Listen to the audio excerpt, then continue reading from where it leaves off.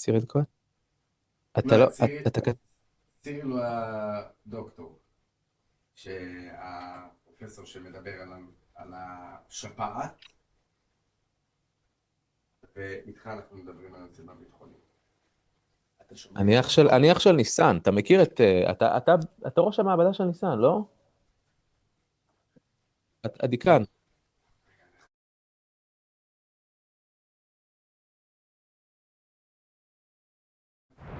או אתה שומע...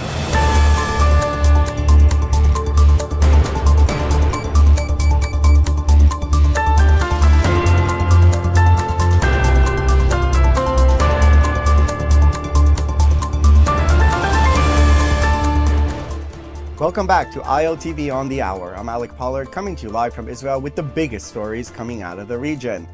Hamas and the Red Cross say they have tried and failed to find the body of the last Israeli hostage, Police Master Sergeant Ran Gvili, in the eastern part of the Zaytun corridor of Gaza City. Hamas operatives and Egyptian workers, accompanied by members of the International Committee of the Red Cross, had focused their search on that area, but claim it came up empty, and operations have officially concluded in eastern Zaytun. Reserve Major General Nitzan Alon, who served as the IDF's point man on hostage negotiations since the Hamas-led October 7th onslaught, says that Hamas is having trouble locating the body of Gvili. Alon said that Hamas has an objective difficulty in finding the body, and it's related to the chaos they faced immediately after the October 7th massacre. Prime Minister Benjamin Netanyahu will meet U.S. President Donald Trump at Mar-a-Lago on December 29th to discuss the next steps of Trump's Gaza plan. The trip will be Netanyahu's fifth visit to the U.S. since Trump took office and his first since the administration brokered a ceasefire and hostage deal, ending 2 years of fighting. In addition to advancing Trump's 20-point Gaza peace plan, the two leaders will discuss security with Syria and Lebanon. The Gaza plan envisions Hamas disarming, a Palestinian technocratic body running Gaza, and a multinational force deploying as the IDF withdraws. I can share with you that the Prime Minister will meet with President Trump on Monday, December 29th. They will discuss the future steps and phases and the international stabilization force of the ceasefire plan.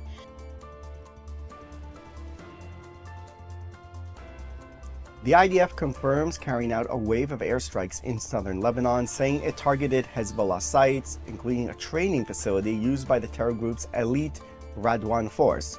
According to the military, the Radwan force training and qualification compound was used by the terror group to plan and advance attacks against Israel.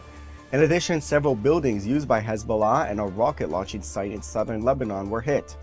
The army said the targets that were struck and the military training conducted in preparations for activities against the State of Israel constitute a violation of the understandings between Israel and Lebanon and a threat to the State of Israel. Joining us now is Ol Yissaschar, Director of Research at the Israel Defense and Security Forum. Thank you very much for coming on. Thank you, Al. Good to be with you. So Trump wants to move on to phase 2 of his plan. Can phase 1 be declared complete without the return of the body of Ran Gvili?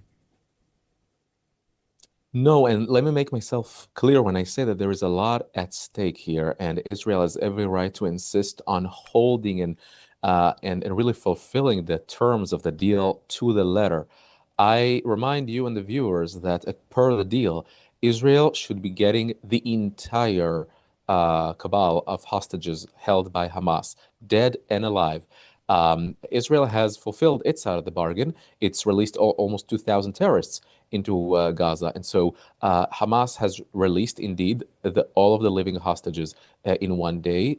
Bodies later followed. And the mortal remains of the deceased are a central part of Israel's demands. This is exactly what Israel demanded and what President Trump signed and what 59 Muslim and Arab nations in the world agreed to and signed as well. So Israel has every right to insist that Ran Gvili comes back home.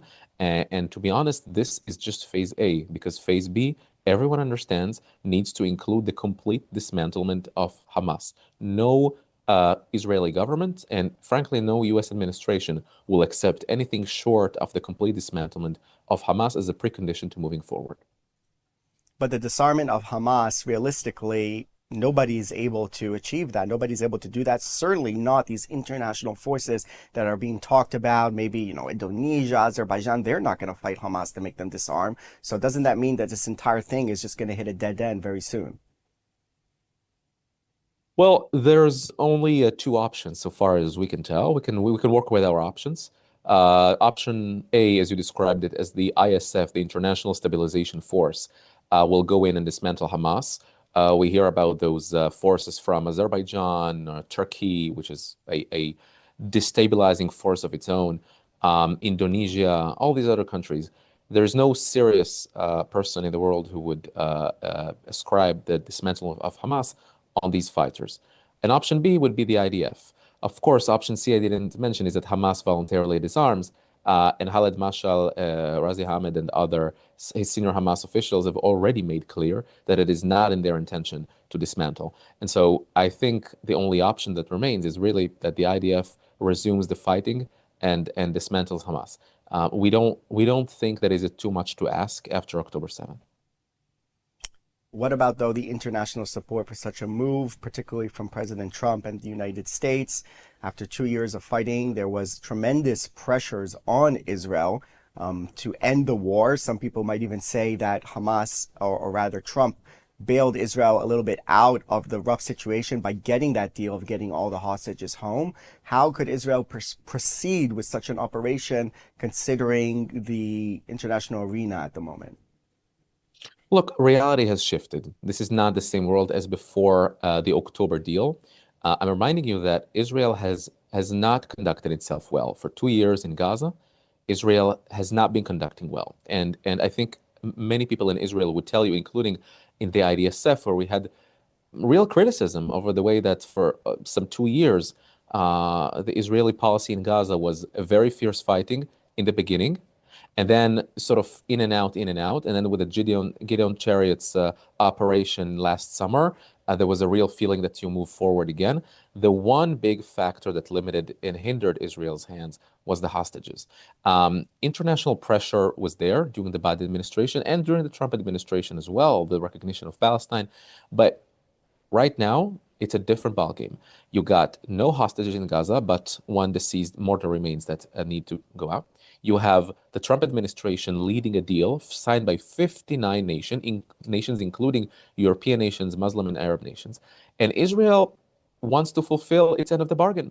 And I think once it's framed this way, as opposed to the claim of genocide and starvation, and you are there to destroy Gaza and resettle it with Israelis and all of the, end of days, doomsday predictions, this looks completely different.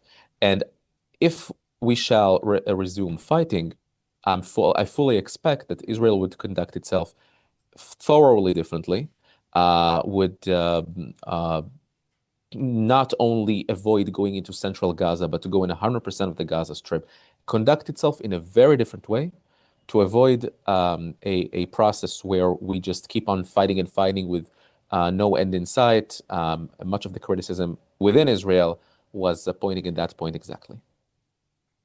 So going from south to north, Israel now conducting these strikes in Lebanon. We know that Trump has ambitions also there of reaching some type of deal, particularly with al-Shara in Syria. He seems very enamored with al-Shara, who has a problematic past, as we know, a former commander in Al-Qaeda. How should Netanyahu in this upcoming meeting with Trump sort of proceed to try to keep Israel's interests intact, with Trump, who is very much wants to move forward with these deals, even if maybe the reality on the ground doesn't really allow that to happen?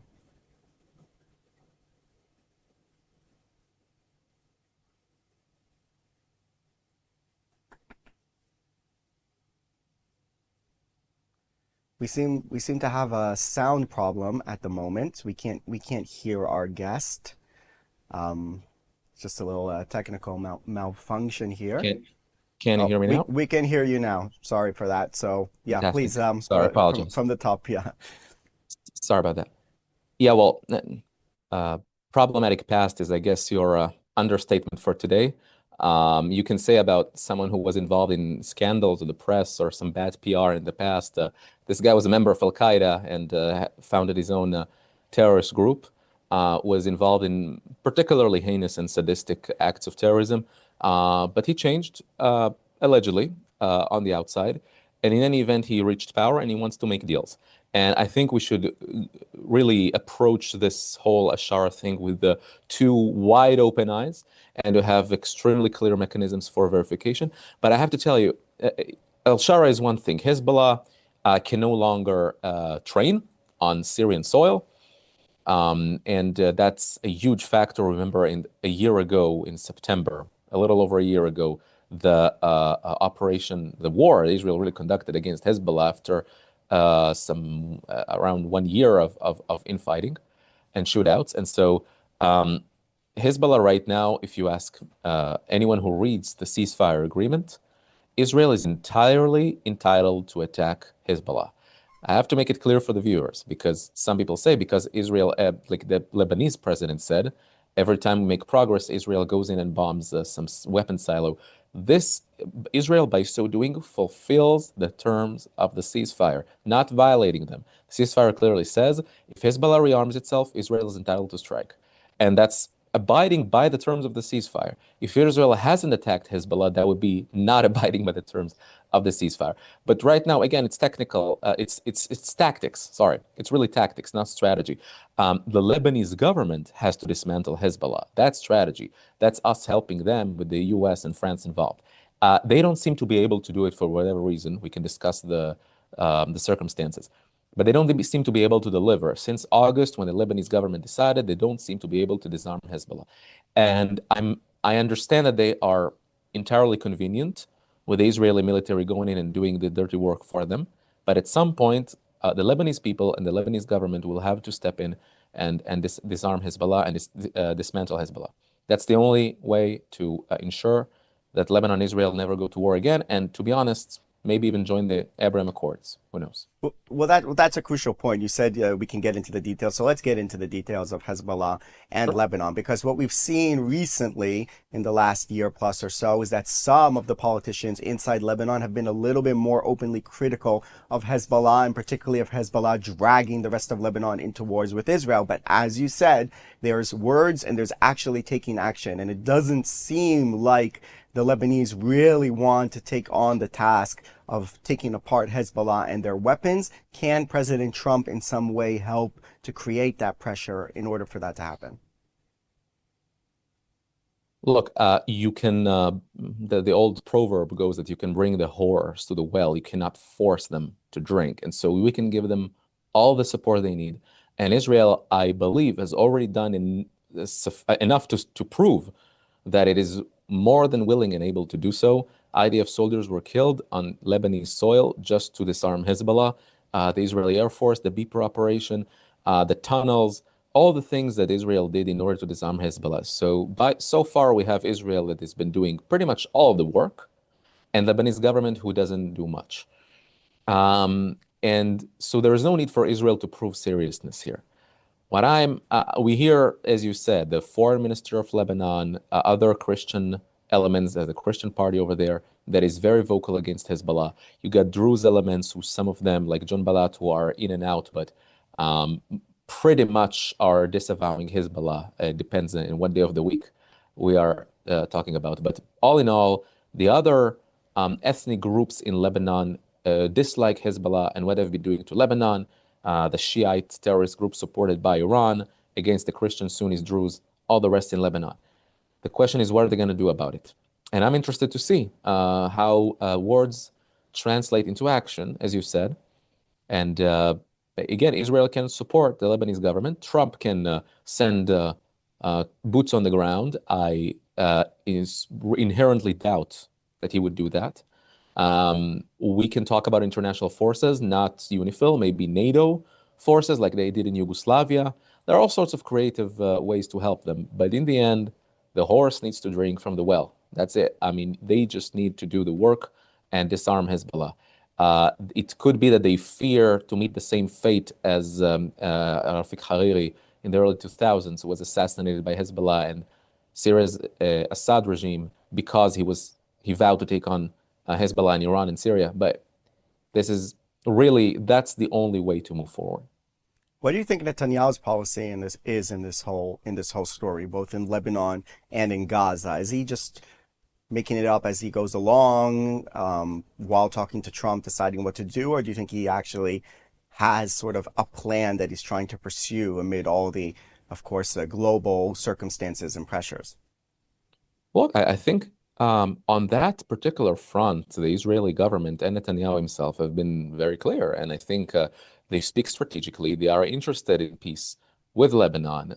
There is, I don't know if to call it an open love affair, but that's certainly Israel and Netanyahu voiced their interest in normalization with Lebanon. And if I hear the Lebanese president correctly, he didn't rule out, Joseph Aoun didn't rule out peace with Israel. We all understand who's the elephant in the room here. That's Hezbollah. And so they have to make a determination. And Israel has already proved, as I said, that it's willing to pay with blood and treasure. IDF soldiers killed on Lebanese soil, the Air Force, the Mossad Beeper operation. Israel has taken on Hezbollah and allowed the Lebanese government to even state that it wants to disarm Hezbollah. They were paralyzed by fear of even saying that before. So that's really the only way to move forward. We have too much of a bad experience with dictating Arab countries how to do or what to do without giving them tools or without them having the core willingness to do it. We remember in the early 80s the experiment of the Menachem Begin government to sort of install a Christian prime minister in Lebanon that survived a few short hours. It cannot be an artificial attempt to install a top-down government. It has to be organic, bottom-up from the Lebanese people by the government itself to really disavow Hezbollah. We called it in the IDSF, in the report we issued, we called it de-Iranization of Lebanon, to take out Iran from Lebanon, disarm Hezbollah, move forward. If they're unable to do it, then we should assist them, but they have to be involved. What do you think about Netanyahu's consistency regarding Gaza and how he's going to deal with the summit with Trump? Yeah, I hope that we move on to phase B, but in a way that benefits Israel. So phase B means, of course, the dismantlement of Hamas, demilitarization of Gaza. The Palestinian Authority cannot be part of the future of Gaza unless it goes through a series of really in-depth reforms that you and I both know that it's incapable of doing. And so that's the real issue now. What kind of future we choose for the Gaza Strip. I have to say both Netanyahu and Israeli governments for generations have avoided, at least a decade, avoided tough decisions about Gaza. And I think after 2 years of war, when they have been leading really a very consistent policy, I think now we have the conditions to move forward. We have the conditions to, with no hostages, except for Angvili, which will be found, I pray and hope. But we have no living hostages. We have an international backing to dismantle Hamas and to demilitarize Gaza. It's exactly what we should do. And I think it would be also appropriate for the European nations that were involved not to accuse Israel of doing anything other than demilitarize Gaza. There is no interest in Israel to commit genocide, to go on and do starvation in Gaza. That's really not the point. They should be honest with themselves. You want peace and security in the Middle East, it starts by demilitarizing Gaza.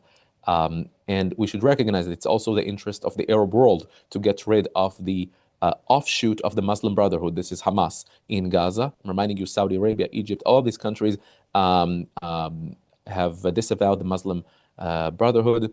Only Israel, it seems, was interested enough to even add them to a government at some point. And so the decision has to be clear. Dismantle Hamas, demilitarize Gaza, and that's really not too much to ask after October 7th. All right, Oli Saschal, thank you very much from the Israel Security and Defense Forum for coming on. Thank you for having me.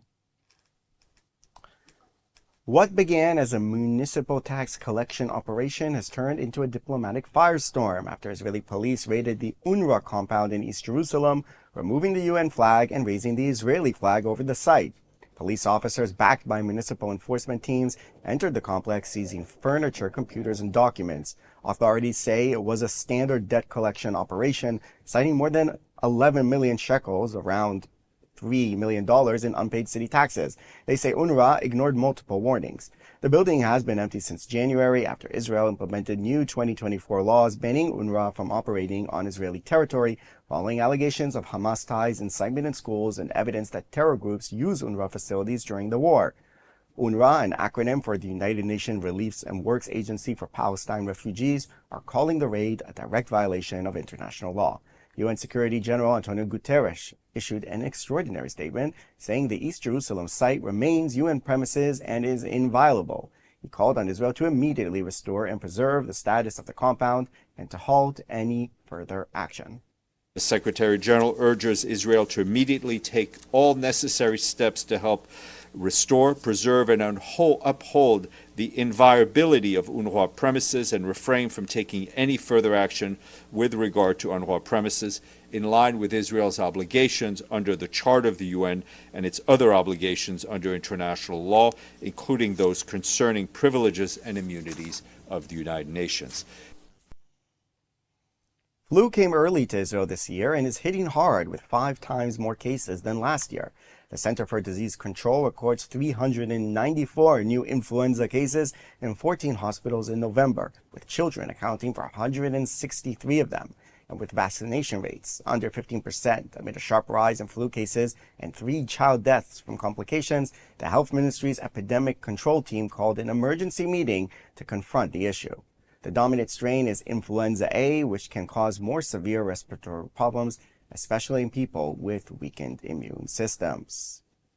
And now joining us is Professor Cyril Cohen, the Dean of the Faculty of Life Sciences, Head of the Laboratory of Tumor Immunology and Immunotherapy at Bar Ilan University in Israel. Thank you very much for joining us on the program. What do these numbers mean?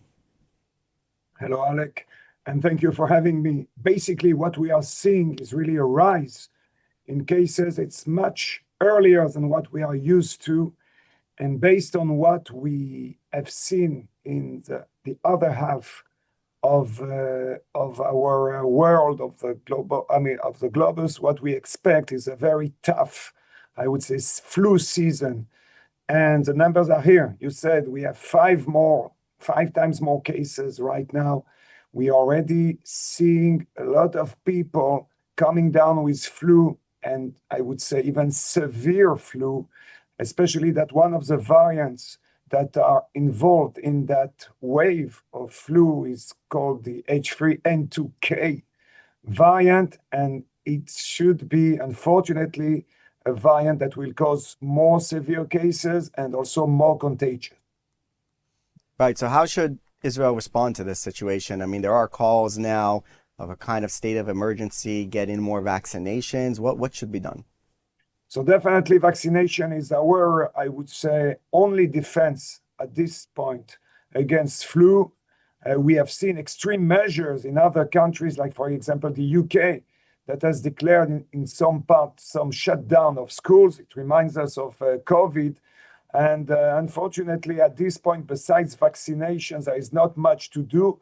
What we can say is that if you have some symptoms, if you do not feel well, especially with Hanukkah, the Hanukkah holiday coming up soon next week, we should really refrain, or those people feeling, having some symptoms should refrain from getting, in closed environment with other people, and, to prevent, I would say, contamination. The other possibility, again, if you experience some symptoms and you are compelled to go to work or whatever, you can wear a mask. Mask can help reducing the number of people, getting contaminated by someone that is sick. So these are things that we can do. And of course, hygiene, basic hygiene, washing your hands. A lot of contaminations occurs by, touching, some surfaces that are infected. So this is also something that people should bear in mind. I think people have a bit of fatigue from masks from the COVID period. I would ask, though, because of COVID, people kind of forgot that flu is dangerous. How do you compare, for instance, mortality rates of COVID versus flu? So it really depends on, the type of variant that we are comparing. But I would say that lately, in the extreme forms of flu, I am quite worried about flu more than I am worried right now about COVID. And I would say that I would add that piece of information that people tend to forget. When we talk about COVID, we're talking about certain populations that are at risk, like, for example, the elderly or people with comorbidities. But people forget that for flu, another population at risk, and you mentioned that, are children under the age of 6, which we haven't seen with COVID. And therefore, we already have, unfortunately, 3 people or 3 children under the age of 6 that died of flu. And we should expect more. So therefore, again, when we're talking about flu, we have to take into account that flu can be deadly for children. Yeah, that's an excellent point regarding the children, because they have a weaker immune system than grown-ups. So what can be done specifically to protect the children, and how does vaccination work with children in regard to flu? So basically, vaccination is the same as adults. You can get a flu shot. In Israel, there is a possibility also to get what we call an attenuated flu version, that is through nasal spray for children, especially if children are afraid from injections. Therefore, it is really recommended to get vaccinated. The vaccine gets, I would say, its efficiency by, between 1 to 2 weeks after vaccination. So don't wait for that. Just go to your provider, healthcare provider, and get that vaccine. And basically, usually, those vaccines are known. These are vaccines that have been given to the population for several years. So we really need to get more people vaccinated, because, as you said, only 10 to 15% of the population got its flu vaccine right now, and this is not enough to help preventing severe disease. And I will also add that piece of information. Based on last year, the flu vaccine was able to prevent 80% of severe cases in children. So it's really, really a way to combat and help children, or prevent them from getting the flu. Just briefly, because we have to wrap up, is there a minimum age at which you can do a vaccination for flu? I mean, what is the minimum age that you can do the procedure? Yeah. So usually you should be above, a few months, like 6 months to 1 year. But you should ask your healthcare provider, your health doctor, about, particular, flu vaccines for that. All right. So Professor Cyril Cohen was head of the immunotherapy department at Bar-Ilan University. Thank you very much for those important pieces of information. And parents and everyone, take care, because the flu is coming this winter and you have to stay healthy and safe. Thank you. Thank you, and stay healthy. Storm Byron hit Israel overnight with intense rainfall, marking the start of a rapidly intensifying weather system. The north was particularly hard hit, Nahariya reporting 43 millimeters of rain, while Tel Aviv got only 15 millimeters. Meteorologists warn this is only the first wave, with 100 to 200 millimeters expected in coastal and lowland areas over the next 48 hours. Rainfall is forecast to strengthen tonight and spread nationwide by Wednesday afternoon, with temperatures dropping and storm conditions intensifying. The peak is expected Thursday evening through Friday morning, with cold intermittent rain continuing into the weekend.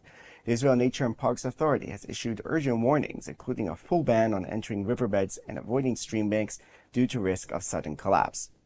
Storm Byron has already caused extensive damage in southern Greece and Cyprus, with widespread flooding and major disruption to transportation networks. And now a word from our sponsor, Hadassah.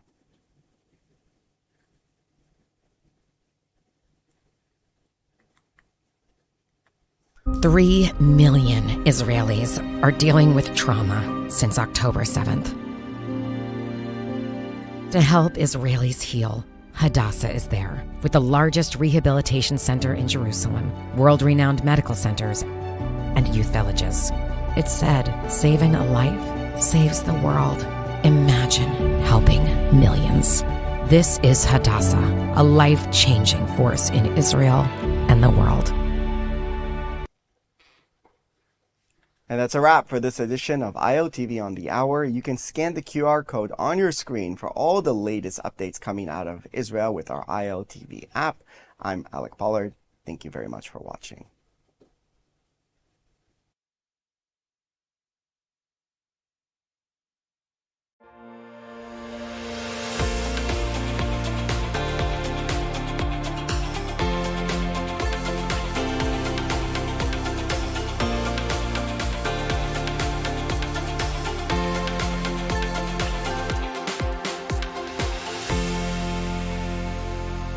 Three million Israelis are dealing with trauma since October 7th. To help Israelis heal, Hadassah is there, with the largest rehabilitation center in Jerusalem, world-renowned medical centers, and youth villages. It's said, saving a life saves the world. Imagine helping millions. This is Hadassah, a life-changing force in Israel and the world. Your dream apartment in the holiest city in the world is just a click away. Am Yisrael Chai, the lifeline for so many chesed operations in Israel, is holding their annual Dream Raffle, where one ticket only can buy you a luxurious apartment in the heart of Jerusalem. Don't win the apartment? No problem! All raffle proceeds from all tickets go directly to one of the incredible organizations that Am Yisrael Chai supports. And for the first time ever, the apartment is fully furnished. Don't miss this incredible opportunity to actively donate to Israel's functionality and, on the way, potentially score big and win the apartment of a lifetime. Scan the QR code now to join. When you buy from Blessed by Israel, you're not just shopping, you're standing with the families of Israel's heartland. Every bottle of delicious olive oil, handcrafted necklace, or jar of honey carries the spirit of Judea and Samaria. These, along with many more products, are the tastes, scents, and stories of the Promised Land, made by people rebuilding our biblical homeland every day. Shop now at blessedbyisrael.com and use ILTV's special code BLESSISRAEL for 10% off on your first order. Hello everyone, and welcome back to Good Week Israel, the show where we recap for you some of the positive highlights that have been coming out of Israel from this week. I'm your host, Devo Klein, and coming up on today's show, the Arrow 3 makes its German debut. United Hatzalah honors heroes at this year's LA Gala. And after a nail-biting decision, Israel will participate in Eurovision 2026. Ask any military buff what Israeli security is best known for, and they will probably say the Iron Dome, an impressive aerial defense system built to intercept missiles and drones from neighboring countries. Well, the Iron Dome may intercept short-range missiles, but the Chetz, or Arrow 3, is far more sophisticated, with the ability to intercept long-range ballistic missiles. Well, this piece of technology is now being deployed in the European nation who stood firmly with Israel. They are, of course, Germany. On Wednesday morning at an airbase in Schönewalde, Germany, the first of its kind ceremony was taking place. Germany became the very first European nation to deploy the Arrow 3 air defense system, engineered, built, and delivered by the State of Israel. The Arrow 3 is geared to intercept ballistic missiles as a counter to Moscow's growing threat. The Arrow 3 is one of Israel's most impressive air defense systems, operating at altitudes above 100 kilometers, which is well outside of Earth's atmosphere, and with a range of 2,400 kilometers, the stationary Arrow system stands out and overshadows shorter-range air systems. Marked with the Israel Aerospace Industries emblem, the sale of the Arrow 3 highlights the incredibly healthy arms trade between Israel and Germany, despite a previously placed embargo, which the Israeli Director General of the Defense Ministry pointed out. Despite occasional political disagreements, military and technological cooperation is the foundation of our strategic partnership, which will only continue to grow in the years ahead. I also welcome the removal of the arms embargo on various components. Such an act should never have been imposed on an ally fighting murderous Islamic terror. According to the Israel Aerospace Industries, a number of countries have already expressed interest in purchasing the technology, since Arrow 3 helped to thwart Iran's missile attacks on Israel in April and October 2024. Remember when I said that the Chetz 3 is more impressive than the Iron Dome? Well, if you enjoyed that, you will absolutely love this brand new aerial defense system, which is just weeks away from being ready to use in an operational setting, and it's a laser-based system. You have to check this out. Meet the laser system that is changing the game. The Or Eitan should be fully operational within the coming weeks, so why does Israel need yet another aerial defense system? You may have heard of the Iron Dome, tasked with intercepting short-range rockets and mortars like the ones we see from Hamas and Hezbollah that fire at Israel. Or perhaps the David Sling system, which intercepts mid-range missiles inside the atmosphere, used to intercept Houthi or Iranian attacks. But there's one more. The Arrow's impressive technology detects long-range and high-altitude threats, such as long-range ballistic missiles and ICBMs outside of the atmosphere. As Israel faces a multi-front war from hostile neighbors, it is essential to possess these different systems. But there's one problem. Each interceptor can cost up to $50,000. So while the systems are impressive, they are extremely expensive. What if Israel could intercept aerial threats while saving financial resources? That is the mission that Rafael and Elbit Systems set out to solve.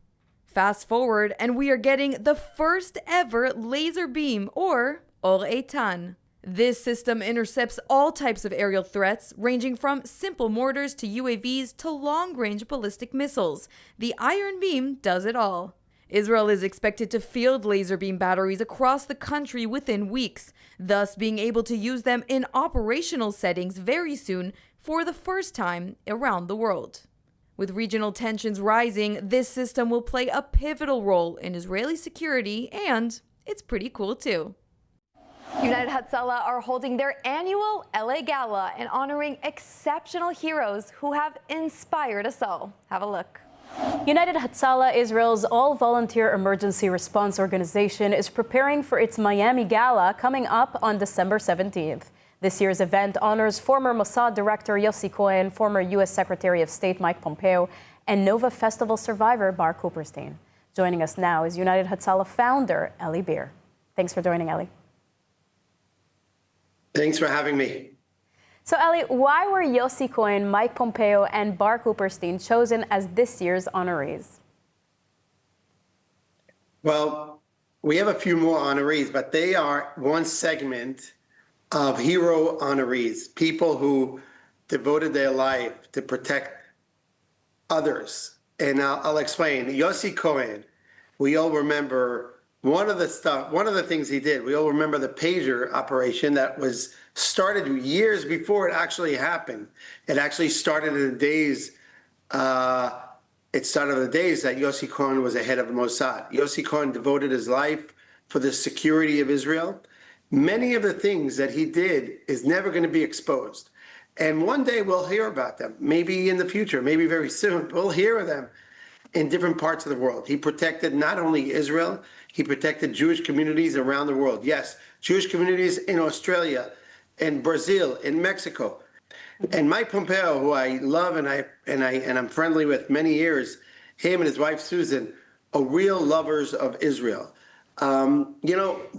The essence of Judaism is recognizing the good, hakarat hatov. Mike Pompeo did so much, of course, for America, but he did so much for Israel. He put his life for many, many years as the head of the CIA, the head of the State Department, put his life to make sure that also Israel is protected. Not only the United States is protected. It's still on the top of his mind. So I think recognizing these two heroes, Yossi Cohen and Mike Pompeo, who worked together, by the way, best friends for many, many years, and they still are best friends, together with a young boy, Bar Cooperstein. Who was a former hostage. former hostage, but people only think of former hostage. He is a total hero, like a real true hero. On October 7th, he was there to protect people. He was there as a security guard. He was there as an EMT. His father, who I know for many years, Tala, was a volunteer of United Hatzalah.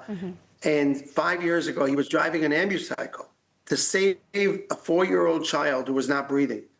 And while he was driving to save this little girl who was not breathing, running to save her life, someone crashed into his ambucycle, the United Hatzalah ambucycle, and he was left paralyzed for the rest of his life. He cannot walk, he cannot talk. Wow. And the day of October 7th, when his son was actually in the Nova Festival saving lives, he did not run away. He stayed there. He was protecting people. He rescued people. He hit people. And then he was in the Hamas for hours. Eventually, he was caught by the Hamas and he was tortured for 738 days. So he, together with his 2 other heroes, are going to be honored in our gala. And I think it's going to be incredible, hakarat hatov, recognizing the good to all 3 of them. Now, you're launching a major mass casualty incident training campaign. Why now, and what are the goals of this campaign? Well, if you think about what Bar Cooperstein actually did on October 7th in the Nova Festival, he had to decide. He was one of the only EMTs there. He had to decide between hundreds of people. Who do you treat first? Who do you treat? The one who's yelling the most, or the one who has the most blood, the one who's not yelling, the one who's unconscious? We as EMTs, as paramedics, and even doctors, we need training for triage. God forbid another event like this happens, or it could be a natural disaster. It could be an earthquake. It could be a lot of different fires or many other things where people injured. We had the Meron tragedy. All these terrible incidents, you need to have training for the volunteers. We took upon ourselves that 2026 will be the year of training for mass casualty incidents. Every volunteer of ours should know what to do when he has 100 injured people in front of him. And he should know, or she should know, that who you run first, not the one who's yelling first, not the one who's that. You should know what to do. It's a very complex training. And it's not only theory, it's also actually giving them the feeling. We're going to put them in places where they have people screaming and yelling and smell of flesh and fire and noises of bombs.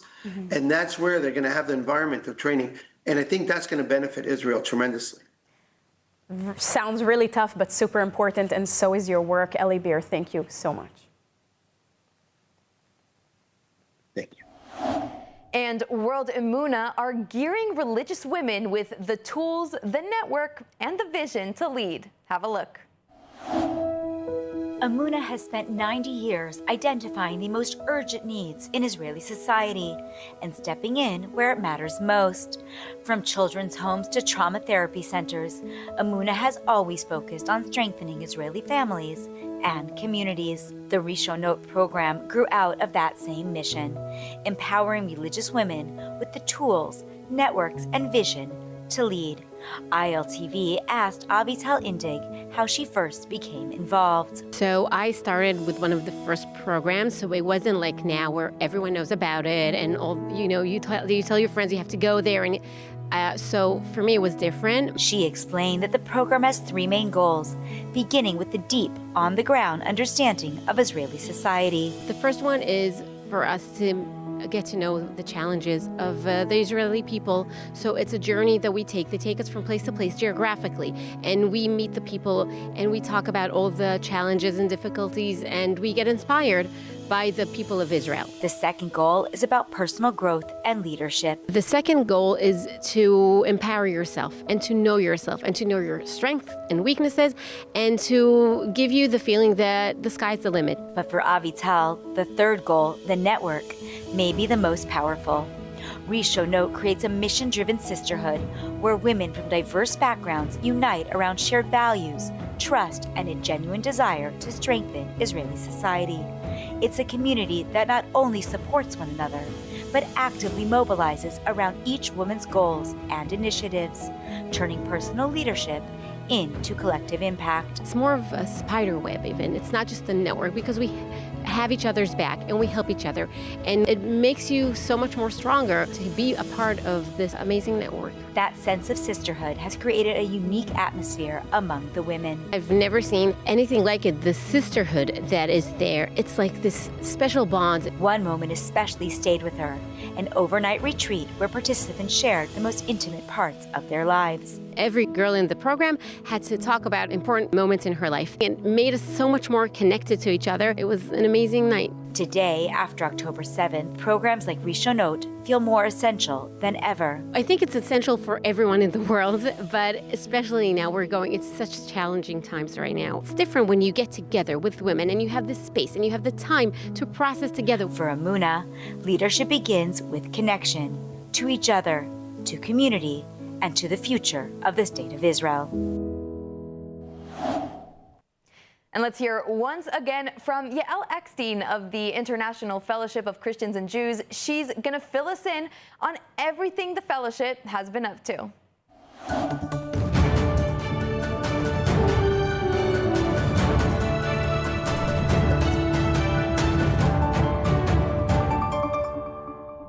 Shalom, my friends, from here in Israel. I'm Yael Eckstein, and here are 2 fellowship projects that you should know about this week. Number 1, Tomer and Dolev are new parents, and their baby came in a very unexpected way. They live in a small apartment right outside of Jerusalem, and at 25 weeks, suddenly she felt extreme pain in her stomach. She was rushed to the hospital, and immediately they realized that she needed life-saving medical intervention.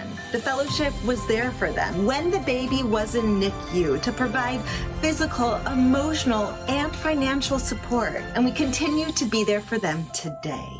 Number 2, the fellowship recently opened a resilience center in Sdot Negev. This is the area right on the border with the Gaza Strip. All of the Israeli residents there are experiencing still the trauma of the October 7th attacks and war for 2 years already. The fellowship is there to give them the tools that they need to continue to live life in joy, in faith, and with resilience. This is one of dozens of resilience centers that the fellowship has helped build because we believe the people of Israel need to be strong to continue living out this destiny that God has promised. Well, there you have it, friends. There are 2 fellowship projects that you now know about. Join me here next week, same place, same time, for more updates directly from the Holy Land. Shalom.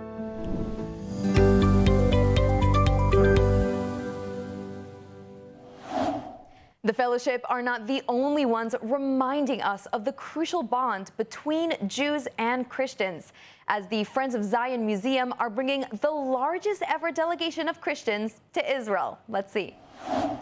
And on the topic of U.S.-Israel relations, this week, the largest ever delegation of some 1,000 Christian pastors and influencers are visiting Israel in a special program led by the Friends of Zion Museum in Jerusalem and the Foreign Ministry. They're in Israel to train to become ambassadors in combating the ideological war against Israel and the West. Joining us now with more on this historic mission is Dr. Mike Evans, the founder of the Friends of Zion Heritage Center, one of the leading voices in the Christian world today, known for his lifelong work in combating anti-Semitism and a close confidant of President Donald Trump. Dr. Evans, thank you so much for joining us today. Thank you. Good to be with you. So can you tell us a little bit about this delegation, the largest ever to visit from the United States? I mean, what prompted such a visit and what's its purpose? Well, there's been an ideological war going on in the United States. So let's just take the U.S. stock market. Around 1/3 of the U.S. stock market is controlled by the Gulf states, over $3 trillion. So you have Qatar as an example, who has dropped $400 billion into America to influence social media. They're now using AI to do it, and algorithm and bots, like they did the universities. So it's all intentional to poison the minds of the young people of America. And our objective is to use the pulpit, and the pulpit will speak louder than the propaganda. And what is on the agenda for this delegation? It's very strategic. We have probably over 40 meetings with in the Ambassador Summit with the top leaders of the nation. Example, we go to Nova tomorrow. We're going to have an event with the hostages and their families to show solidarity. And then we have our opening with Mike Huckabee that evening. We have an event at the Kotel in which the 1,000 leaders will take the names of the Israelis that were massacred, put them in the cracks of the wall, pray for their family. They'll go to Mount Herzl with the flowers and the flags, and they'll put them on the graves of all the soldiers killed since October 7th, and the widows will be there also. So it's a time to educate and activate these leaders. And by the way, over 200 of them are connected with Donald Trump. They're part of the Trump faith movement. They're the most powerful. They own media stations, television stations. They're massive broadcasters. And we have to do it. We have to do it because we have some crazies out there like Tucker Carlson who's saying Israel is not an ally anymore. We don't need the state of Israel. We'll tell that to the victims of 9/11. Absolutely. And, you know, speaking of Tucker Carlson and in general, I mean, as we just saw, Christian support for Israel is also eroding. I mean, polls are consistently showing that Christian youth are moving away from Israel. So, I mean, what, in your opinion, needs to be done to maintain the close relationship between Israel and the American Christian community? The state of Israel has never fought an ideological war. Shimon Peres, my chairman, told me the new wars are ideological, economic, media, and proxy wars. Now, the state of Israel has a problem. Only 0.12% of the population is Israelis. That means for every 10,000 people, only 12 are Israelis. We're 9.7% of the global population. So we need to partner with the state of Israel. The majority of Zionists in the world are not Jewish. They're Christian Zionists. We need to partner with them. We need to use our influence in social media to help win these hearts and minds of these young people. They've been poisoned by the enemies of Israel. By the way, they're not only in the Gulf states, they're throughout Europe and other parts of the world, and they have a massive amounts of money and influence. Thanks to AI, they're using bots now to do it, but we can win them over. I've told the prime minister, I've told the leaders of the nation, we're on your team. We're going to do this. Listen, these 1,000 pastors not coming here for a tour. They're coming here to be ambassadors, to partner with the state of Israel, to fight the lies against the nation of Israel. Such absolutely important work, especially these days. Dr. Mike Evans, thank you so much for joining us today. Great honor. All the best. And finally, exciting news. Israel will participate in Eurovision 2026. This comes with the withdrawal of Ireland, Spain, Netherlands, and Slovenia, who attempted to boycott Israel and divide the Eurovision community. Israel and its supporters, however, prove once again that unity is stronger than hate. Have a look. Israeli Eurovision fans are celebrating after the European Broadcasting Union cleared Israel to compete in the 2026 contest, despite weeks of pressure to ban the country over the Gaza war. The decision has triggered one of the biggest Eurovision backlashes ever, with Spain, the Netherlands, Ireland, and Slovenia all announcing they'll withdraw in protest. Israel is in, several European countries are out, and the road to Eurovision 2026 just got a lot more dramatic. The Austrian hosts and Germany strongly welcomed the Israeli inclusion. Also wir begrüßen die Entscheidung, dass Israel teilnehmen kann am European Song Contest. Israel gehört traditionell dazu und das ist natürlich eine unabhängige Entscheidung, aber aus deutscher Sicht kann ich das nur begrüßen. Und auch alle anderen Staaten und Organisationen, die dafür verantwortlich sind, ernsthaft zu überlegen, ob sie nicht auch dabei bleiben. Kultur sollte immer etwas Verbindendes haben. So I feel sad that other countries are not going to compete next year because I feel like Spain's sending great songs. Slovenia brings their own kind of identity, into the songs. I have to say that Netherlands song last year was my first place, so I am sad about it, but on the other hand, I'm happy that my country is competing and that Europe supporting, although, yeah, as Yuri said, they're supporting the new roles in Eurovision, but I'm happy that my country can compete in Eurovision. And that's all for today's Good Week Israel. I hope we've helped to deliver some positive news that you get to now take with you into this week ahead. As always, I'm Devo Klein. Take care, and thank you so much for watching.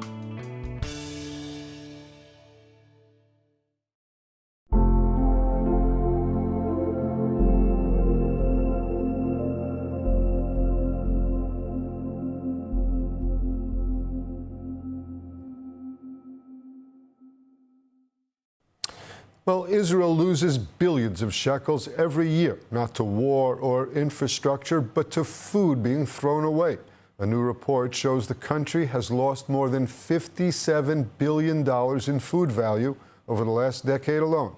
Our correspondent, India Naftali, reports on the scale of the crisis and the solutions already underway. Israelis threw away billions of dollars of food in the last decade. This is especially concerning considering how many families in the country suffer with food insecurity. The new food waste report shows how much money and nutritious food is being lost every single year. But it also shows that the tools to fix the problem already exist. The 10th annual Food Waste and Rescue Report from BDO and Leket Israel, the country's national food bank, shows Israel has lost about $57 billion in food value over the past decade. The report, prepared with the Ministries of Environmental Protection and Health, warns that food loss remains one of Israel's most expensive problems. However, this year's report does show a positive trend. Israeli consumers are wasting less food, a drop of 13.3% per person. But with population growth and rising living costs, the total volume of waste remains very high. Food waste affects Israel in three major ways.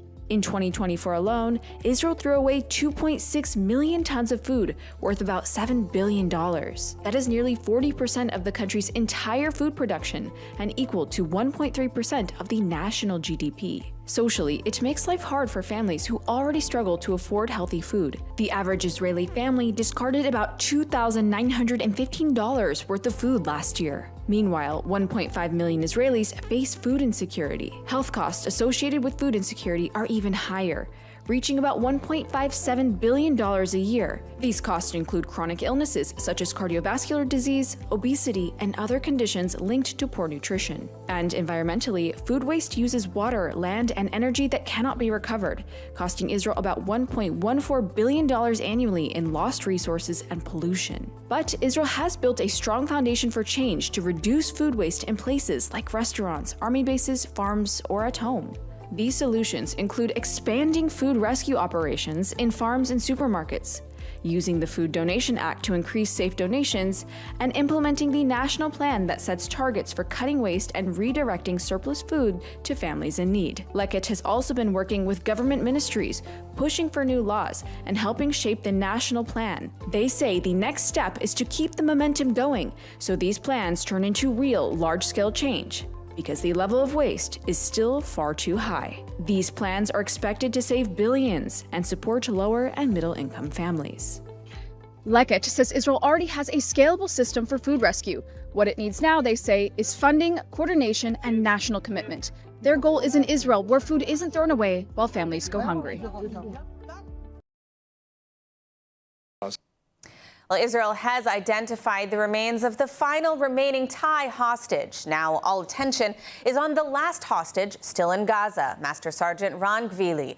His family is asking Israel and mediators not to move forward with the ceasefire until his body is returned. Our correspondent India Naftali reports from Hostage Square in Tel Aviv.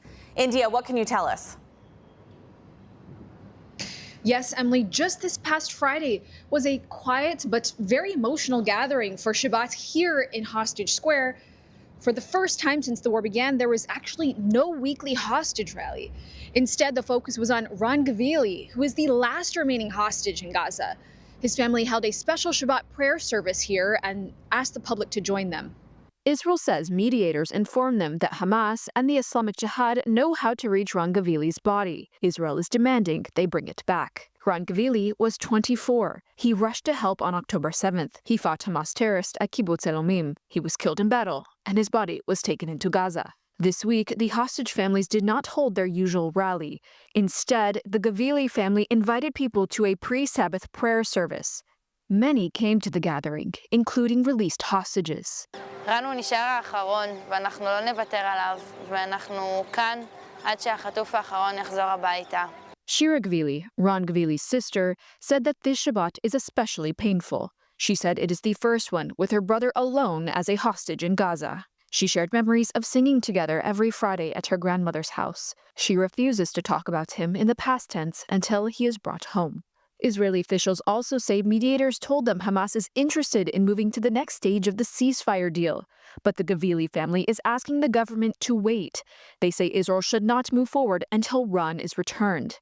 This comes just after Israel identified the remains of Thai hostage Suthisak Rinthalak. His family in Thailand is preparing a Buddhist ceremony to receive him back for a final farewell. Today, only one hostage remains in Gaza. Israel is close to bringing everyone home, but there is still one last step, which is returning Ron Gavili. Back to you, Emily. All right, thank you, India, for that update. And now joining us.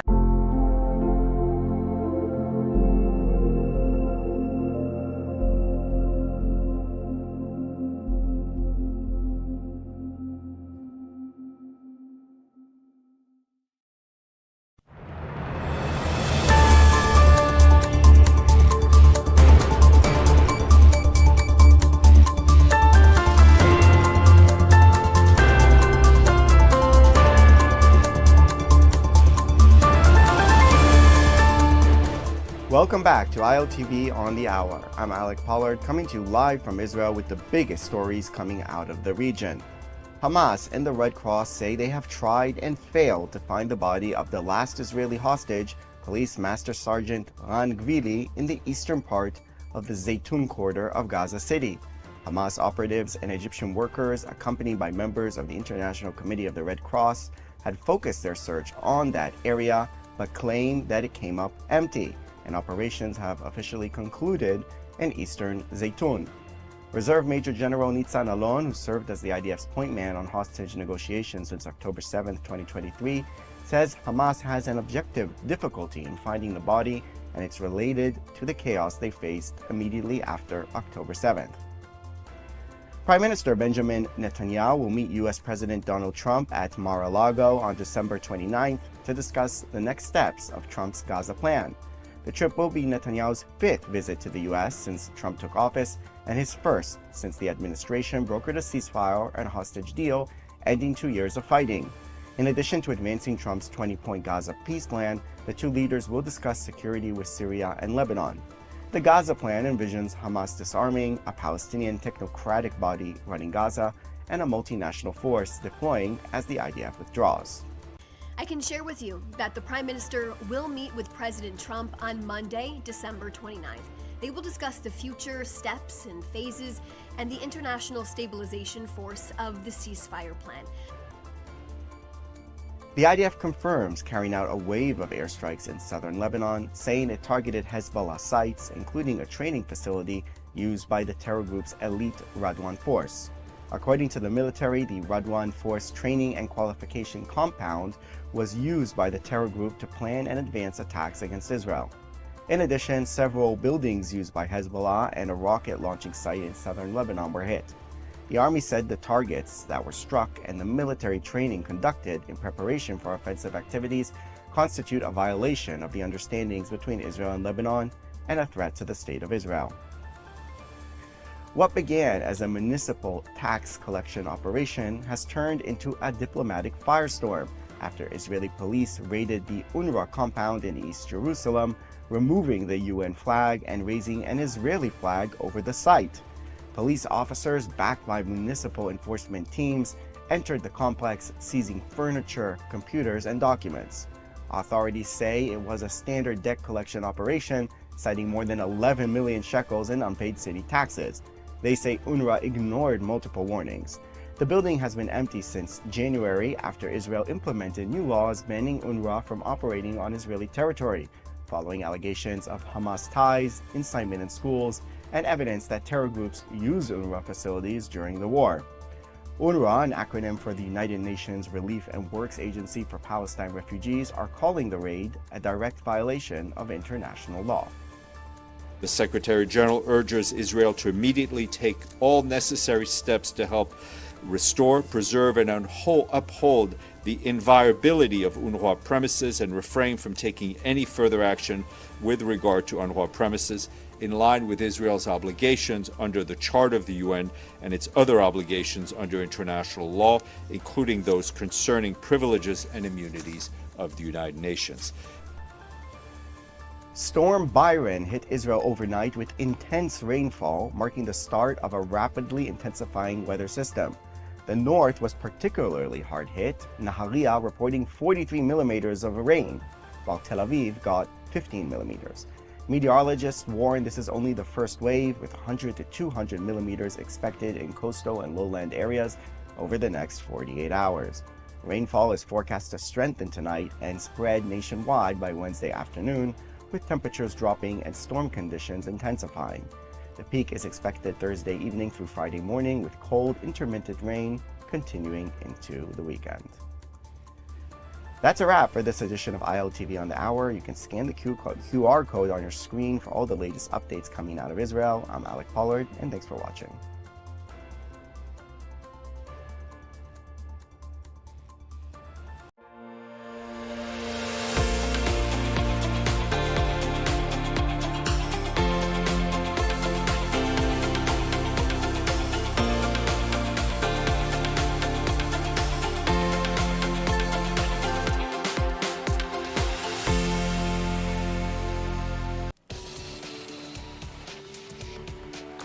Welcome to ILTV's Israel Daily. I'm Steve Leibowitz, and coming up in today's newscast, the search is underway to retrieve the body of the last hostage in Gaza, Master Sergeant Ran Gvili. Touring Gaza, IDF Chief Zamir says the yellow line is the new border. And visiting in New York, President Herzog slams Mayor-elect Mamdani.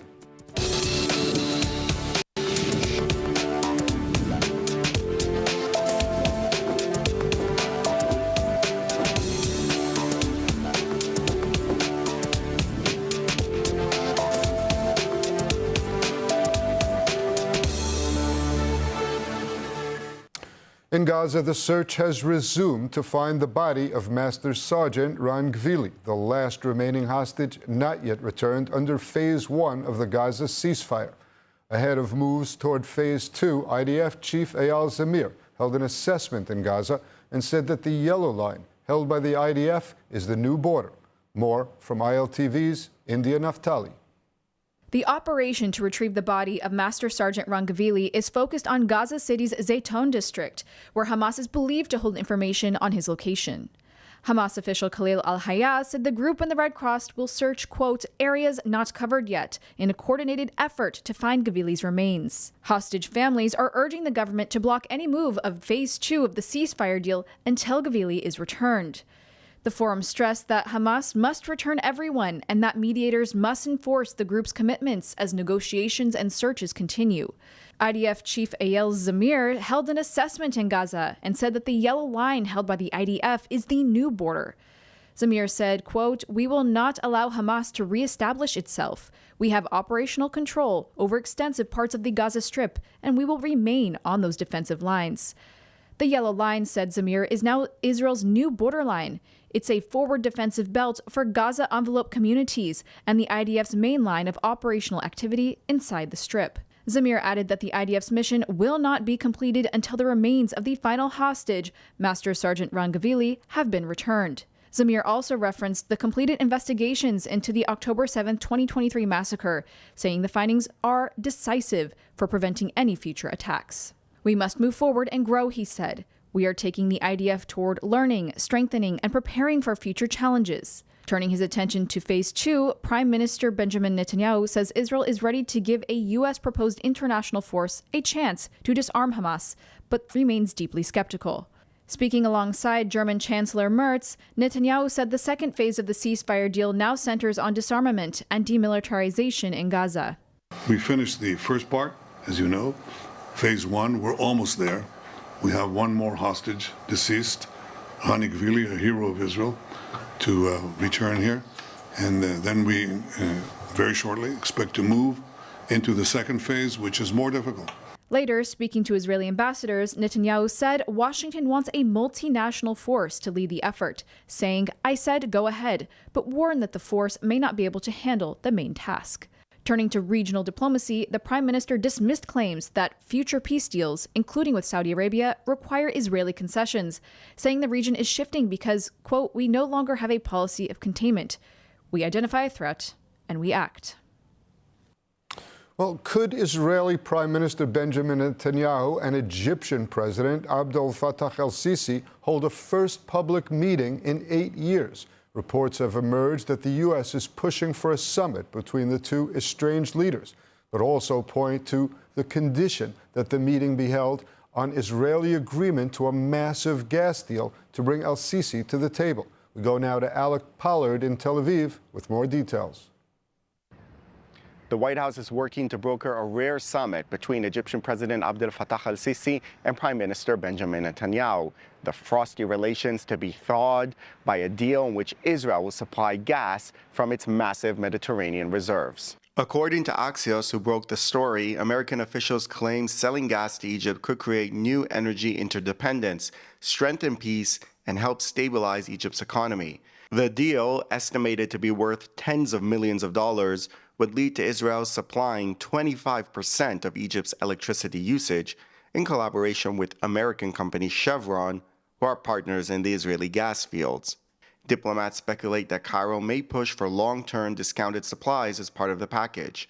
Jared Kushner told Netanyahu that in addition to the gas, Israel should also leverage its technology, artificial intelligence sector, and its expertise in renewable energy and water as part of its regional diplomacy, claiming a focus on the shared Iranian threat is not enough for the Arab neighbors. While economic initiatives have the potential to, quote, turn the cold peace into a warm one. Egypt played a central role in mediation between Israel and Hamas during the war, but relations between the two leaders have been strained. Sisi avoided speaking with Netanyahu throughout the Gaza conflict, and according to reports, the Egyptian president took Netanyahu's absence from his October summit regarding the future of Gaza personally. This would be the first public meeting between Netanyahu and Sisi since 2017. Washington argues a successful summit could lead to future deals with Syria, Lebanon, and even Saudi Arabia. Well, joining us now is Dr. Harel Chorev, senior researcher at the Moshe Dayan Center at Tel Aviv University and an expert in Palestinian affairs. Thanks for joining us. Well, thank you for having me. Well, phase one is nearly over. The transition to phase two should be underway. Let me start this way. Phase two requires disarming Hamas. Is there any force that you can foresee, U.S. commanded or otherwise, that will take away the weapons of Hamas? My short answer would be no. And I'm pretty sure you could recognize the skepticism in Netanyahu's voice as well. It's undoable unless an Israeli force will do it by itself. I don't see at the moment any power on earth that will be willingly doing this mission. And I think that if we want to understand Netanyahu's strategy vis-a-vis the Gaza Strip at the moment is let the Americans try, trial and error, whatever they want, and eventually to come up with the understanding that there's no other way but rather to let the IDF dismantle Hamas. I hear it also from people here around the government, around the administration, in Washington, in my visits. So unfortunately, I don't see any other alternative. Let me ask you this. Hamas leaders and Palestinian Authority have reportedly held meetings in recent months about governing Gaza during phase two. Are they heading toward an agreement between themselves? What is it? And could it be anything in any way acceptable to Israel? Well, the president, the chairman of the Palestinian Authority, Mahmoud Abbas, clearly said several times that he won't agree to any arrangement that does not disarm Hamas and lead to a solution in which the Palestinian Authority will be the sole, I would say, sovereign, including weapons. So unless they will come up with an idea of how to resolve it, and you know what, I see already signs to such an agreement. I'm not sure they will reach to such an agreement, but I see that Hamas is trying to create something that the Palestinian Authority will be able to swallow. But unless they will reach such an agreement, I don't see the president of the Palestinian Authority signing on it. He was very consistent with his rejection of any solution that doesn't include a real disarmament of Hamas. And not because of us, of course, only because of his interest. We need to remember what Hamas did to the Palestinian Authority in 2007 with the brutal takeover of Gaza Strip is a very, very strong painful memory for any Fatah member. There are reports of a potential Netanyahu-al-Sisi summit. Egypt shares a border with Gaza, and they could be part of Phase 2 and of a stabilization force. But will al-Sisi even come to the table? And could decisions reached in a meeting, potentially between Netanyahu and al-Sisi, impact post-war Gaza? Well, Egypt is very important here, both because of the Rafah crossing, which I guess, my educated guess would be that will be the main subject that they will discuss. But also, Egypt has the strongest interest here in terms of who will reconstruct Gaza Strip, and Egypt really hope that it will boost its economy through its constructions company, raw material, anything that will go through Egypt, heavy machinery, anything which is connected to it. Egypt is supposed to be the main beneficiary of it. So these are the two things here. This is why Egypt would like to see this war over. Nevertheless, I think Netanyahu will stay firm on the Israeli interest in regard of what we can't accept in this regard, which is, of course, the remaining of Hamas and the dismantling of Turkey. Stationing Turkish soldiers. Turkish soldiers, we'll talk about that if that becomes a reality. Thanks so much for being with us. I'm sorry we're out of time, Dr. Chorev. Thank you very much. 3 million Israelis are dealing with trauma since October 7th.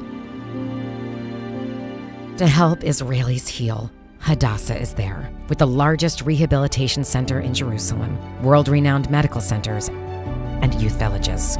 It's said, saving a life saves the world. Imagine helping millions. This is Hadassah, a life-changing force in Israel and the world. And turning now to the northern front, where amid the fragile ceasefire, the IDF continues striking Hezbollah targets in southern Lebanon. Israeli forces have destroyed a Hezbollah tunnel shaft and an arms depot as part of ongoing operations to secure Israel's northern border.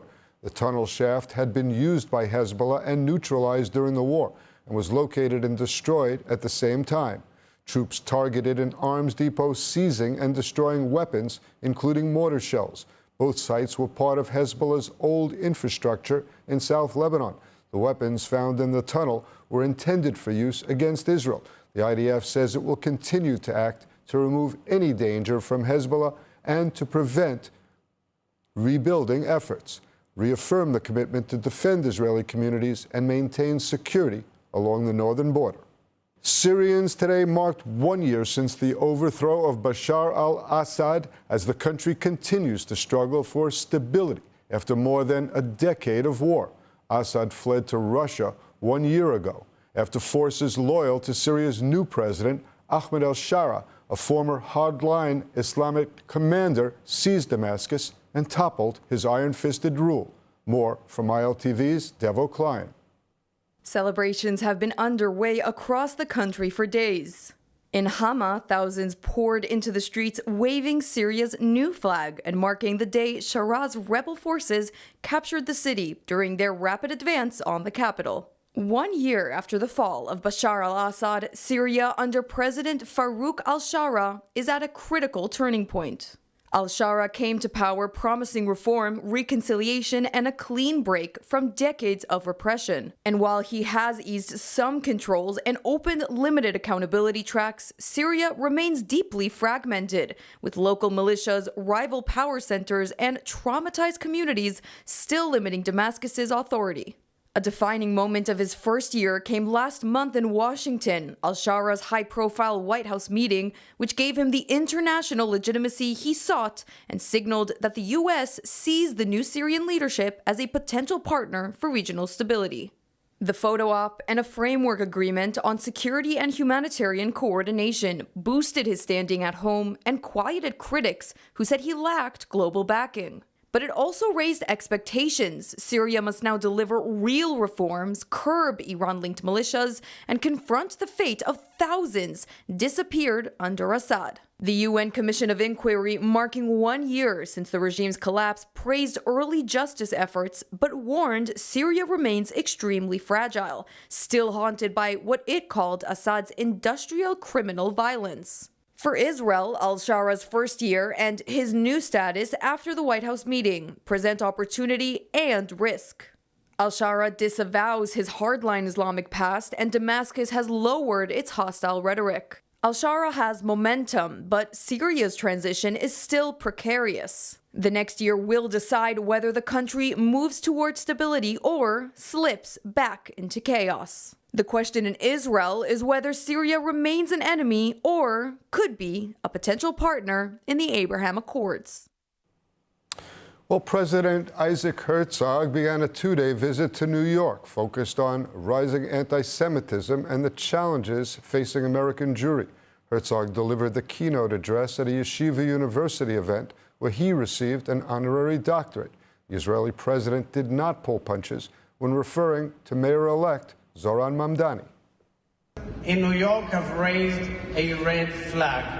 Here, we see the rise of a newer mayor-elect who makes no effort to conceal his contempt for the Jewish democratic state of Israel, the only nation-state of the Jewish people. This is Herzog's fifth trip to the U.S. since taking office in 2021. Herzog is bringing a message about the surging wave of anti-Semitism in America, emerging from both the left and the right. During his visit, he'll meet with members of Congress, senators, and presidents of major U.S. universities. Herzog grew up in New York while his father served at the UN. He also studied at Ramaz and at Cornell. His trip comes amid controversy at home whether he will accept Prime Minister Netanyahu's pardon request in his corruption trial.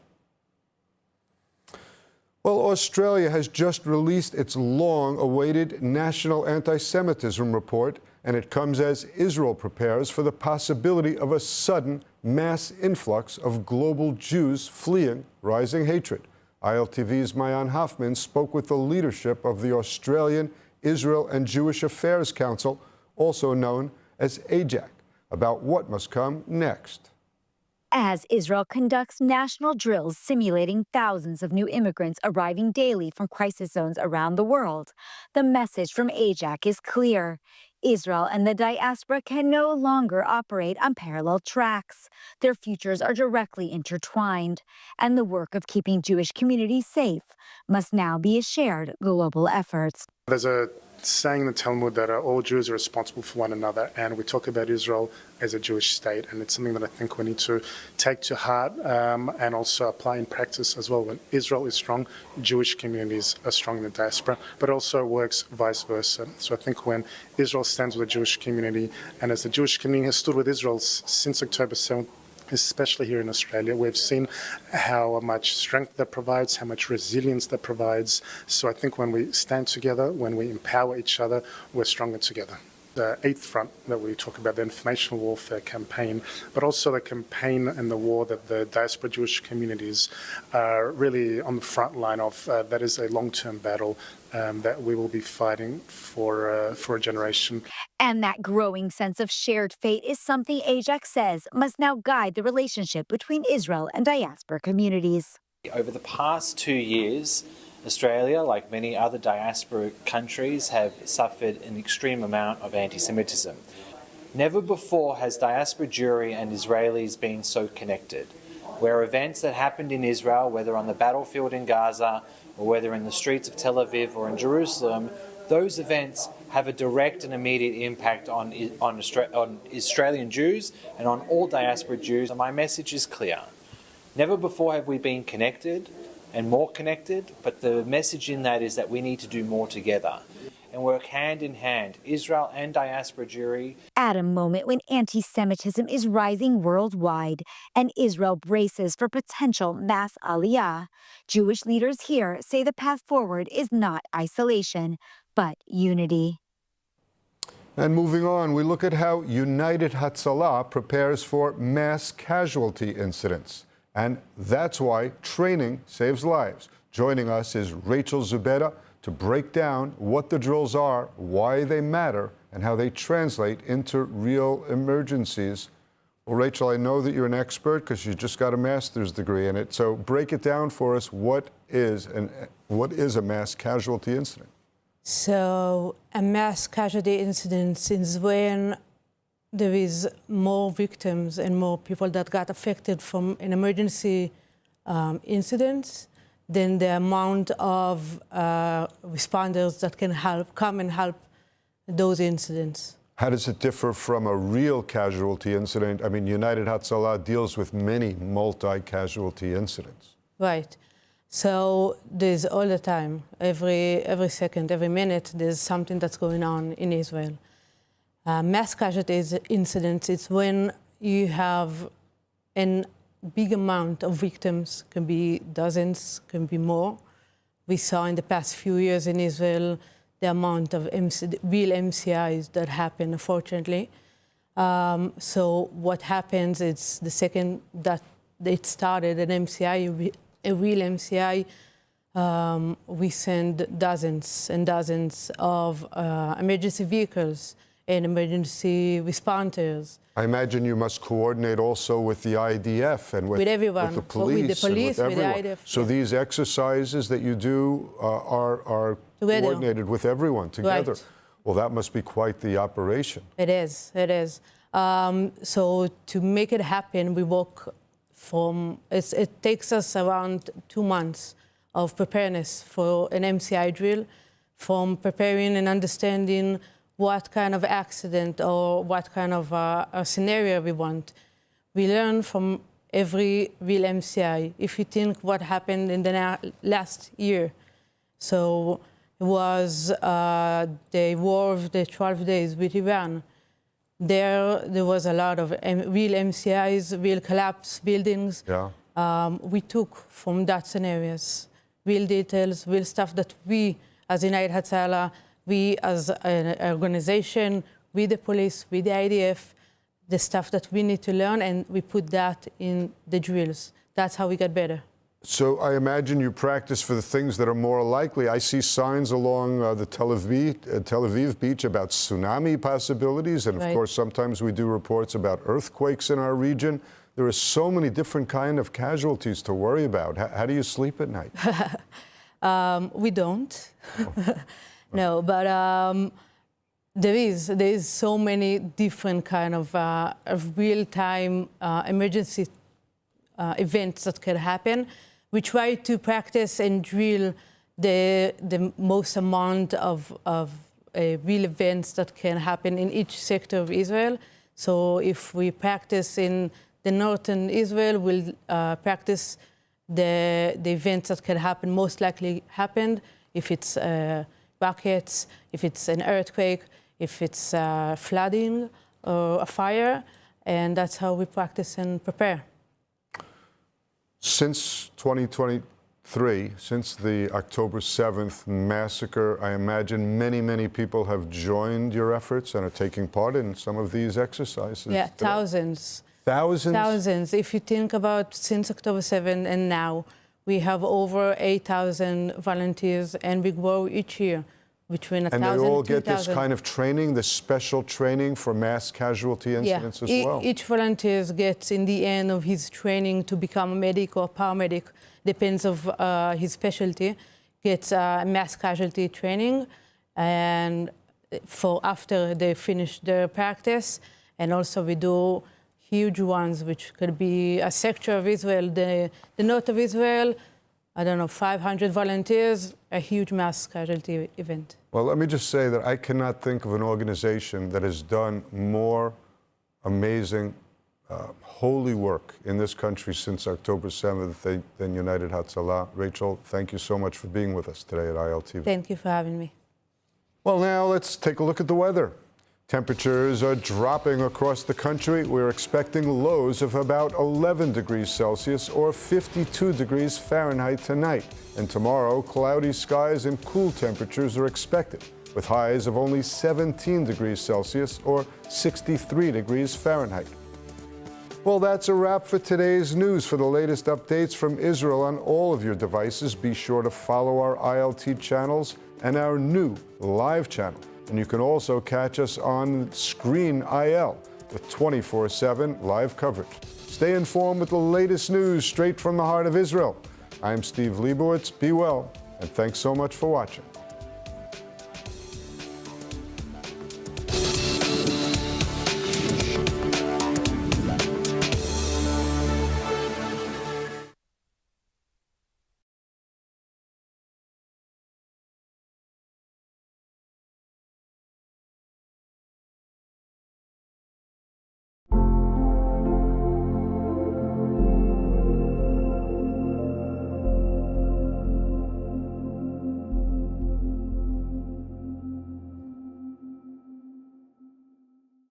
I'm tired of this idea that Israel is somehow controlled or influenced by U.S. decision makers. Ever since before I moved to Israel, I felt that any conversation about Netanyahu immediately becomes polarized. I just don't understand a human, especially on October 7th itself, who can find a way to blame Israel for this. And some of you think that you can convince Jews that we're overreacting? You want to gaslight the Jewish community into thinking that this is normal? Welcome back to another episode of Off the Record, where we're trying to bring back nuance, context, and deep dive into some of the most pressing issues facing Israel and the region today. I'm Zina Rachamilova, and my goal here is for us to have the difficult conversations that have become impossible to have today. We want this to be a space where we can actually listen, think critically, and get to the stories behind the headlines. And speaking of headlines, there's one story in particular that has captured the nation's attention this week. On Sunday, November 30th, Israeli Prime Minister Benjamin Netanyahu formally asked President Isaac Herzog to pardon him in his years-long corruption trial. Very few people in Israel today are as controversial or as polarizing as Israel's Benjamin Netanyahu.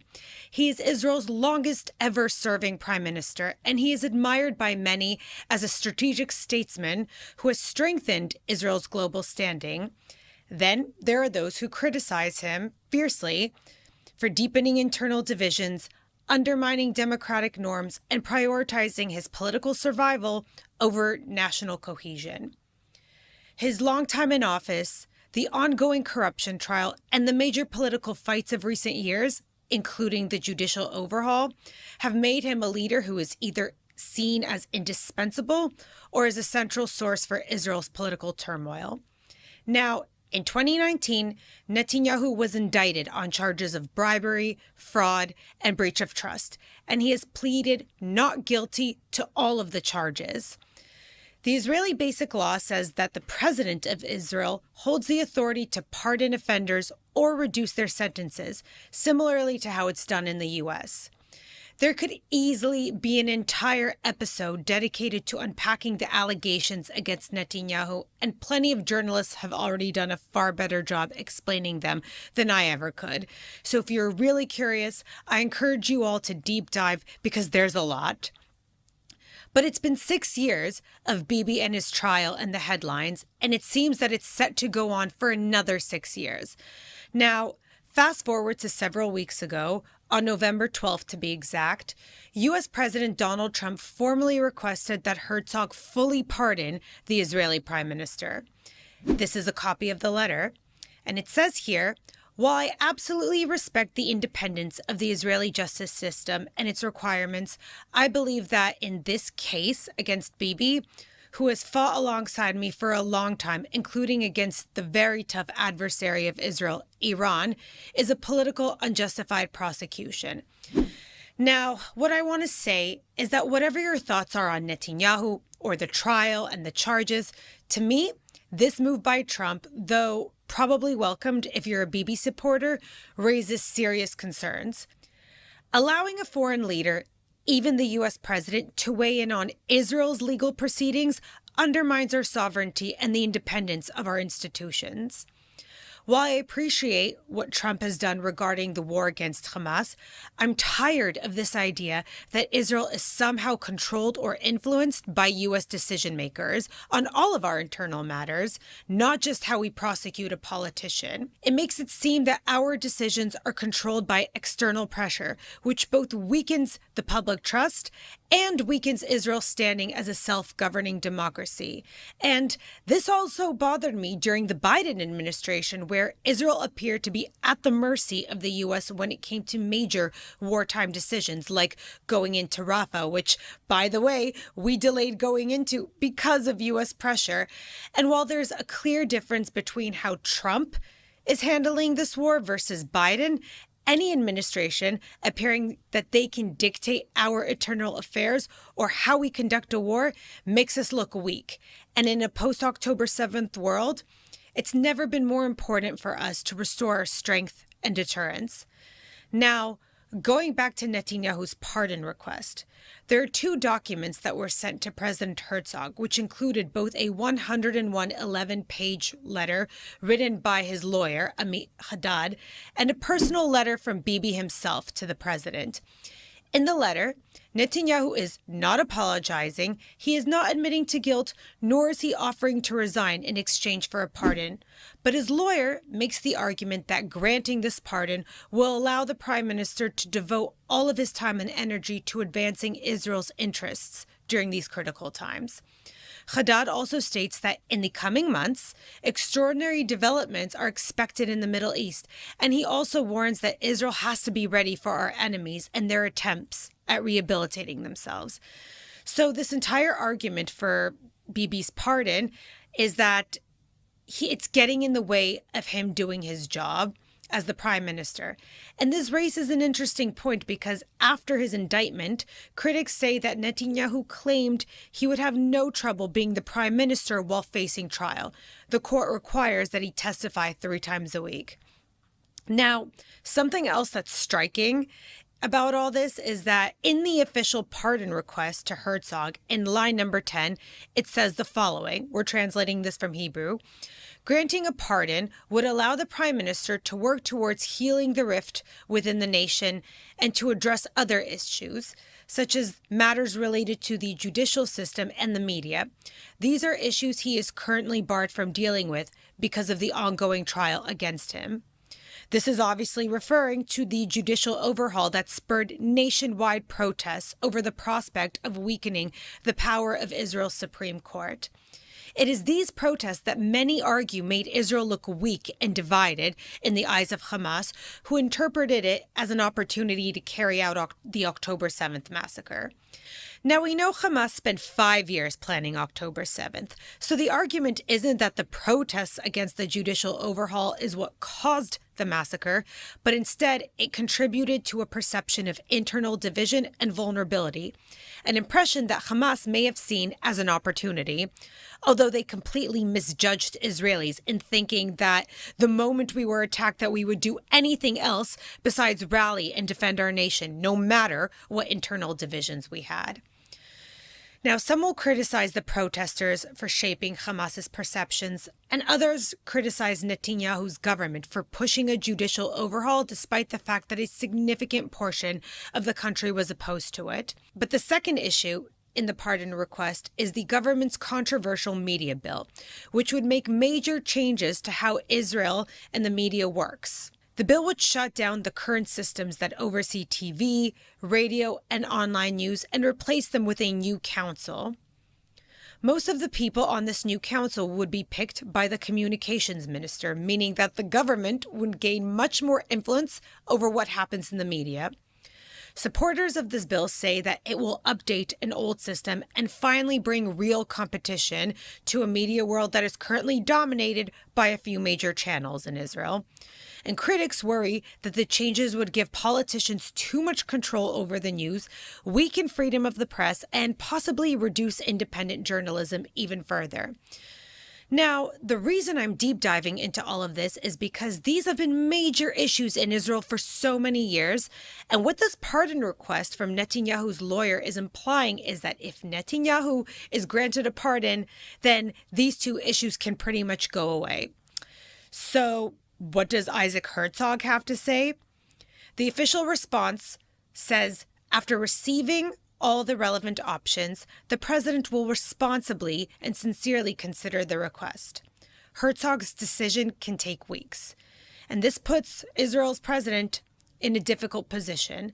Netanyahu isn't offering anything in exchange for a pardon, not retirement, not an admission of guilt, and while Herzog could grant him the pardon, he would most certainly do it on his own terms. He would probably demand an admission of guilt, maybe impose term limits, or require that Netanyahu step down by a specific date, or perhaps by the next presidential election. And honestly, ever since before I moved to Israel, I felt that any conversation about Netanyahu immediately becomes polarized. You're either talking to people with Netanyahu derangement syndrome or to these diehard Bibi loyalists called Bibistim. It's exhausting. Everything in our politics seems to revolve around whether you love or hate Bibi. Israelis are tired of it. Many of us feel that people who are obsessed with this endless Bibi versus anti-Bibi fight, the politicians, judges, and public figures, have made life here harder and even contributed to the security failures that we all live through. It feels like these leaders are prioritizing their battles over our actual needs, our security, our economy, and our day-to-day lives. So I genuinely don't care what the right decision is. I believe in Israel's strong judicial system, but I also can't take this nonstop Bibi drama anymore. I think most of us are simply over it. Whatever brings this saga to an end, whether he's found guilty or not, we just want to move forward with a government that prioritizes our future, our success, and our security. And speaking of leadership and the challenges that come with it, let's leave Jerusalem for a moment and jump all the way across the Atlantic to New York City. Obviously, the biggest talk right now in New York is new Mayor-elect Zohran Mamdani, who has been quite a hard pill to swallow for many Jewish New Yorkers about what the future of Jewish life will look like.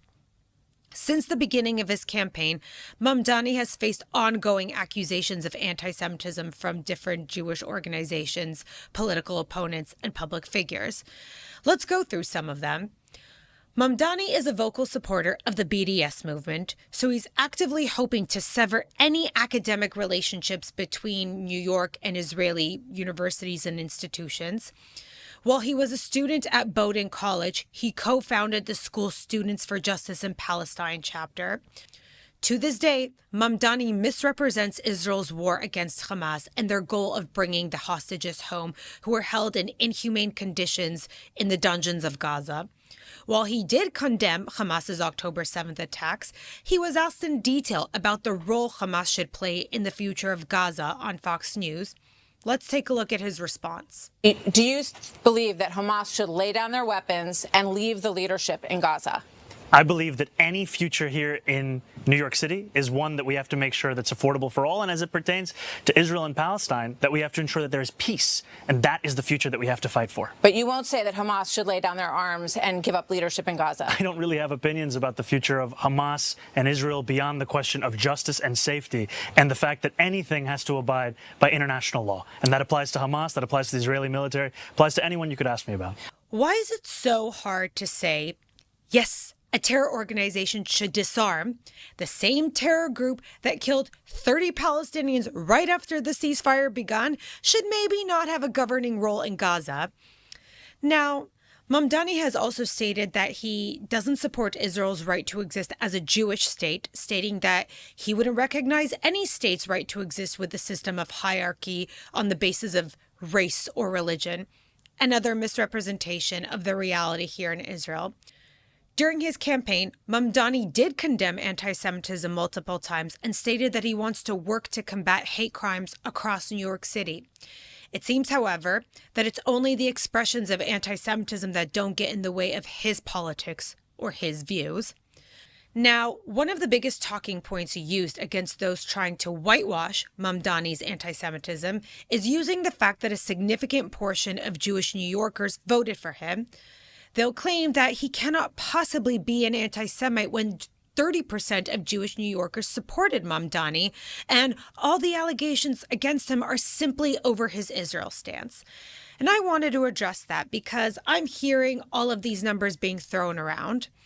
We have this one CNN exit poll that found that 31% of Jewish New Yorkers supported Mamdani, while 65% voted for independent candidate Andrew Cuomo, and 3% backed Republican Curtis Sliwa. The poll was based on a Jewish sample of roughly 710 respondents, but something to note is that New York doesn't release data on voters' religion or ethnicity, and CNN didn't disclose the poll's margin of error or the full methodology.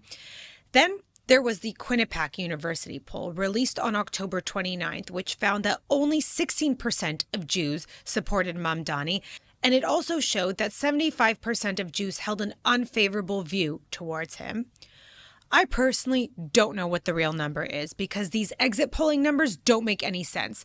But sampling 710 Jews in a city where they make up 12% of the population, I'd be highly skeptical of these numbers. Now, I'm not from New York, and so while I have my views and I was following the mayoral election very closely, it was important for me not to speak over Jewish New Yorkers who now have to live with a mayor who cannot condemn phrases like globalize the Intifada, claiming that his role isn't to police language, or who cannot properly call out a violent mob outside of a synagogue and labels it as a violation of international law simply because Nefesh B'Nefesh was the one hosting the event. But when I found out some of the people who will now be on Mamdani's transition team, it struck a nerve. Among the 400 people appointed to his administration, it includes prominent members of the Democratic Socialists of America, lawyers, retired police officers, and activists, and to nobody's surprise, many of them are known for their anti-Israel stance and their alleged history of anti-Semitism. Let's take a short look at who is on this list. First, we've got Waleed Shahid, who will be serving on Mamdani's Committee on Community Organizing. On October 7th, when Israelis were still being slaughtered in cold blood, Waleed wrote on his Twitter, "Hamas targeting Israeli civilians with violence is horrifying and unacceptable. Similar to the violent militias in Ireland, South Africa, and many places around the world, Hamas is also a byproduct of Israel's violent policies of occupation and second-class status of Palestinians." I just don't understand a human, especially on October 7th itself, who can find a way to blame Israel for this. How on earth do you watch the barbaric footage of women, young men, children, babies, and the elderly being slaughtered and kidnapped by armed terrorists, or watching the dead bodies of people being paraded on the streets of Gaza by these monsters while the crowd of civilians were cheering, and find some way to blame it on Israel? It says a lot about who you are as a human. Next, we have Jenna Hamad, who will serve on the Committee on Arts and Culture. Jenna Hamad is a Palestinian-American curator and bookmaker. On October 13th, 2023, she posted, "I will commend, support, reaffirm my people for all measures taken towards life and liberation. If you believe in a free Palestine, you believe in a free Gaza. When you say free Palestine, it means you support the obliteration of all borders." This is referencing how Hamas broke through the barrier with Israel, invaded it, and then went on their slaughter rampage. It also implies that she doesn't believe in any borders with Israel, meaning she would be happy with the eradication of Israel. There are several problematic people on this list, but one that really got me furious was Tamika Mallory, a name that I haven't heard in years. For those who don't know, Mallory was one of the former leaders of the Women's March, alongside Linda Sarsour, also a Mamdani supporter, Carmen Perez, and Bob Bland. Now, Tamika Mallory in particular stepped down from the board of the Women's March in 2019 amid allegations of anti-Semitism.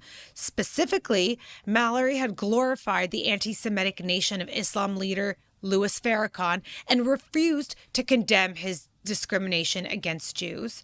She also reportedly said that Jews were responsible for the oppression of people of color.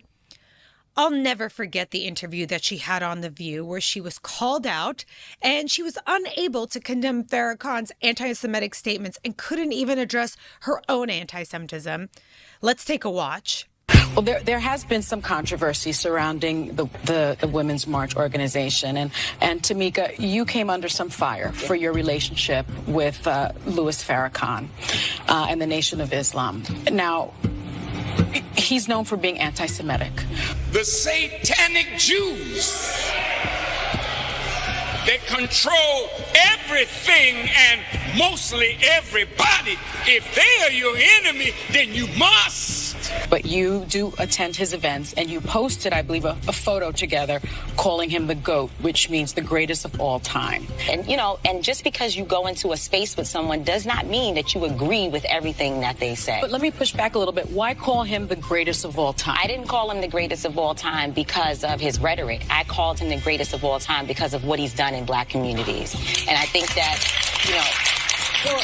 Let me just interject really quickly. I would never be comfortable supporting someone who called, "I'm not anti-Semite and I'm anti-termite. It's the wicked Jews, the false Jews that are promoting lesbianism, homosexuality." I actually spoke with the journalist from Tablet magazine who released an investigation report on your organization. And in part, they alleged that there is a lot of anti-Semitism surrounding this march. Specifically, the report alleged that you, Tamika, and co-founder Carmen Perez asserted that, quote, "Jewish people had a history of exploiting Black people and were proven to be leaders of the American slave trade."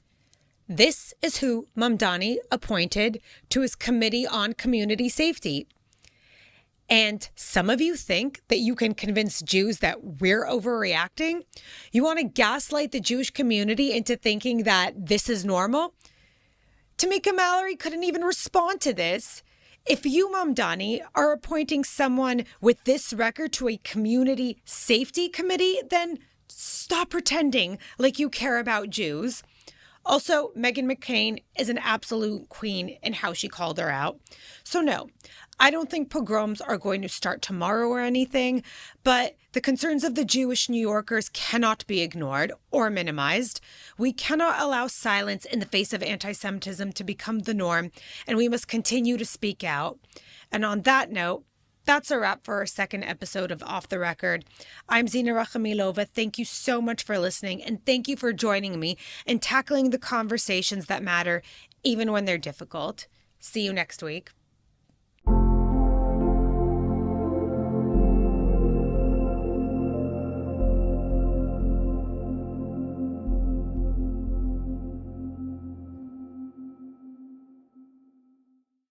United Hatzalah, Israel's all-volunteer emergency response organization, is preparing for its Miami Gala coming up on December 17th.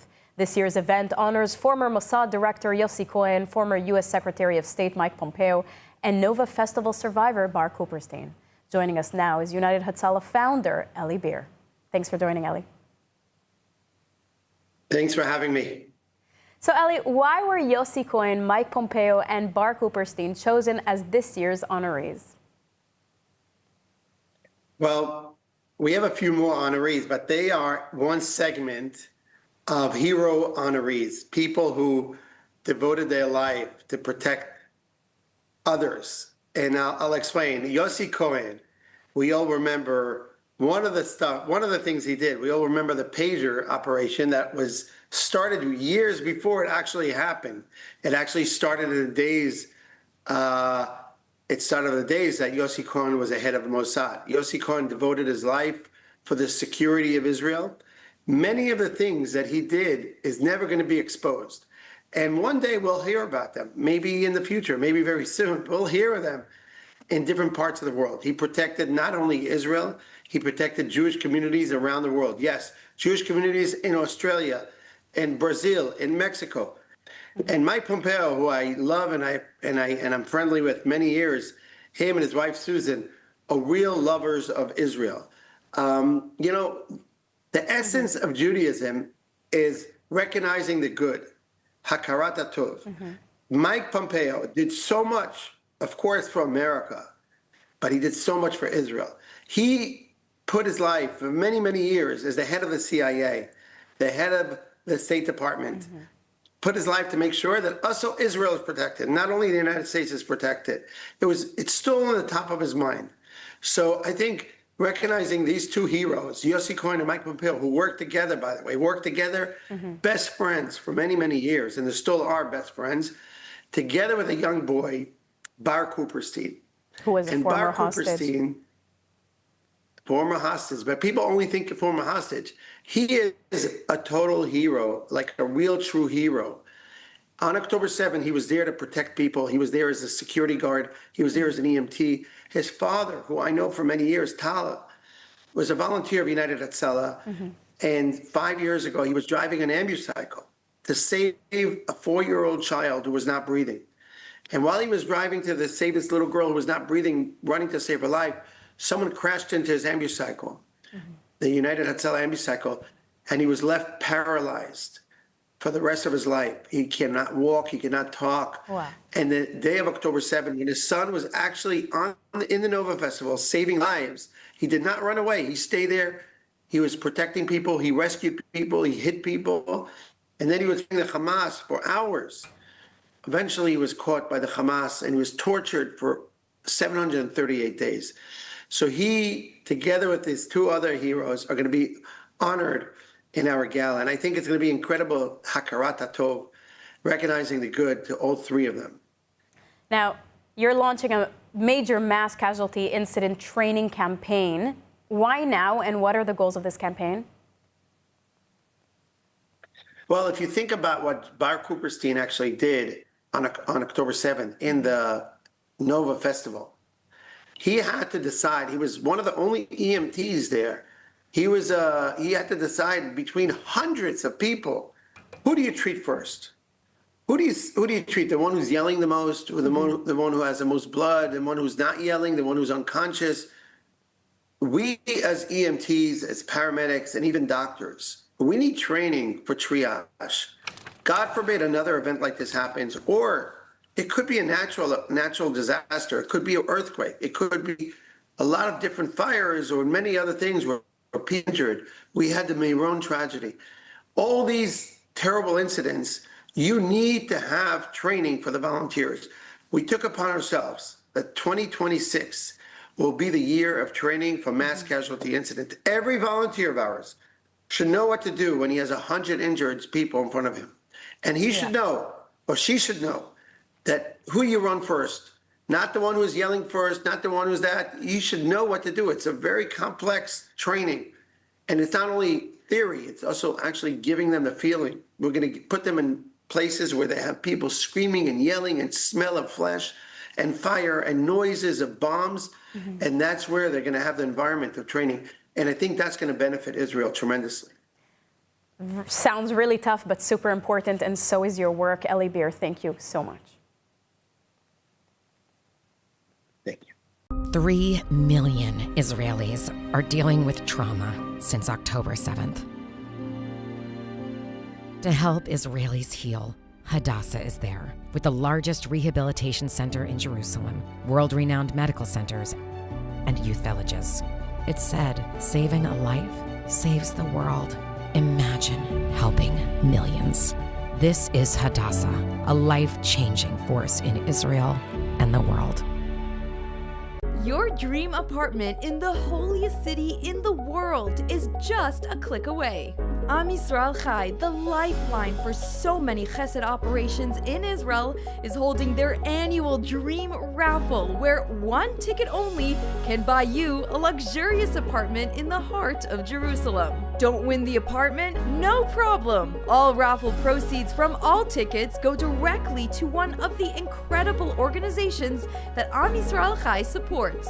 And for the first time ever, the apartment is fully furnished. Don't miss this incredible opportunity to actively donate to Israel's functionality and, on the way, potentially score big and win the apartment of a lifetime.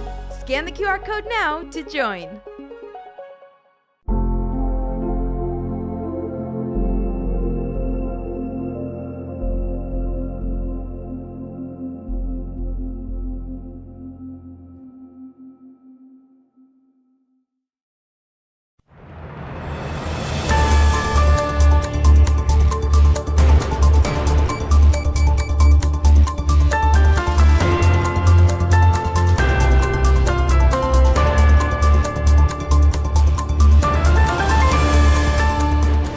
Welcome back to ILTV on the Hour. I'm Alec Pollard, coming to you live from Israel with the biggest stories coming out of the region.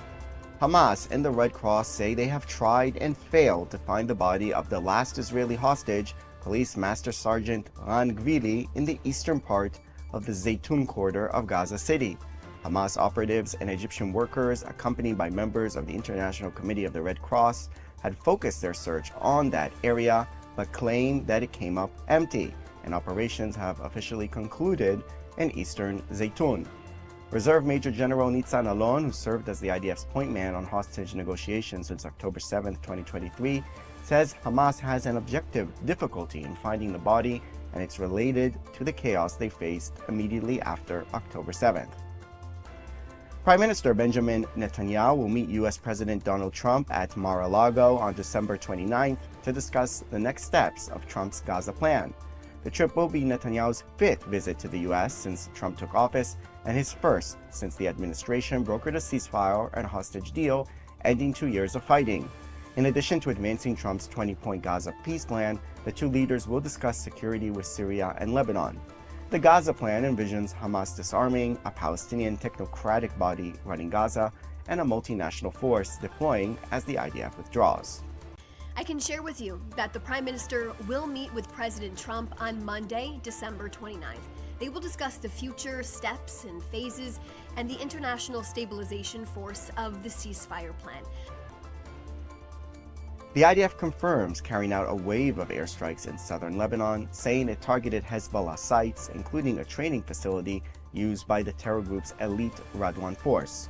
According to the military, the Radwan Force Training and Qualification Compound was used by the terror group to plan and advance attacks against Israel. In addition, several buildings used by Hezbollah and a rocket launching site in southern Lebanon were hit. The army said the targets that were struck and the military training conducted in preparation for offensive activities constitute a violation of the understandings between Israel and Lebanon and a threat to the state of Israel.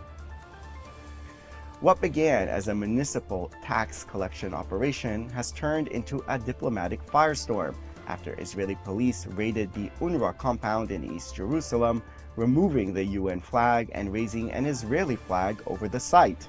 Police officers, backed by municipal enforcement teams, entered the complex, seizing furniture, computers, and documents. Authorities say it was a standard debt collection operation, citing more than 11 million shekels in unpaid city taxes. They say UNRWA ignored multiple warnings. The building has been empty since January after Israel implemented new laws banning UNRWA from operating on Israeli territory, following allegations of Hamas ties, incitement in schools, and evidence that terror groups used UNRWA facilities during the war. UNRWA, an acronym for the United Nations Relief and Works Agency for Palestine Refugees, are calling the raid a direct violation of international law.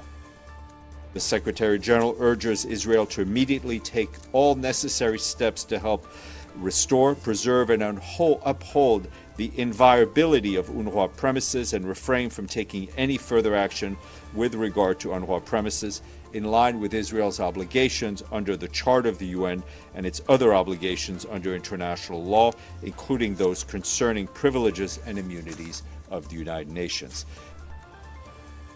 Storm Byron hit Israel overnight with intense rainfall, marking the start of a rapidly intensifying weather system.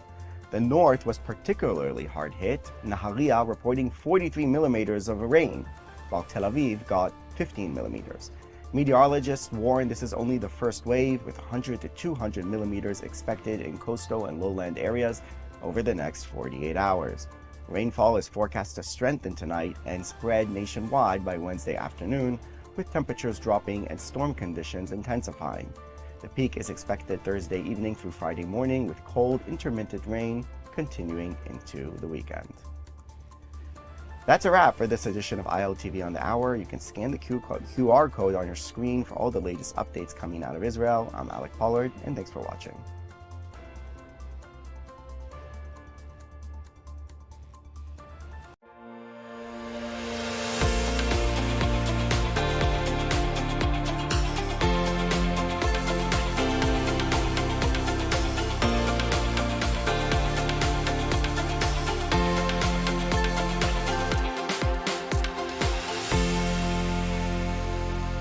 The war in Gaza may have slowed to a simmer, but Israel's leadership is now entrenched in a battle with itself. The left doesn't trust the government, the right doesn't trust the courts, and in the middle, a traumatized public demanding the truth behind the October 7th failures whilst watching their leaders play musical chairs. This is a power struggle that could shake the foundations of national security, and we're unpacking it in today's show. We'll start from the beginning. After October 7th, there was one question on everyone's mind. How, in heaven's name, did such a crazy event happen when we were supposed to have some of the world's best military and intelligence capabilities? It was only a matter of hours until the conspiracy, which hopefully by now you know is false. October 7th didn't happen intentionally. Rather, decades of ignoring a system with such obvious and glaring flaws made such an event possible. And who was behind ignoring the issues? Well, many felt that the leader of Israel for so many years probably had something to do with it. Should Bibi resign? The left thought absolutely yes. He ran the country when this happened. It was on his watch. He's the one responsible. Meanwhile, many on the right felt this might not be the time. We have a war to win, hostages to bring home, and the country doesn't need more upheaval. More to the point, there might be other factors that aren't just Bibi that were involved in everything that went wrong.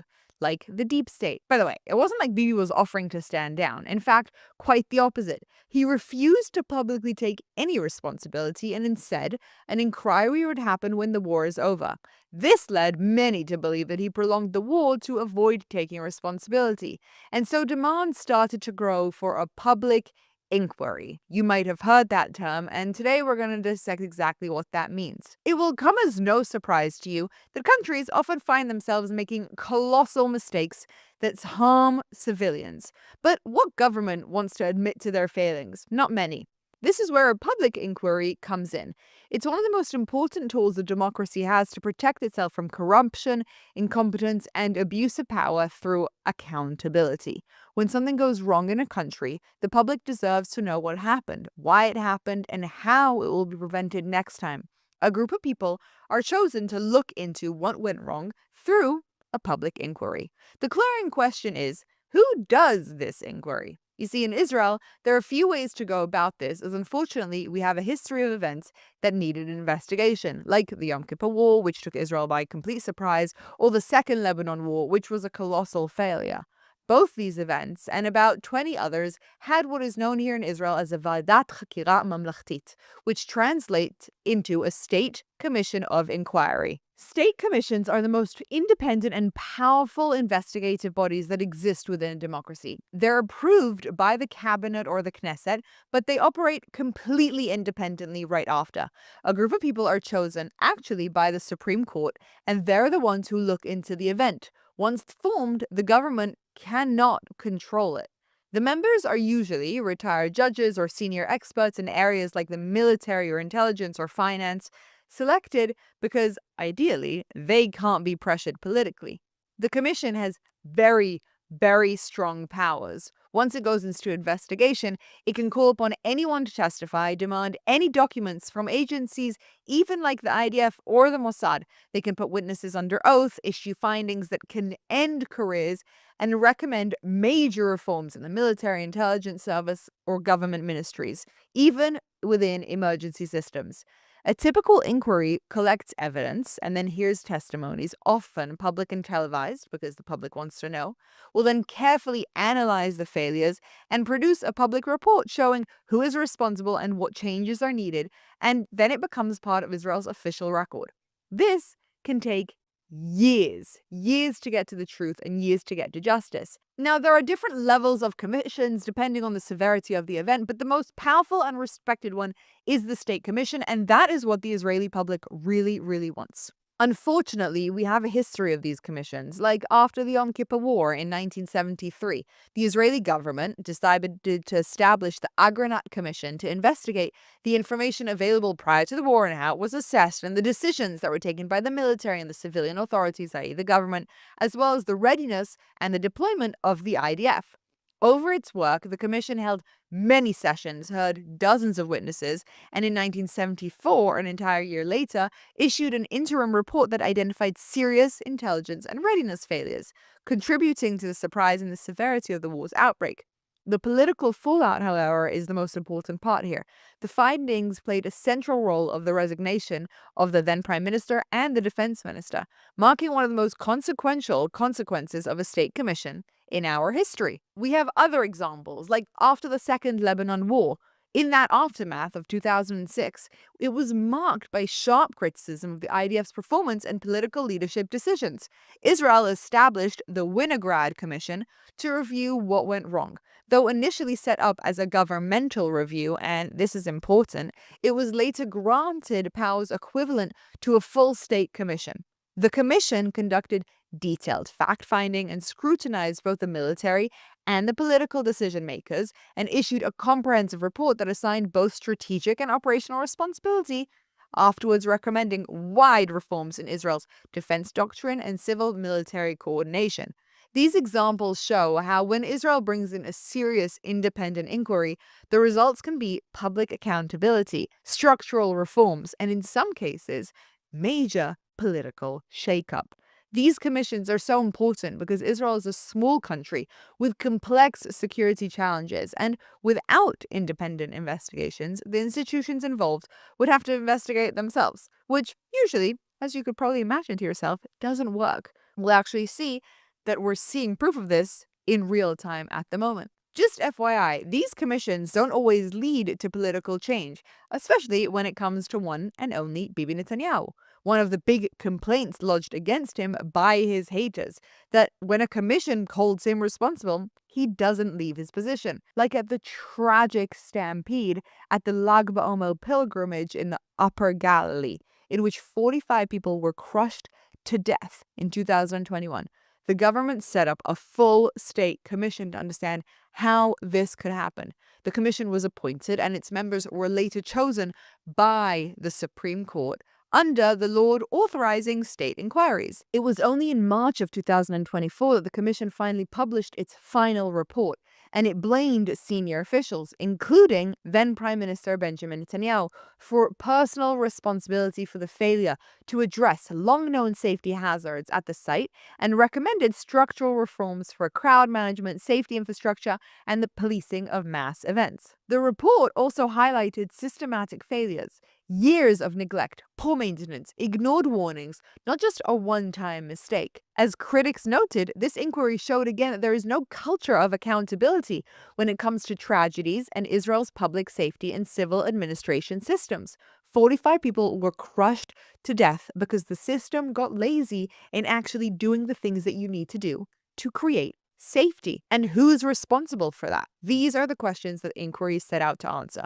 These three examples show, by the way, the difference of the types of commissions. Their impact can vary, but they are massively important for accountability and, more importantly, for public change. So all this sounds great. There's a public tragedy and the government decides to appoint the Supreme Court to choose a bunch of people to look into this, to create public accountability. They'll present the information to the public and then things will change. And it sounds, in theory, good. However, if you've been following along, you'll know that in Israel, unfortunately, being a Supreme Court judge does not mean that you cannot be pressured politically. In fact, it's quite the opposite. Here, the Supreme Court is extremely political, despite not having the public mandate to be so. This puts the state into a conundrum. A state commission of inquiry in Israel is legally binding on the government, meaning its recommendations for reforms, new procedures, or institutional changes must be implemented. Though it cannot directly jail anyone, like its findings on personal responsibility are not criminal, but are often career-ending and forced resignations, banning officials from future positions, and permanently damaging reputations. Whilst the commission cannot indict, it can refer evidence of crimes to the state prosecutor, like the Attorney General, effectively triggering legal investigations and ensuring accountability in Israel's political and military system. And so whilst on a superficial level, we hear that our government and Netanyahu aren't interested in this inquiry, well, we actually have to understand that it's a little bit more complicated. This would be directly handing over the responsibility of what happened on October 7th, the inquiry into it, to the people who have been on a man or a witch hunt of our government political officials. And whilst we want the pursuit of truth, this complicates things a little bit. Because as we know, our Supreme Court is very, very, very trigger happy. We have seen how it leans so left and looks to continuously block, remove, and undermine our right-wing government. The Supreme Court has directly been assisting the Attorney General and the IDF lawyer in incredible cover-ups, who, as we know, are in hot water, and I can say that a lot of people have lost trust in them. Whilst in theory the Supreme Court is this high and mighty thing that stays with a lot of integrity, the reality on the ground has been a little bit different. They're so publicly and proudly left-leaning, which means that such an inquiry by the people they would choose is something I know that I don't believe can be trusted.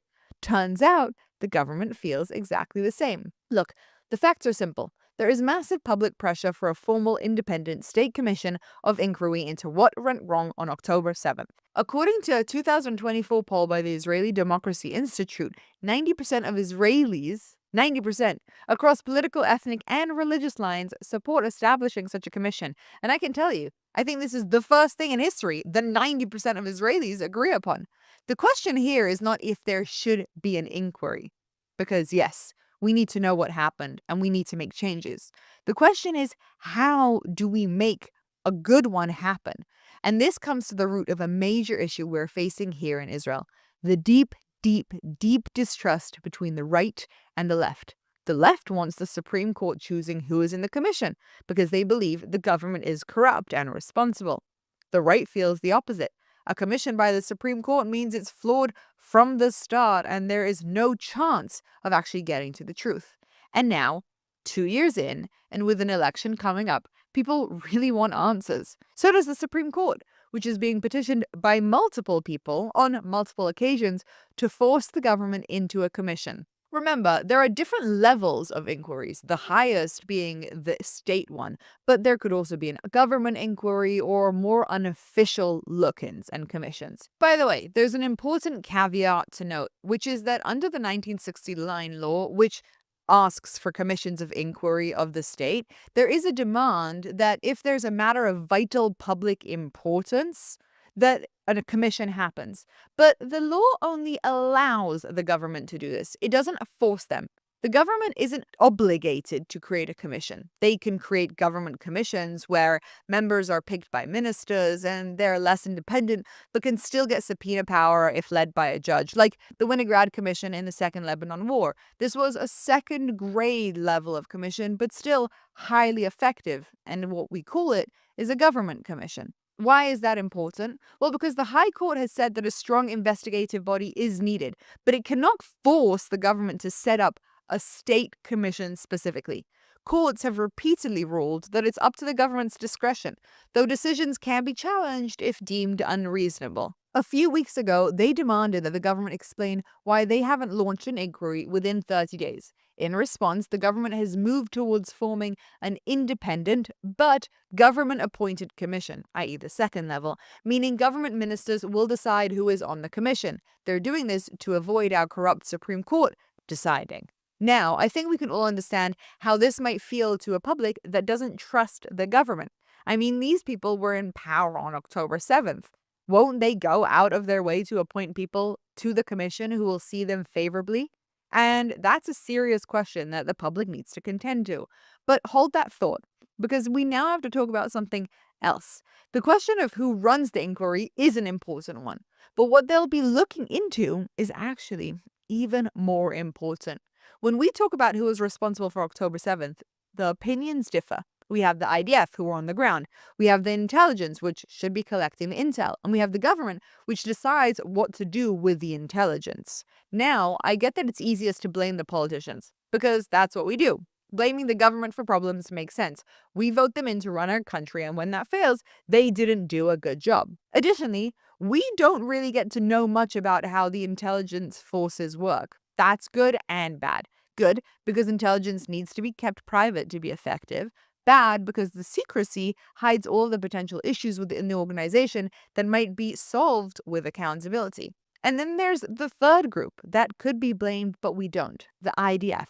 All of us, except for the pro-Palestinian critics, have the utmost respect for them. We worship our soldiers, as we should, but we are also unbelievably dependent on them for our safety. And admitting that they might have issues is incredibly hard for most Israelis, purely on a psychological level. Almost half the country went through the army and has seen the issues with the efficiency, yet it's almost an unspoken topic. It's kind of taboo. The IDF is sacred. All three of these groups operate in tandem, but they also operate separately, and the success of the country depends in many ways on the trust and the cohesion of these entities. As we saw with Ronen Bar, the head of the Shin Bet, who refused to basically step down, the relationship between these parties has been very, very rocky and has become more and more political.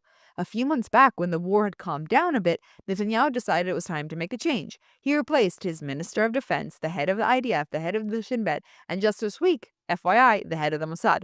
This new Mossad chief, by the way, is his old military secretary, Roman Goffman, and he will replace David Barnea in June, making him the first Soviet-born Israeli to reach such a senior position. Goffman brings extensive military experience, including operations in southern Lebanon, Judea and Samaria, Gaza, and the Golan Heights, and was injured on Sderot in October 7th. He has no prior Mossad experience, which is interesting because it makes him the first outsider appointed to lead the agency since 2022. And it's interesting to note that whilst it seems that Bibi has had a smooth relationship with the Mossad publicly, behind the scenes, all is not as it appears. The appointment reflects Netanyahu's trust in Goffman's offensive strategic approach and completes his overhaul of Israel's top security leadership, right? He's now reshaped the IDF, the Shin Bet, and the Mossad, and they're all under his influence. Eagle-eyed viewers will notice that the only leader who hasn't been replaced is Netanyahu. But that could change with elections coming up if a lot of the public gets what they want here in Israel. So now, there is new leadership in these entities, which allows for potentially smoother inquiries. A commission would need to look into each one of these groups, see how they failed individually, and how their relationships impacted their ability to foresee what happened. And it's much easier to do that if the people responsible for the mistakes aren't the ones in charge. Yet still, it's not that simple. When the new chief of staff, Eyal Zamir, to the IDF came in, he launched an internal investigation, and the investigation was meant to figure out what went wrong and who was responsible and how to prevent a repeat of the failures. The IDF's internal probe, again different to a state commission, into the October 7th attacks reviewed intelligence handling, operational decisions, the chain of command, the individual officer performances, collected documents and testimonies to determine what went wrong, and recommended reforms. Like, we know that people saw what was going on in Gaza beforehand. How did that not get to the upper brass? It concluded that, surprise, surprise, there were catastrophic failures, and they identified some of the officer mistakes and proposed changes to procedures and coordination between units. But a deeper dive into the probe by the Torgerman inquiry, which was an inquiry into the inquiry, showed that it was actually incomplete and inadequate. The new guy didn't do a good job in reviewing what happened. Critical gaps remained, and there was very, very limited accountability. Only 2 mid-level officers were sanctioned or removed. Like, the head of the military intelligence was untouched. How? Whilst broader systematic failures and senior leadership responsibilities were basically left undressed. This has deepened not just public frustration at the way the probes work, but also the need for a much, much larger, all-encompassing inquiry. The chief of staff himself, Zamir, has said it's time for an external inquiry because this wasn't just the failure of the IDF. While they had an internal investigation, the things that went wrong weren't purely their fault. They were due to system failures. It's his opinion that a relationship between the IDF and the government played a massive part. The status quo before the war, intelligence failures, and other systematic issues all contributed. It wasn't purely a military failure. The irony is that despite understanding that these relationships have a massive impact on the country's security, Zamir and Katz, the Minister of Defense, and Zamir's boss, are currently involved in a massive spat.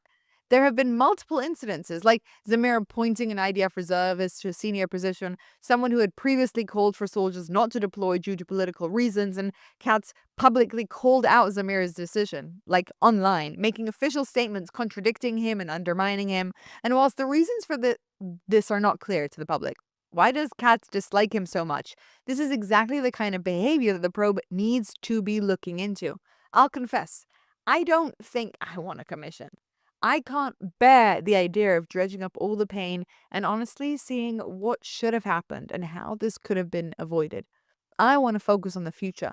But as the political drama continues to grace our screens daily, directly impacting the future of this country, despite all the changes that are being made, it's clear to me that we need a much more dramatic change. I sit here and read the news, the petty arguments of our Knesset members, the infighting in the IDF, and I just honestly can't believe it's real. And to me, the public cry for an inquiry is about something much, much deeper. People have had enough of living in a reality here where, for totally pathetic reasons like ego and political gain, our leadership directly endangers lives. We need to understand the systems that failed. But that's the lesser part. We have to actually implement the change, because this can't continue. Leadership that thinks it can get away with anything. Incompetence in communication that feels like a Mean Girls episode. Enough is enough. This level of behavior, which genuinely continues to shock me every single day, is the real reason that people died on October 7th. Ego and infighting over things that mean nothing cannot continue. It's time for the country to change. I personally don't see how change comes with the same people. But I hope that with long-term thinking and a bit of time, the younger generation here in Israel will enter politics and make that change. Elections are coming up, and if I'm honest, I want Bibi to have one more round to get us through Iran 2.0, to lead us to the next stage. But then, when the inquiries are complete, I want new leadership, young blood, new blood, an understanding that what went wrong wasn't just tactical, but actually strategic. We allowed it to go on for too long, and now we must demand that change. Don't you think the time has come? I'm Mira Kay, and I'll see you next time.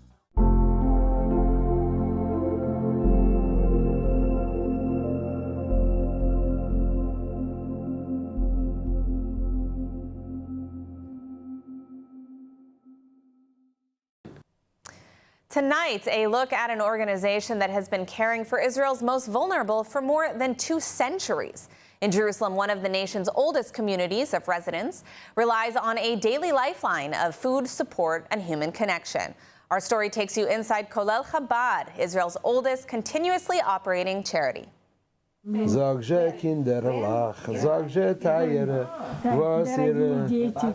soft moment inside a small Jerusalem apartment. A Kolel Chabad staff member singing to a woman who has lived a full century. Here in Jerusalem, some of Israel's oldest residents are living alone, often far from family, and often with no one checking on them, except Kolel Chabad. Founded in 1788, Kolel Chabad is Israel's oldest charity, and today its mission remains the same: help anyone in need with dignity, respect, and a human touch.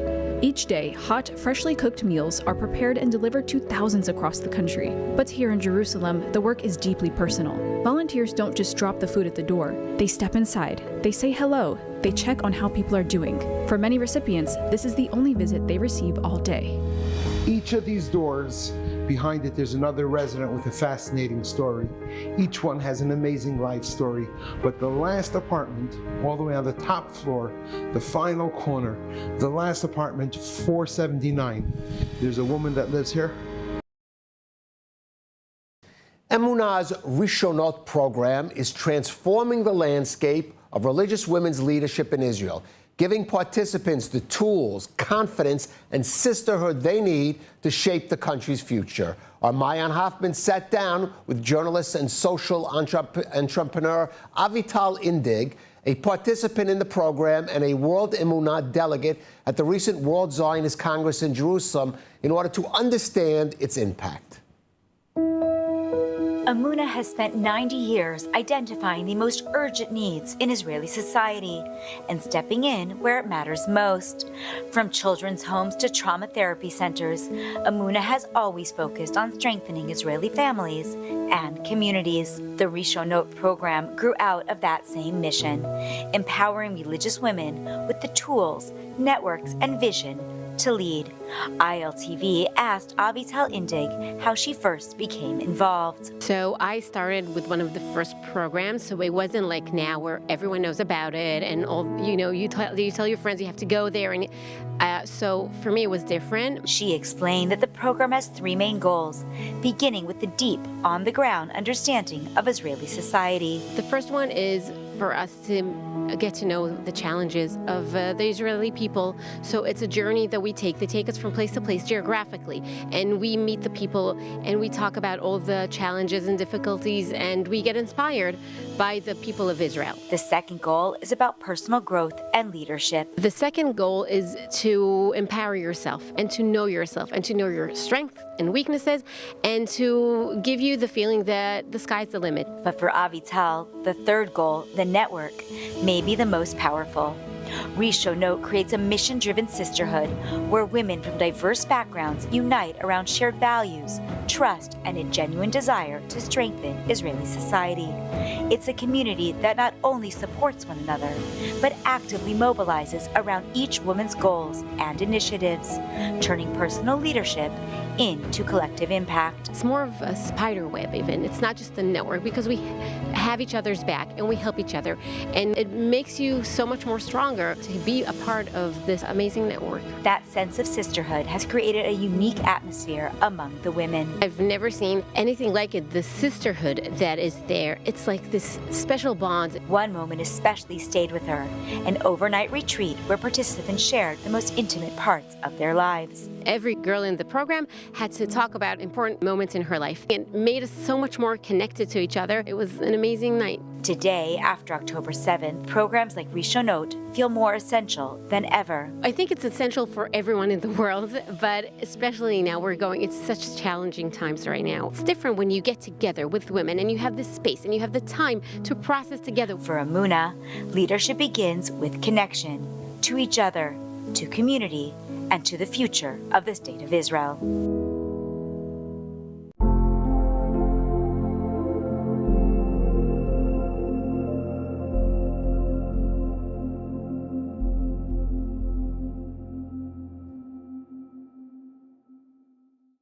It starts with my grandfather telling his life sort of until the war and after the war, leaving those 4 years sort of like as an empty window, because that was the empty window in his life. Then it explores all the different characters I met along the way, dozens of people who I've spoken to.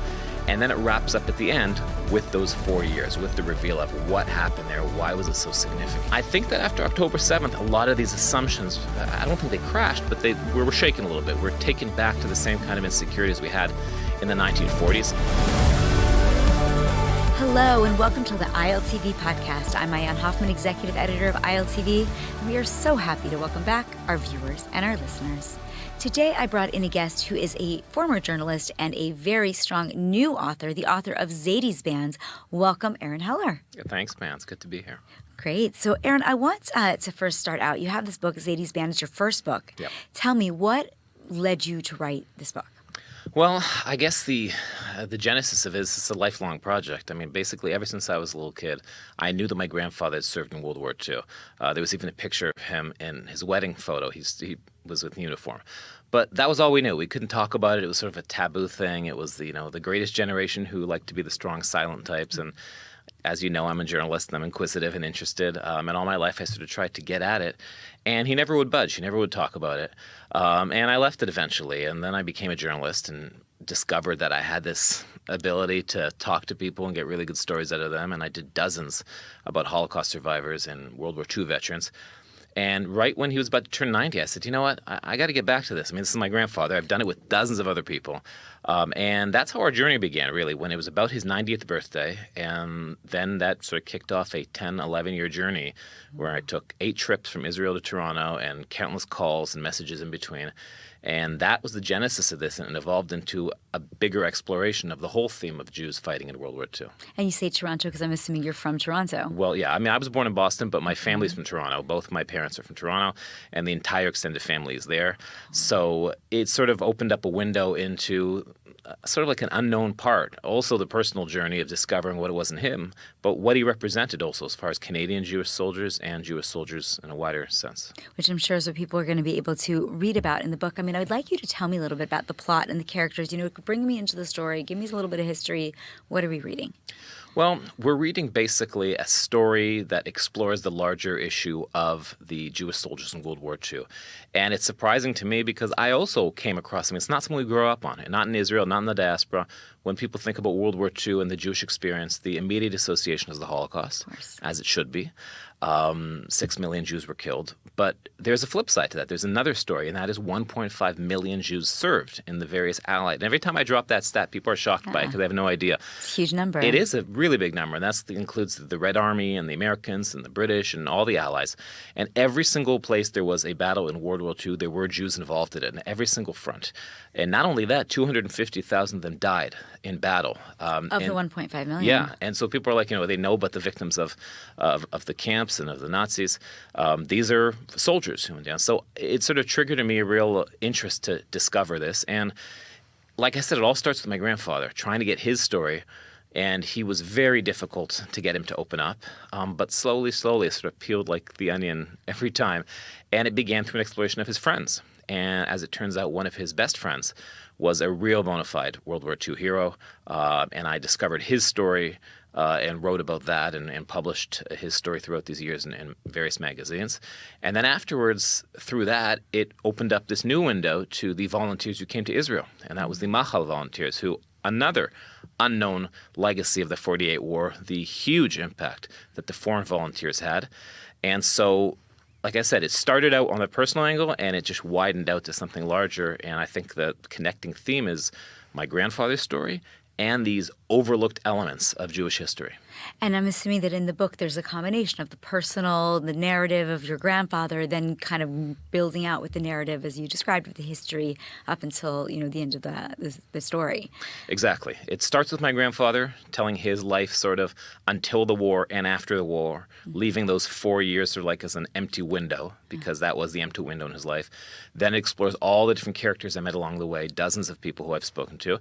And then it wraps up at the end with those 4 years, with the reveal of what happened there, why was it so significant, and how did it leave this shadow for his life and for so many others. And the book's very relevant today because, I mean, we're going through kind of an existential threat regarding the rise in anti-Semitism, the October 7th massacre, which of course is the largest, massacre to Jews since the Holocaust. Tell me, we've talked a little bit beforehand, and you were talking about how some of the lessons that you learned in writing this book really apply today and that we could all learn from it as well. Can you share some of those ideas? Sure. And it's interesting how it evolved into that because, like I said, I started on this in 2011, and most of the manuscript was written long before October 7th. Wow. And so I initially started looking at this really as just like an ode to history. But you know how sort of like life takes over, and somehow in the last 2 years when I was wrapping up the book, I've all of a sudden discovered all these parallels that are happening. And the main one, I think, is that really, we've lived for the last 80 years, more or less, in, I think, an unprecedented time in Jewish history, in the sense that we've had a Jewish homeland and we've been relatively secure here. There's always been terrorism and wars, but at least since 1973, we haven't really had an existential threat. And Iran, I would say, might be considered an existential threat. Until recent years, like when I grew up, like when I came of age in the 80s and 90s, we had this sense of like, oh, Israel's a given. Yeah. And same thing with the diaspora. There was this feeling that, there's a little anti-Semitism here and there, but we're prospering and we're living freely. And I think that after October 7th, a lot of these assumptions, I don't think they crashed, but we were shaken a little bit. We're taken back to the same kind of insecurity as we had in the 1940s. And as I mentioned in the prologue to the book, I say, when I've had difficult times as an Israeli, as a Jew, as a Zionist, I've often looked back at these stories for inspiration to see that while this might be unprecedented in our lifetime, it's not unprecedented in Jewish history, and we are standing on the shoulders of giants who have been through this and worse and persevered. So I think in that sense it's inspiring. Sure. I mean, and it's interesting that you're talking about, this idea that we can look back and say that history is cyclical, that if we will look at history, we will actually learn and maybe even be able to predict somewhat what is going to, not that we could have predicted October 7th itself, but certainly that Jews won't always be comfortable, for example, in North America potentially, because most places that Jews become Jew comfortable eventually, they're not. And we're seeing that today, and I'm very interested to see how the book parallels this. Talk to me a little bit about how it, though, impacted your own family personally. You mentioned you started this 10, 11 years ago. I'm assuming in order to get your grandfather to talk, you had to maybe work with the grandmother, talk to your parents, I don't know, how did this all work out for you? And also to leave your young kids, to leave Israel, to travel to Toronto so many times in order to get these stories? Well, first of all, sometimes they came with me. It was family trips as well.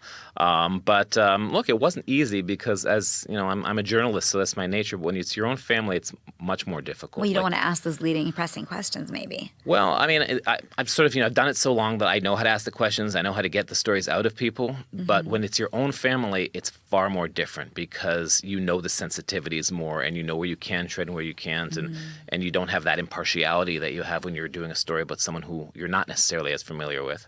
And in this case, it was very difficult because there was a lot of resistance. And so I was constantly battling with myself within how much do I press him to try to get him to open up? How much do I leave it alone, as everybody suggested I did? But I think that's where sort of like the journalist instincts came in a little bit, because I had a sense throughout that he wanted somehow to get it out. He just didn't really know how to.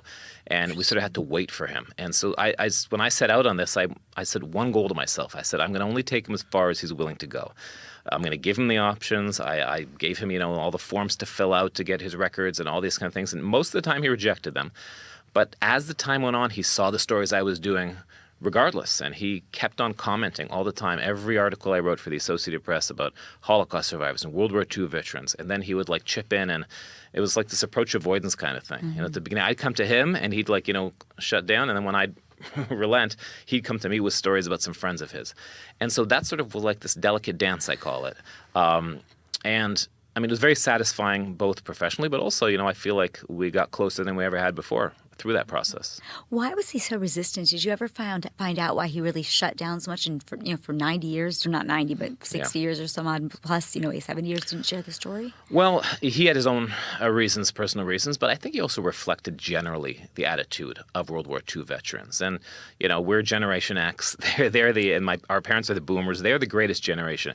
It's a different kind of mindset. I think he was actually, I find him to be more emblematic of the rest of them rather than different, in the sense that they just went out there, they did what they had to do, they came back, and then they were like, I'm out of this, I'm done, I'm moving on with my life, I'm not looking back.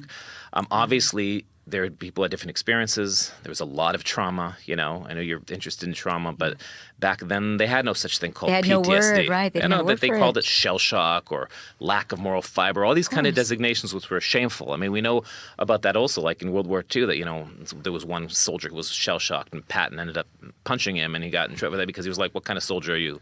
There was no understanding of those concepts.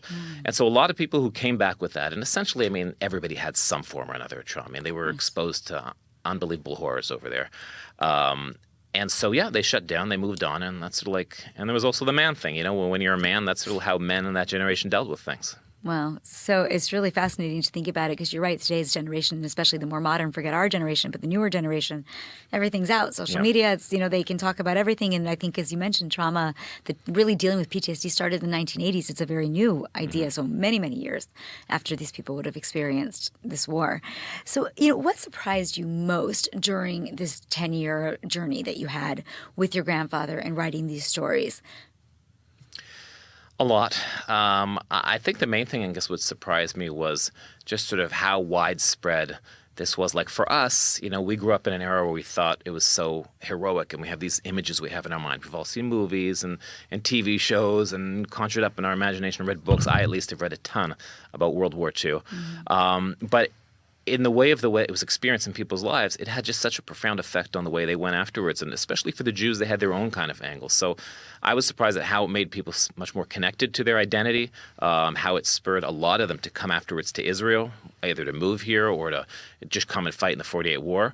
But mostly I was struck by his insistence for so long to be just like, this is happened, it's over, I'm not looking back. And just that he made it such a sensitive thing triggered my curiosity even more, that eventually, and I don't want to give anything away from the book, but it doesn't really matter what each soldier individually did.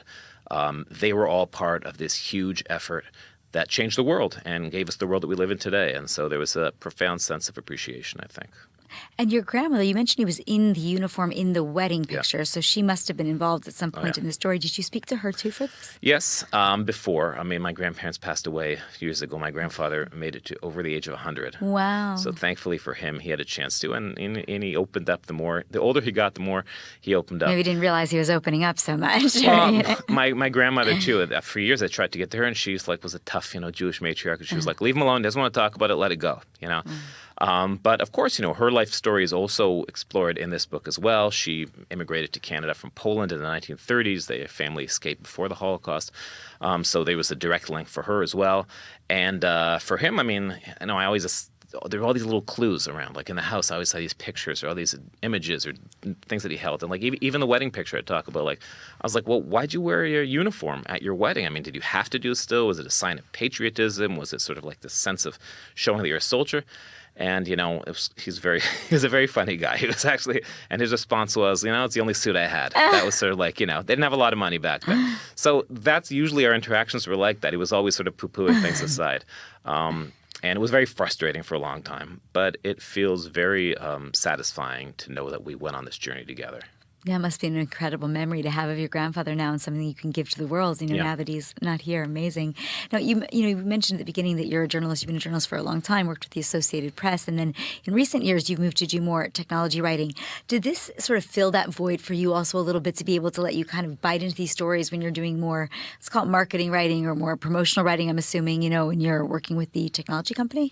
Yeah, I mean, I'm thankful that my job in technology is actually a rare place where I do get to do storytelling, and I host a podcast there about technology, and I write about history and about innovations and profiles. So I do have the storytelling aspect in my day job. But yeah, I mean, this was sort of like where the passion was, and it also gave me a chance to really explore longer form storytelling, and especially since I'm not covering the daily beat anymore as I did when I was at the AP. And honestly, the last 2 years especially, it was connected, like we mentioned, but in many ways a sanctuary. It was a way for me to sort of get away from what's going on in our day-to-day life and look back and give you a little bit different perspective, because we've all been going through unprecedented things the last 2 years and find ourselves like, this is what the world's falling apart kind of thing, and it's natural. But being able to sort of delve into history so deeply during this time has given me a little bit of a distance to sort of put it in a little more context. Well, and I would guess also to give you a little bit more hope because, we've talked about World War II. As you mentioned, it's usually associated immediately with the Holocaust, from which the Jews, thank God, with all the 6 million that died, survived and have a thriving state of Israel. So I guess if we can get through that, we could get through this. So it must have been very meaningful in that sense as well. Yes, there is that optimistic side. Of course, to everything there's a flip side. Always have to have the optimistic side. which is the fact that, at least me, and I don't speak for others, but I have a sense that I speak kind of for my generation in ways that, World War II was always sort of like this. I always had this nostalgia to it in the sense that there was a clear good and bad. There was a good and evil. And since then, as we know, especially the media coverage of contemporary events, it's a very murky. Very rarely do we have like the clear good and bad. And in our case here in Israel, there's people who have completely flipped ideas about who the good guys and bad are. So there is something like the sense if we went back to World War II and that sort of set the world order. And we've been all enjoying the fruits of that for the last 80 years because there is something called a post-World War II order. And that, as we see in recent years, from every which direction is, that's true.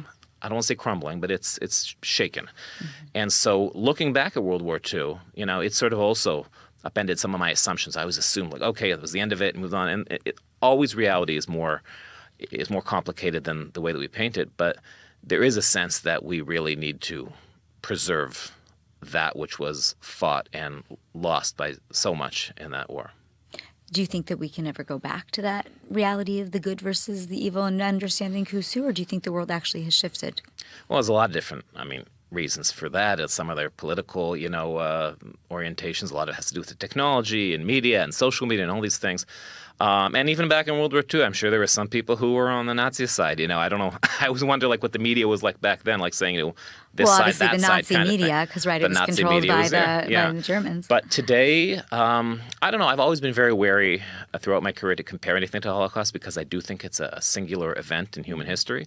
But it's not unique, the origins of it, in the sense of what caused it. And therefore, even though I am very hesitant to compare anything, I would say that we are seeing the similar dynamics in the sense of anti-Semitism being normalized. Mm.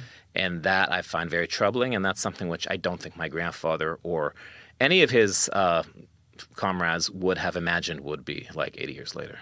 What do you think your grandfather would think of the book? If he was alive now to read it as it came out, would he like it? Would he appreciate it? I think he'd be very proud. Okay. I think he'd be very happy.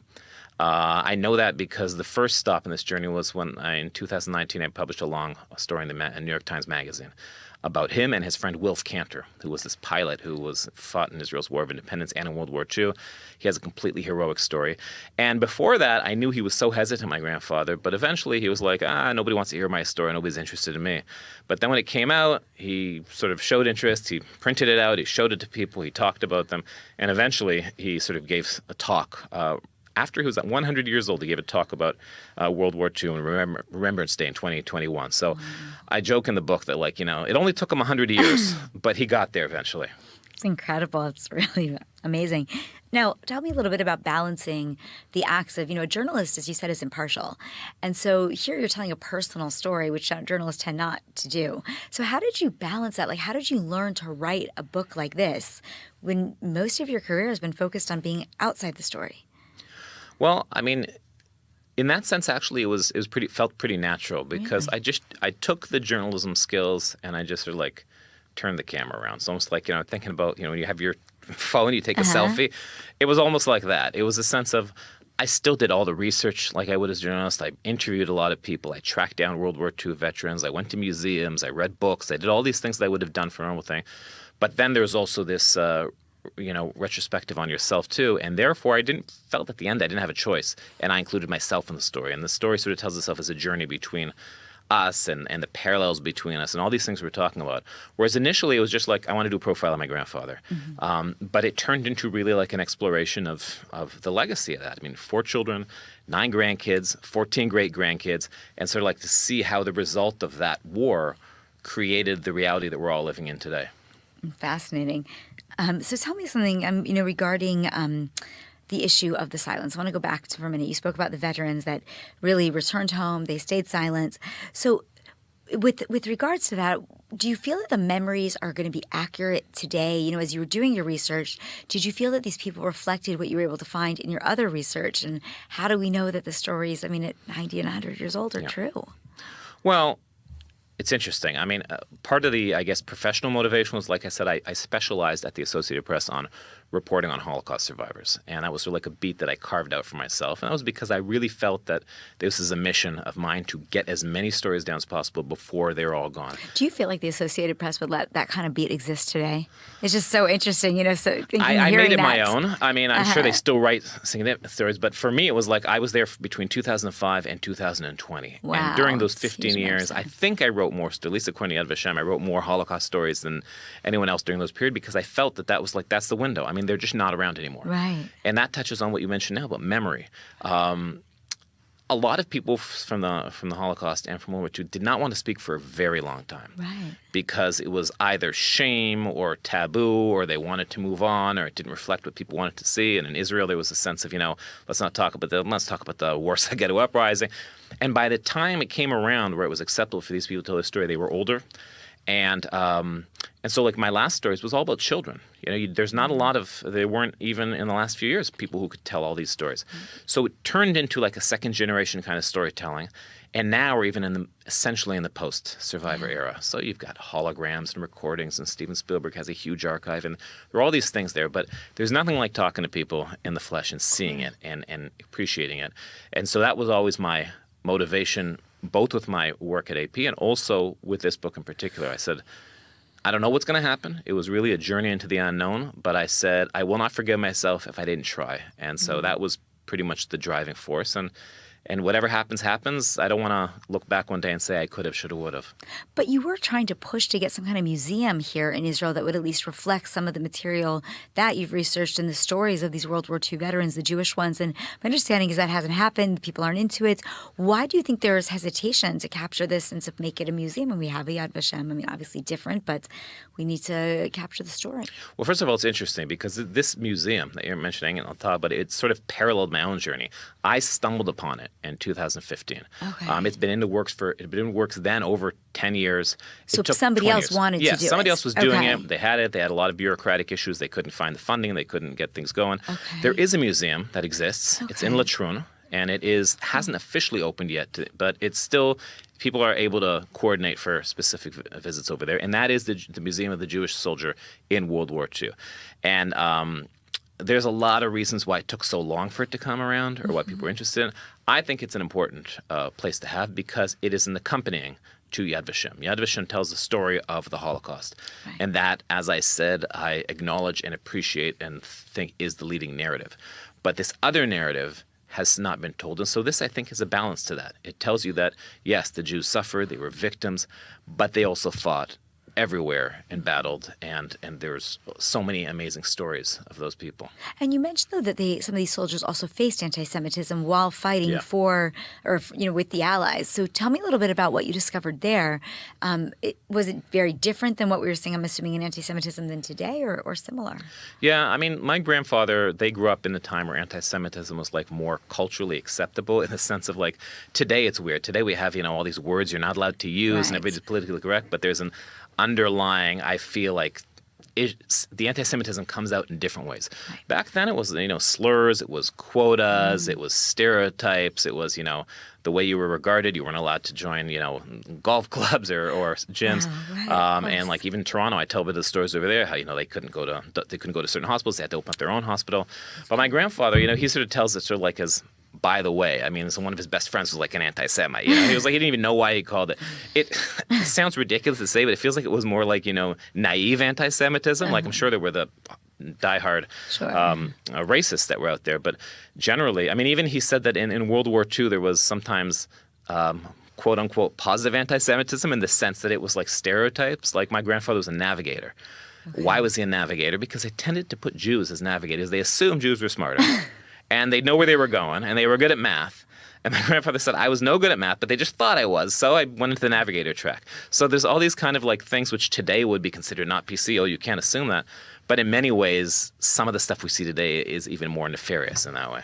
It's so interesting, and I guess Yeah, I mean, the traditional things like the Jews have horns or, like you said, we're good at money. I guess that's what's become covert today. And it was different in different places. Yeah. Like in World War II, a lot of them went to the Air Force. The Air Force was a place there were higher numbers because it was more integrated, and the infantry was worse. And the worst was the Navy in Canada, for example. The Navy was just took on this. There were very few Jews who were over there, and I interviewed one of those guys who was in the Navy, and I heard his story about who went over there and people were just making fun of him all the time and harassing him all the way until finally he punched a guy back, and then they became friends. It was like it was different times. It was Did you do any looking into what happened in the rest of North America, like the United States, while you were looking into what happened in Canada, and were they very similar?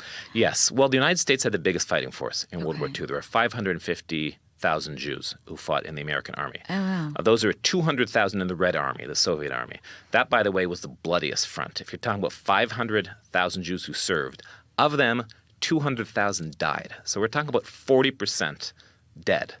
The casualty rate was lower in the West because the real trench war was on the Eastern Front. But yeah, the Americans, they came into war obviously later, and they were involved more in the Pacific Front. But there is a very unique Jewish experience to especially the liberation of Europe, and a lot of these Jews ended up liberating concentration camps, and they were the first people there who were greeted the Jews who were emaciated, and they welcomed them with a word of Yiddish. And there was all these stories about how, for them, that's when they realized why they're doing it. They had this extra motivating factor that was pushing them. That's super beautiful. And tell me about lessons in resilience. I mean, now that you've finished the book, it's on the shelves, you're going to debut it soon, and you said the Toronto and go on a speaking tour. So if you have to leave people the message, what of a resilience from all of this World War II story of these soldiers, what would that be? How can it help us today to be stronger? Well, I think, just understanding that it's never been easy. It's never been easy to be Jewish. It's never been easy to be Zionist. There's always going to be struggles. I think I naively might have thought at one point that we've reached as they say in Hebrew, the menucha v'nachala, the promised land. Things are going to be calm from here on in. We've been slapped out of that illusion. It's there, but we can look back and say that we have a long history behind us, whether World War II and hundreds of thousands of years before that as well. And so for me, these seem like something that could really be a reminder in our times today whenever we find ourselves in there's no way out of this kind of thing, that there's a way out. It's not going to be easy, but there's a way. So we're going to end with this. Pretend I'm your grandfather. Okay. Sitting here talking to your grandfather. He's alive again today. And you've got the book on the table, which will hopefully, be able to show some people the covers and how to order it after we complete the podcast. But talking to your Zadie, you want to tell him something about the book, what it meant to you to do it. What would you say to him? I would thank him for speaking to me, for letting down his guard a little bit, for introducing me to the other characters who made up this book, and for allowing me to fulfill this dream that I always had of being able to tell this family story that's reflective and I feel missing from the general narrative.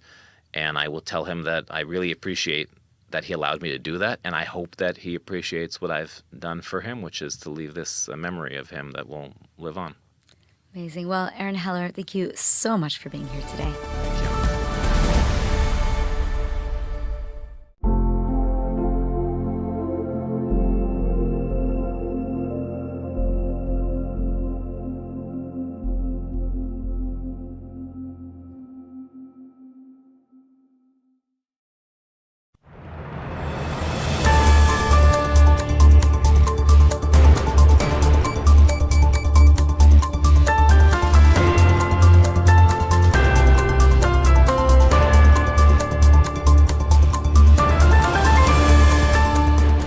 Welcome back to ILTV on the Hour. I'm Alec Pollard, coming to you live from Israel with the biggest stories coming out of the region. Hamas and the Red Cross say they have tried and failed to find the body of the last Israeli hostage, Police Master Sergeant Ran Gvili, in the eastern part of the Zaytun corridor of Gaza City. Hamas operatives and Egyptian workers, accompanied by members of the International Committee of the Red Cross, had focused their search on that area, but claimed that it came up empty, and operations have officially concluded in eastern Zaytun. Reserve Major General Nitzan Alon, who served as the IDF's point man on hostage negotiations since October 7, 2023, says Hamas has an objective difficulty in finding the body, and it's related to the chaos they faced immediately after October 7th. Prime Minister Benjamin Netanyahu will meet U.S. President Donald Trump at Mar-a-Lago on December 29th to discuss the next steps of Trump's Gaza plan. The trip will be Netanyahu's fifth visit to the U.S. since Trump took office, and his first since the administration brokered a ceasefire and hostage deal, ending 2 years of fighting. In addition to advancing Trump's 20-point Gaza peace plan, the two leaders will discuss security with Syria and Lebanon. The Gaza plan envisions Hamas disarming, a Palestinian technocratic body running Gaza, and a multinational force deploying as the IDF withdraws. I can share with you that the Prime Minister will meet with President Trump on Monday, December 29th. They will discuss the future steps and phases and the international stabilization force of the ceasefire plan. The IDF confirms carrying out a wave of airstrikes in southern Lebanon, saying it targeted Hezbollah sites, including a training facility used by the terror group's elite Radwan force. According to the military, the Radwan Force Training and Qualification Compound was used by the terror group to plan and advance attacks against Israel. In addition, several buildings used by Hezbollah and a rocket launching site in southern Lebanon were hit. The army said the targets that were struck and the military training conducted in preparation for offensive activities constitute a violation of the understandings between Israel and Lebanon and a threat to the state of Israel. What began as a municipal tax collection operation has turned into a diplomatic firestorm after Israeli police raided the UNRWA compound in East Jerusalem, removing the UN flag and raising an Israeli flag over the site. Police officers, backed by municipal enforcement teams, entered the complex, seizing furniture, computers, and documents. Authorities say it was a standard debt collection operation, citing more than 11 million shekels in unpaid city taxes. They say UNRWA ignored multiple warnings. The building has been empty since January after Israel implemented new laws banning UNRWA from operating on Israeli territory, following allegations of Hamas ties, incitement in schools, and evidence that terror groups used UNRWA facilities during the war. UNRWA, an acronym for the United Nations Relief and Works Agency for Palestine Refugees, are calling the raid a direct violation of international law. The Secretary General urges Israel to immediately take all necessary steps to help restore, preserve, and uphold the inviolability of UNRWA premises and refrain from taking any further action with regard to UNRWA premises, in line with Israel's obligations under the Charter of the UN and its other obligations under international law, including those concerning privileges and immunities of the United Nations. Storm Byron hit Israel overnight with intense rainfall, marking the start of a rapidly intensifying weather system. The north was particularly hard hit, Nahariya reporting 43 millimeters of rain, while Tel Aviv got 15 millimeters. Meteorologists warn this is only the first wave, with 100 to 200 millimeters expected in coastal and lowland areas over the next 48 hours. Rainfall is forecast to strengthen tonight and spread nationwide by Wednesday afternoon, with temperatures dropping and storm conditions intensifying. The peak is expected Thursday evening through Friday morning, with cold, intermittent rain continuing into the weekend. That's a wrap for this edition of ILTV on the Hour. You can scan the QR code on your screen for all the latest updates coming out of Israel. I'm Alec Pollard, and thanks for watching.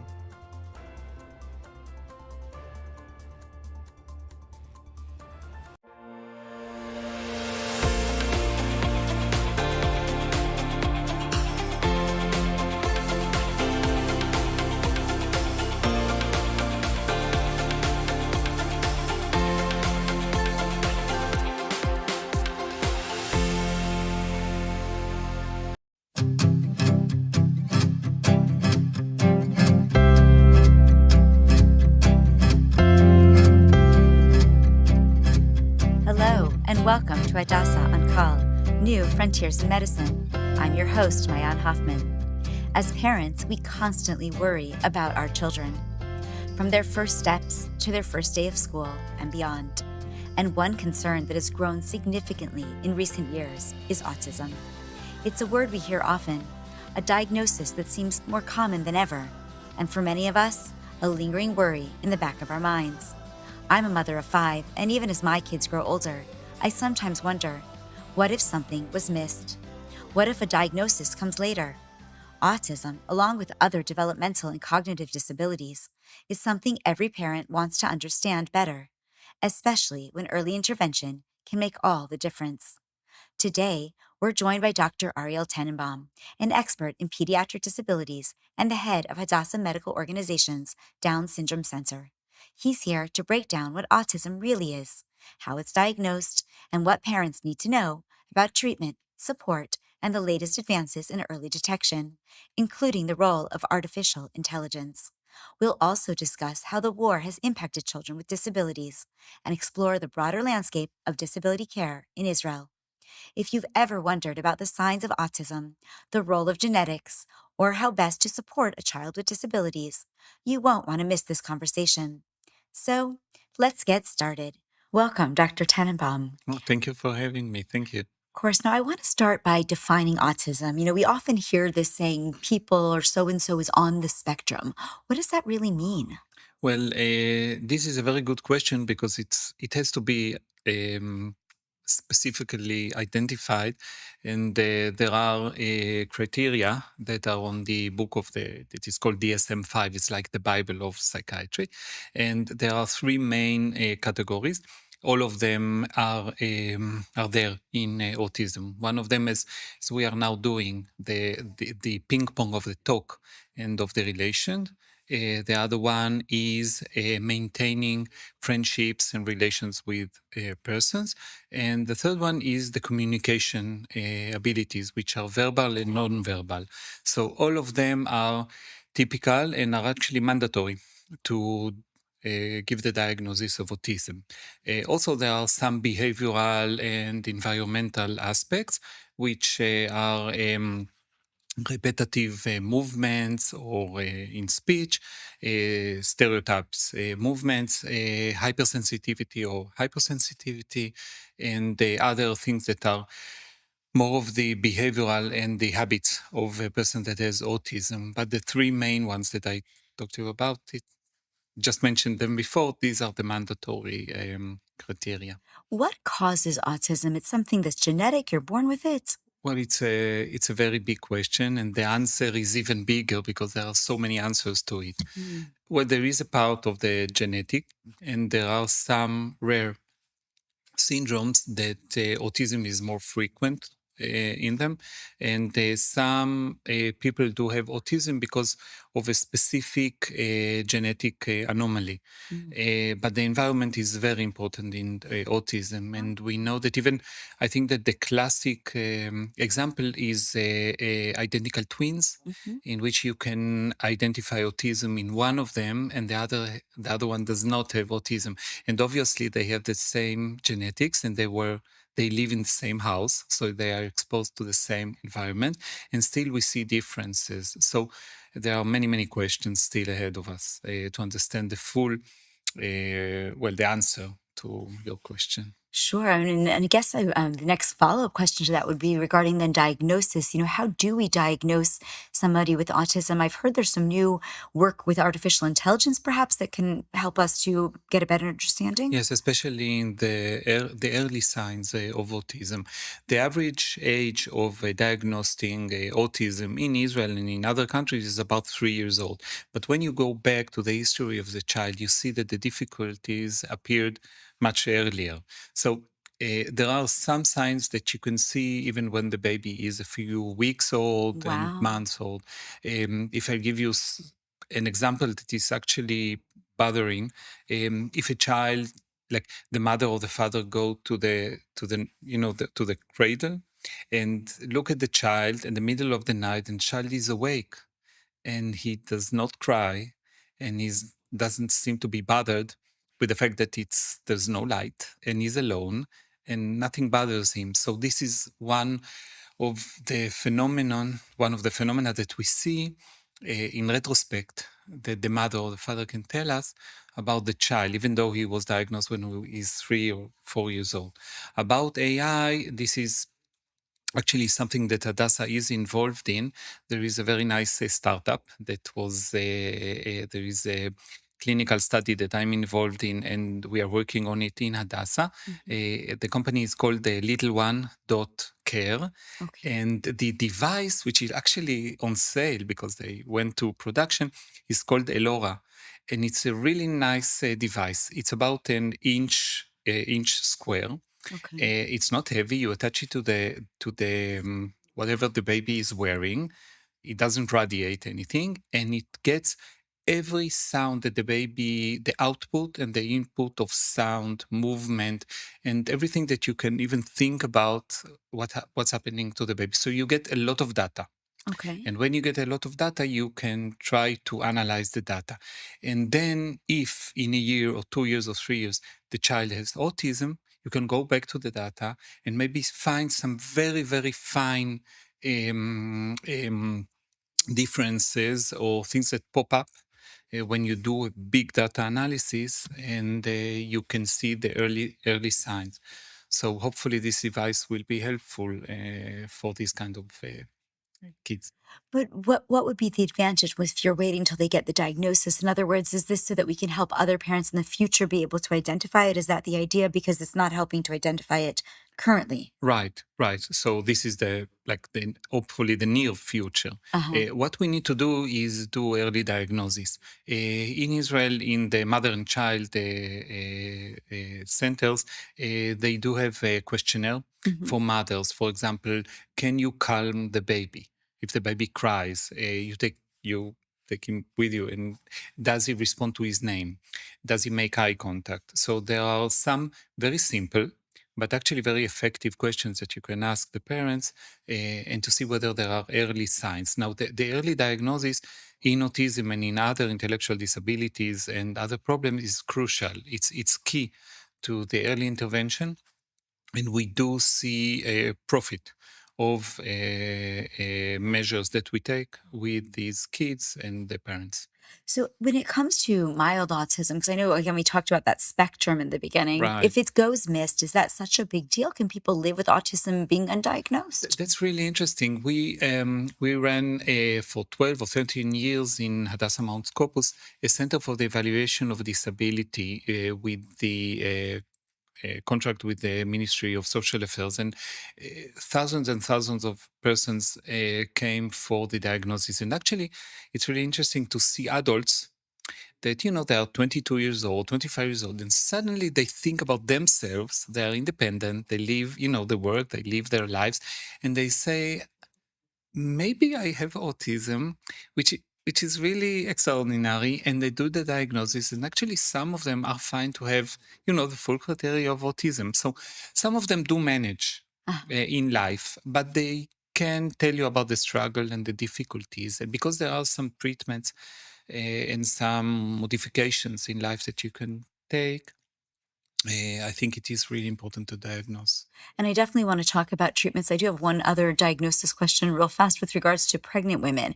Can women today be tested? I mean, I know with many disorders or diseases, certainly Down syndrome, which we'll talk about soon, you can find out before the baby's born. Is that true of autism? Well, if the mother had already a child or a few children with autism, and there is a family history of autism, and we know the gene, so the mother can be tested. You do amniocentesis, and it can be tested and ruled out or ruled in. But these are not these are not most of the cases. Well, healthy pregnancy is a good thing. For the outcome of the child, but other things, well, we're not there yet. Okay, but you think we will get there at some point? Well, hopefully, yes. I mean, as you mentioned AI, so if we get a lot of data, and in other cases in medicine, things pop up, and then you see the connections, the relations between some data that you may miss or don't think it's very important, and the outcome of the child. Yeah. Fascinating. Now, with regards to treatments, can autism be treated for real? Can it be cured ever? Okay. And what does that look like?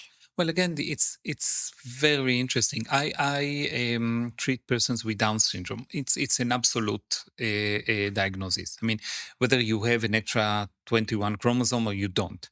Right. In autism, it's really unique. Some kids get the diagnosis because they follow, you have your criteria, and the child, you put a V on the criteria, and you say, well, the child has autism. Now we start intervention. Right. We give him speech therapy, physiotherapy, occupational therapy, parental guidance. We put him in special class, and we do these interventions. And a year later, 2 years later, the child goes again to evaluation, and then you see that he's in another place completely. And sometimes the kids get the diagnosis stretched off their diagnosis, which is like puzzling. I mean, you ask yourself, how can you diagnose a person with a specific DSM-5 diagnosis and then remove the diagnosis? But it does happen in the real world. I mean, wouldn't it, DSM-5, because it's psychological, as you mentioned, that's like the Bible of the mental health world. So, I mean, Right. with depression, anxiety, can't those things come and go as well?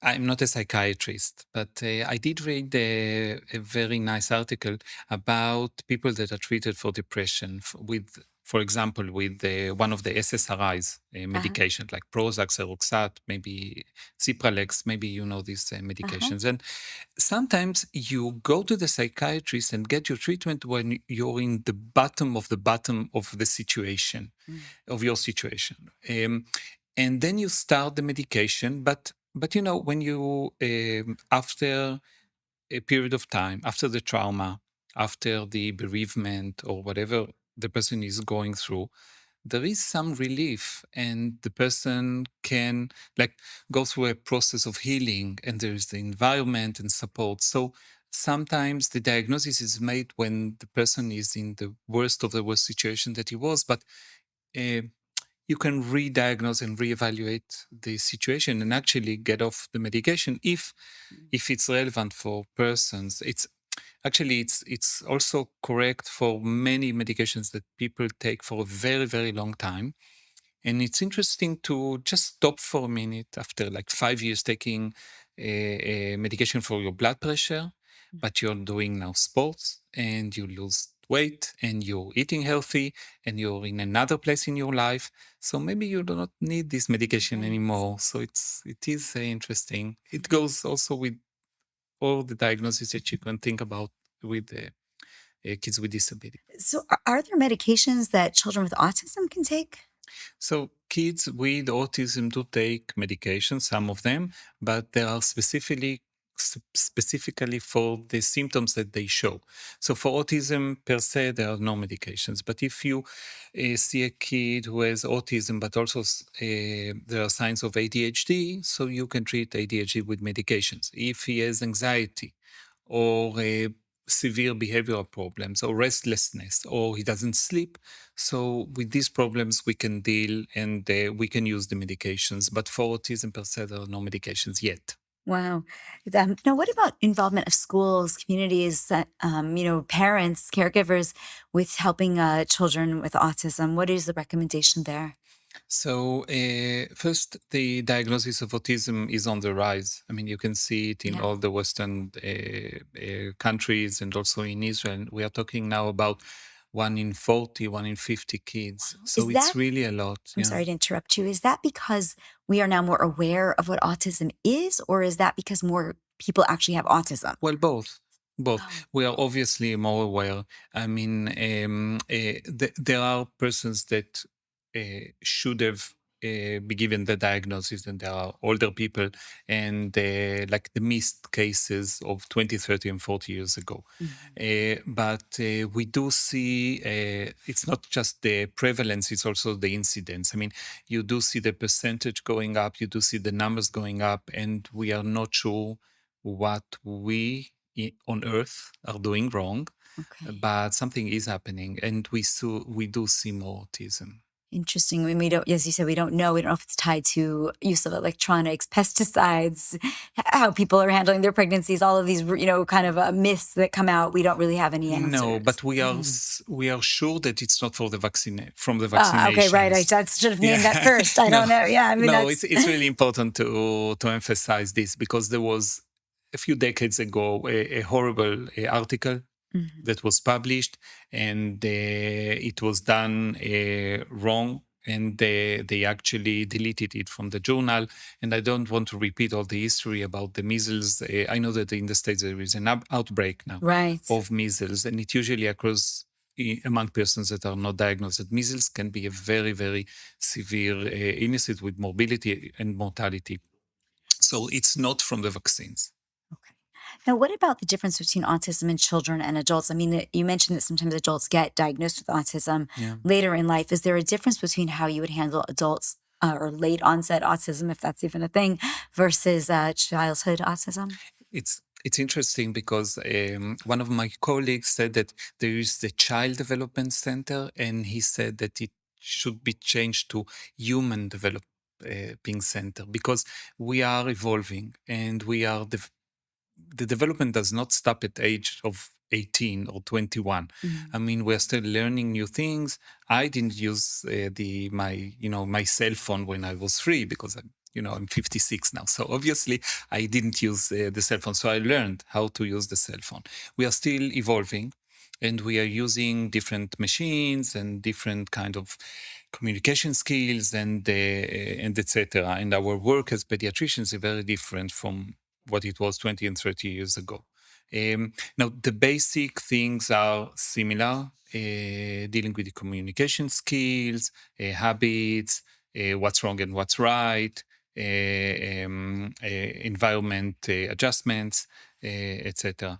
We do see the involvement of persons with autism at work, in the military, in the army, in Israel, and some of them do very well in all kinds of companies that, for instance, the computers, okay? So some persons that have autism do work very well in these companies that 50 years ago it wasn't a possibility, because there weren't any,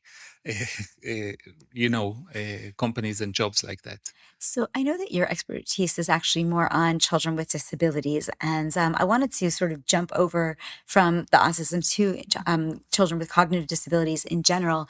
What are the most common ones today? What are we seeing, especially here in Israel? So Down syndrome is about 1 in 1,000 births, and it's very stable in Israel, and in most Western countries it's around 1 in 700, 1 in 800. Also prematurity. We are in Hadassah and all around the world, we are doing much better in saving lives of kids who are born very early. But one of the what we see later on is that some of these kids do have problems with their development, and it can be global developmental delay with many areas of disabilities that we are challenged with. Yeah. So what should parents be watching for to indicate if maybe their child does have a cognitive disability? Okay, so if we detect early signs or early risk factors, for example, prematurity or a family history and so on. So we do encourage patients to consult with their gynecologist and with the family doctor. And after the child is born, so there is a very nice system of mother and child centers. Pediatricians are available in the community clinics. And I think that's about it. And also in kindergartens, in schools, there are surveys, and there are persons that come and detect kids with problems, and they send them for evaluation. Now, this might be a little controversial where I'm going to take this next, but regarding, testing when a mother is pregnant, I mean, you mentioned before being able to do the amniocentesis and other, disabilities or disorders we can find in advance. Are there ever times that you certainly would recommend to terminate a pregnancy? Is that something that we do here in Israel? And what are the factors that go into making that decision? Okay, so the decision is the mother decides. This is what I believe in. But I do think that the mother is. I think that my job here is to get the information as clearly as possible to the mother and to a partner, and just to make sure that when they decide, they do it with a clear understanding of what's going on. Some parents did come in different stages of pregnancy. For example, with a child that is, when he will be born, he will have Down syndrome. And they ask questions. We see it and we discuss it. And I don't give a specific recommendation because I think that it's in the mother's hands to decide. In Israel, there are the mother sits with the professionals, and she asks for, termination of pregnancy if that's what she wants, and with all kinds of disabilities, physical or mental or cognitive disabilities, these requests are usually approved, and yeah. It must be very sensitive. Of course. Since October 7th, I'm going to assume that more children are struggling with mental, behavioral, and other disorders, not disabilities, but disorders, challenges that are resulting in, and even, I guess, physical disabilities for the children that were unfortunately attacked on the 7th down south. And we know how much rehabilitation is going on. Talk to me a little bit about what you're seeing here at Hadassah, the kind of patients, obviously anonymously, that you're treating since October 7th. Well, some of them, the impact. It's like the how do you call it, the waves when you throw a stone, and Yeah. so the waves are still very strong and hitting all of us. Some have mild symptoms like bedwetting. They were, they were dry for a year, and now they're again bedwetting. Just being very alarmed in the middle of the night because of the sound of an ambulance passing by, thinking maybe it's a rocket this time. Learning problems, all kinds of anxieties, both the parents and the child. So we see more of that, obviously. Our child psychiatry ward is very busy. Wow.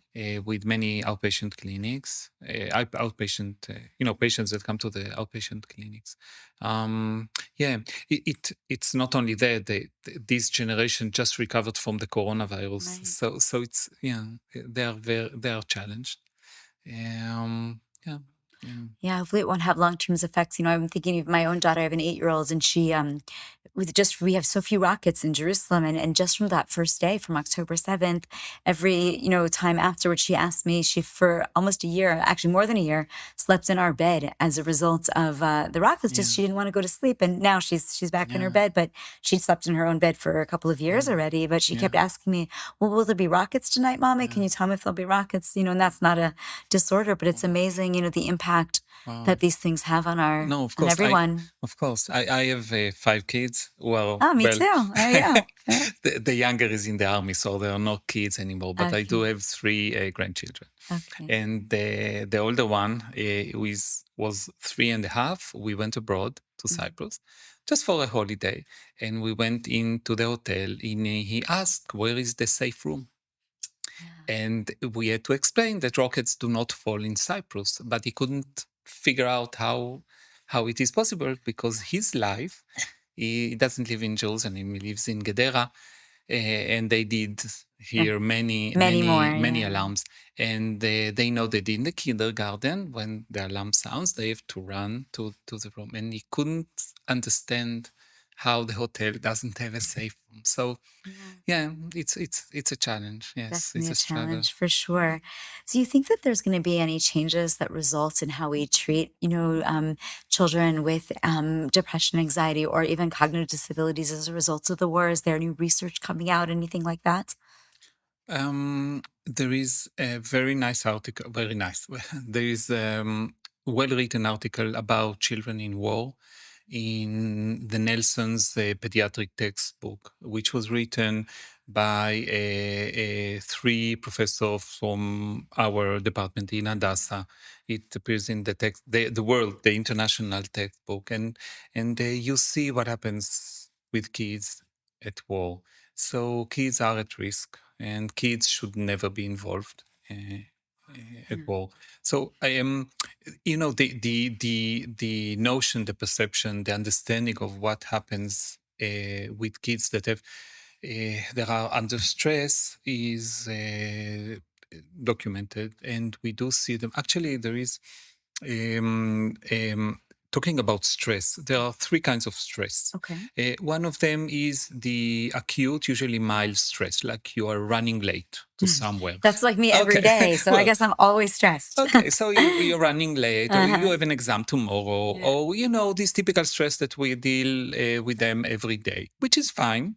And actually, in some cases, you overcome the challenge and you're fine. You did well on the test. You had many patients to see, but you saw them all, and they are doing nicely. That's one. The other one is the more severe and more, but it is still tolerable. When you lose someone who is very dear to you, but he was old and he passed, in old age. So it's very sad. And it can be traumatic, but eventually it's difficult to say, but you just get over it. And sometimes you grow from it. You understand life, and you have some notions and understanding of the circle of life, and or you move to another country, which can be actually Very stressful. yes, but in the end of the sometimes a very long time.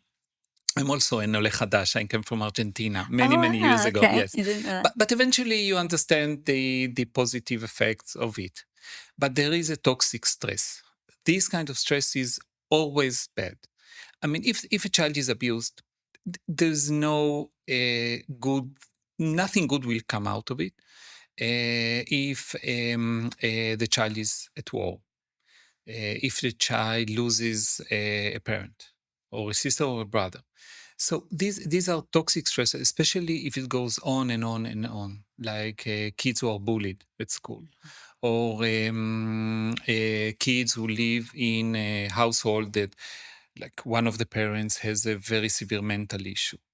So these are stresses that kids, we do see biologically, that some of them do not recover, and we can show biological markers of the stress, Like brain biomarkers? brain biomarkers, but also like they are more at risk of cancer when they are older, more at risk of having hypertension, staying shorter. I mean, growing less than expected. So the effects are, I mean, the impact is very strong. So we need kids to be happy. It's actually so fascinating thinking about, October 7th and the last year and a half of war. We really don't understand then the long-term impacts. I mean, things, we had a discussion just the other day about the impact on cancer. We're seeing more cancer patients, but from what I'm hearing from you, this is something that we might see in 10 years or in 20 years as a result of October 7th. Yes, the war is, war is definitely a toxic stress, yeah. Wow. Is there anything else that you want to add or you want to share that you think that our listeners and viewers would want to know that we didn't talk about or I didn't ask you? Well, you mentioned possible treatments for autism and possible, understanding biologically, physiologically, all kinds of diagnoses and diseases and conditions. And I did want to mention a very nice startup that is also here in Hadassah. That the company is called Itai and Beyond. Oh, I know it. Okay. Yeah. Okay. So Itai and Beyond, I'm on the advisory board of the company, and they are, I mean, wow, these are really fascinating. We have in the company there are brain organoids, which actually are very mini brains that are in the lab, which originated from patients, from volunteers. And in these mini brains, it is possible to test almost everything.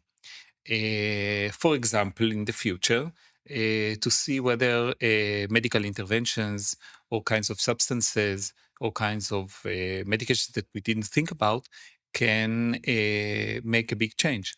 And what's really elegant that you can do it outside the body. You don't have to test the baby or the child. You can first test it.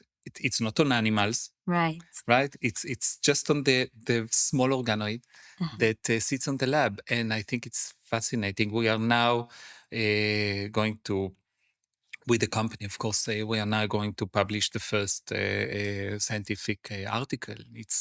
The results are absolutely fascinating, and I think it's the future.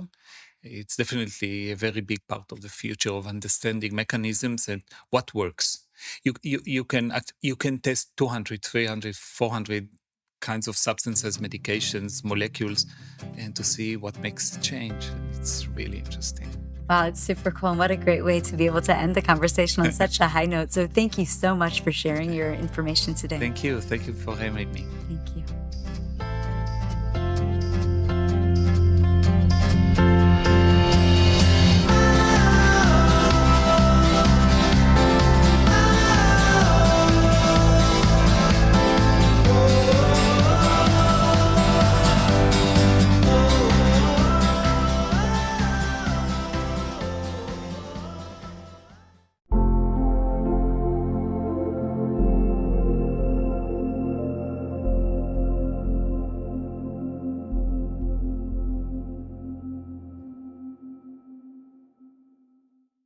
To discuss the progress towards phase 2 of this Gaza deal is the director of AJC Israel, as well as the former IDF spokesperson, Lieutenant Colonel Avital Leibovich.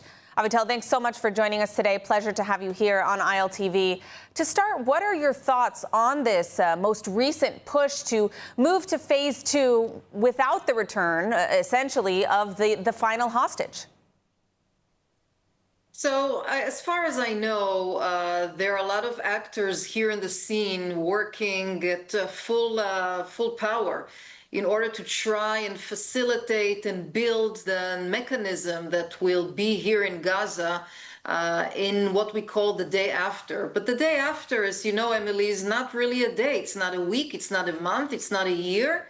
We're looking at a long period of time. On the other hand, Israel has zero motivation to deal with sewage, electricity, water, education, health for the people of Gaza. And in some ways, it will be more convenient to have some sort of a force which will manage the Gaza Strip.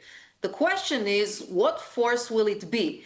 Because I don't see a situation right now that countries, Arab or others, will send security forces to be on the ground in Gaza when Hamas is still there. So I'm not sure we're that close to phase 2 as some of the media outlets actually hint that we are. I want to talk a little bit about this international peacekeeping force or whatever you want to call it. Who is going to actually be a part of this, and how should Israel respond to Turkey's demand that we most recently saw to effectively have some kind of troops effectively on Israel's border? With all honesty, I don't really see Israel agreeing, to host Turkish security forces on its border. There are two countries in the world that are hosting Hamas officially. First one is Qatar, the second one is Turkey. Israel worked very hard in the past 2 years to demolish the Shiite axis led by Iran. And obviously, Israel is not interested to create an alternative axis led by Turkey and Qatar. So I don't see that happening. We are looking, however, at some sort of a security buffer that Israel needs to create. I think this is far more important than any foreign security forces on the ground. This is the most critical thing for Israel, especially looking forward, because Israel is very much interested for the people who evacuated from the envelope of Gaza to return one day, hopefully soon. Now, given the fact that Hamas has claimed repeatedly they will not disarm, why are we seeing, some of them at least, pushing for an entrance into this phase 2? Well, the answer is very clear to me. Obviously, Hamas wants to show some sort of advantages, some sort of gains for the people in Gaza. And in phase two, after disarming Hamas, there will be some sort of the beginning of renovating of Gaza. And obviously Hamas is keen to enter that phase. However, we need to, again, keep in mind that the day after is not really a day after. By the way, I'm an optimist, and I do think that education is critical to change the hearts and minds of the people who live in Gaza.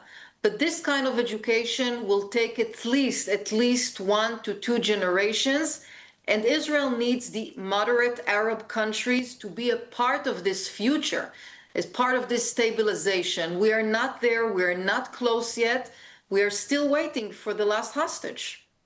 Now, what are Israel's options in terms of defense? We see tremendous international pressure on Israel in regards to this ceasefire. Already accusations flying left, right, and sideways, even when Israel is exercising self-defense. So when it comes to the disarming or removal of power of Hamas, can Israel really do anything given the international spotlight?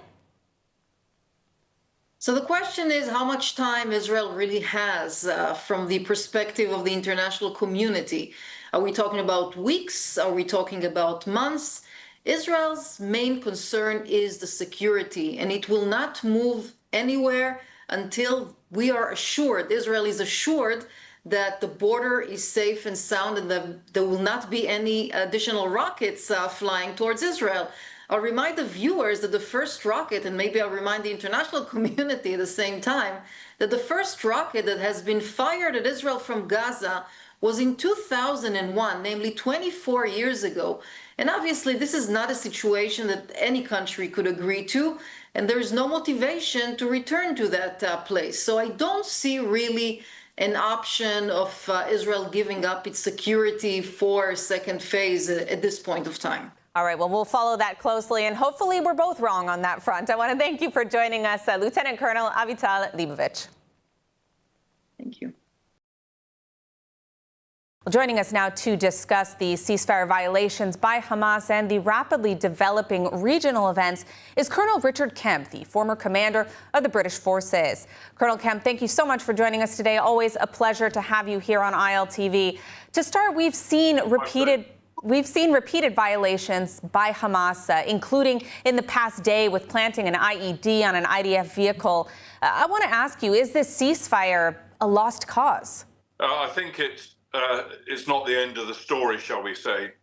We may well see a continuation of the ceasefire along current lines with relatively low activities by both sides.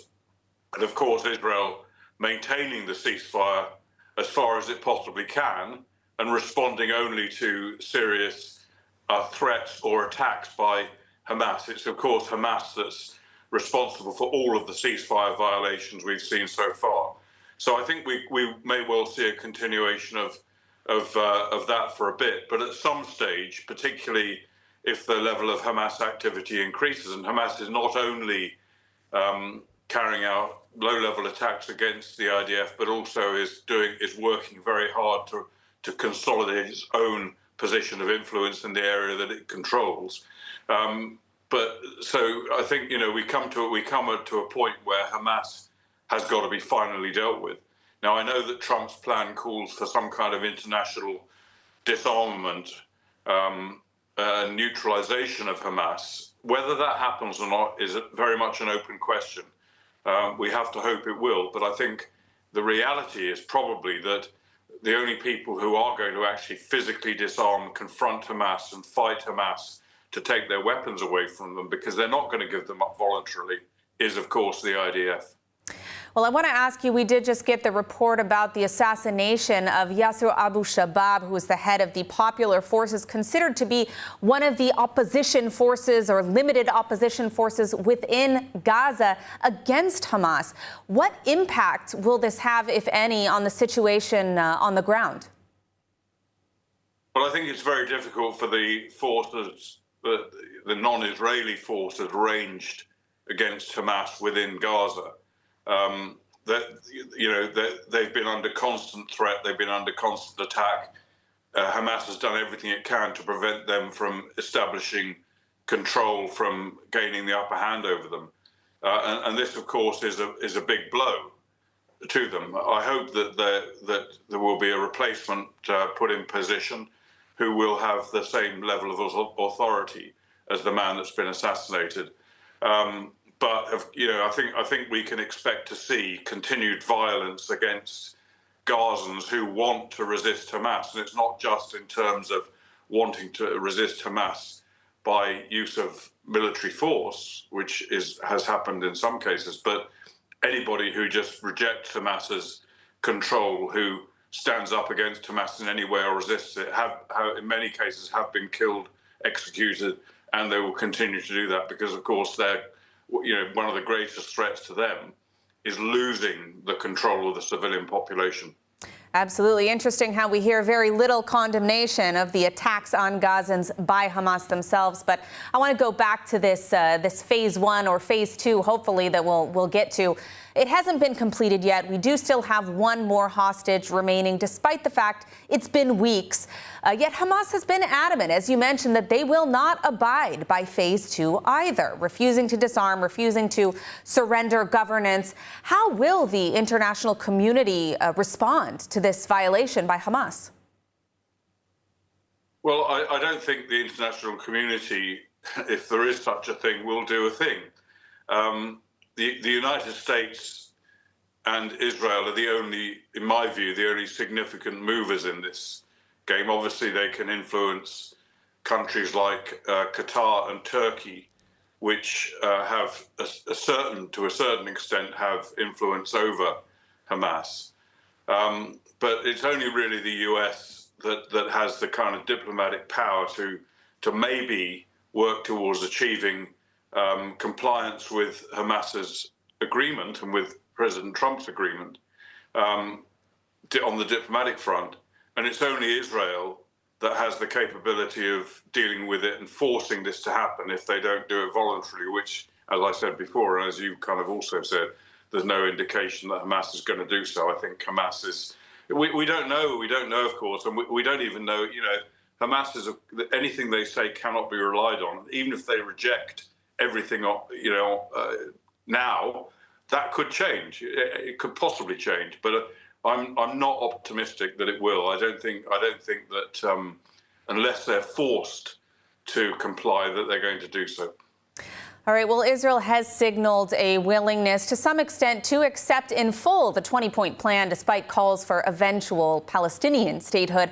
How likely do you think that is to come to fruition? I think it's extremely unlikely. And of course, Israel had to go along with the proposal that there might be an eventual Palestinian state. And of course, I think that's always to an extent been Israel's policy that, and Israel indeed in the past, the Israeli governments have offered the Palestinians their own state and has been rejected on numerous occasions. But I think the likelihood of it happening is so low, not even so much because of Israel. I think Israel obviously has to have as its number one priority the protection of its people from a future Palestinian state, sovereign state. And that can only be achieved by IDF forces being deployed within that state, which means that it's not a sovereign state. Indeed, great questions. Well, I want to thank you for joining us today. Unfortunately, we are out of time, but thank you, Colonel Richard Kemp. Thank you. And joining me now is Reserves Lieutenant Colonel Doron Avital. He is the former commander of IDF Special Forces. Doron, thank you for joining us. Let's first turn to Lebanon. We had a meeting today with a member of the Israeli government, not from the security establishment, meeting, I believe, for the first time with a civilian member of the Lebanese government. That's a bit of a breakthrough. But how much likelihood is there that this ceasefire is going to hold, even if you can call it a ceasefire, between Lebanon and Israel, when we see almost daily violations of it by Hezbollah?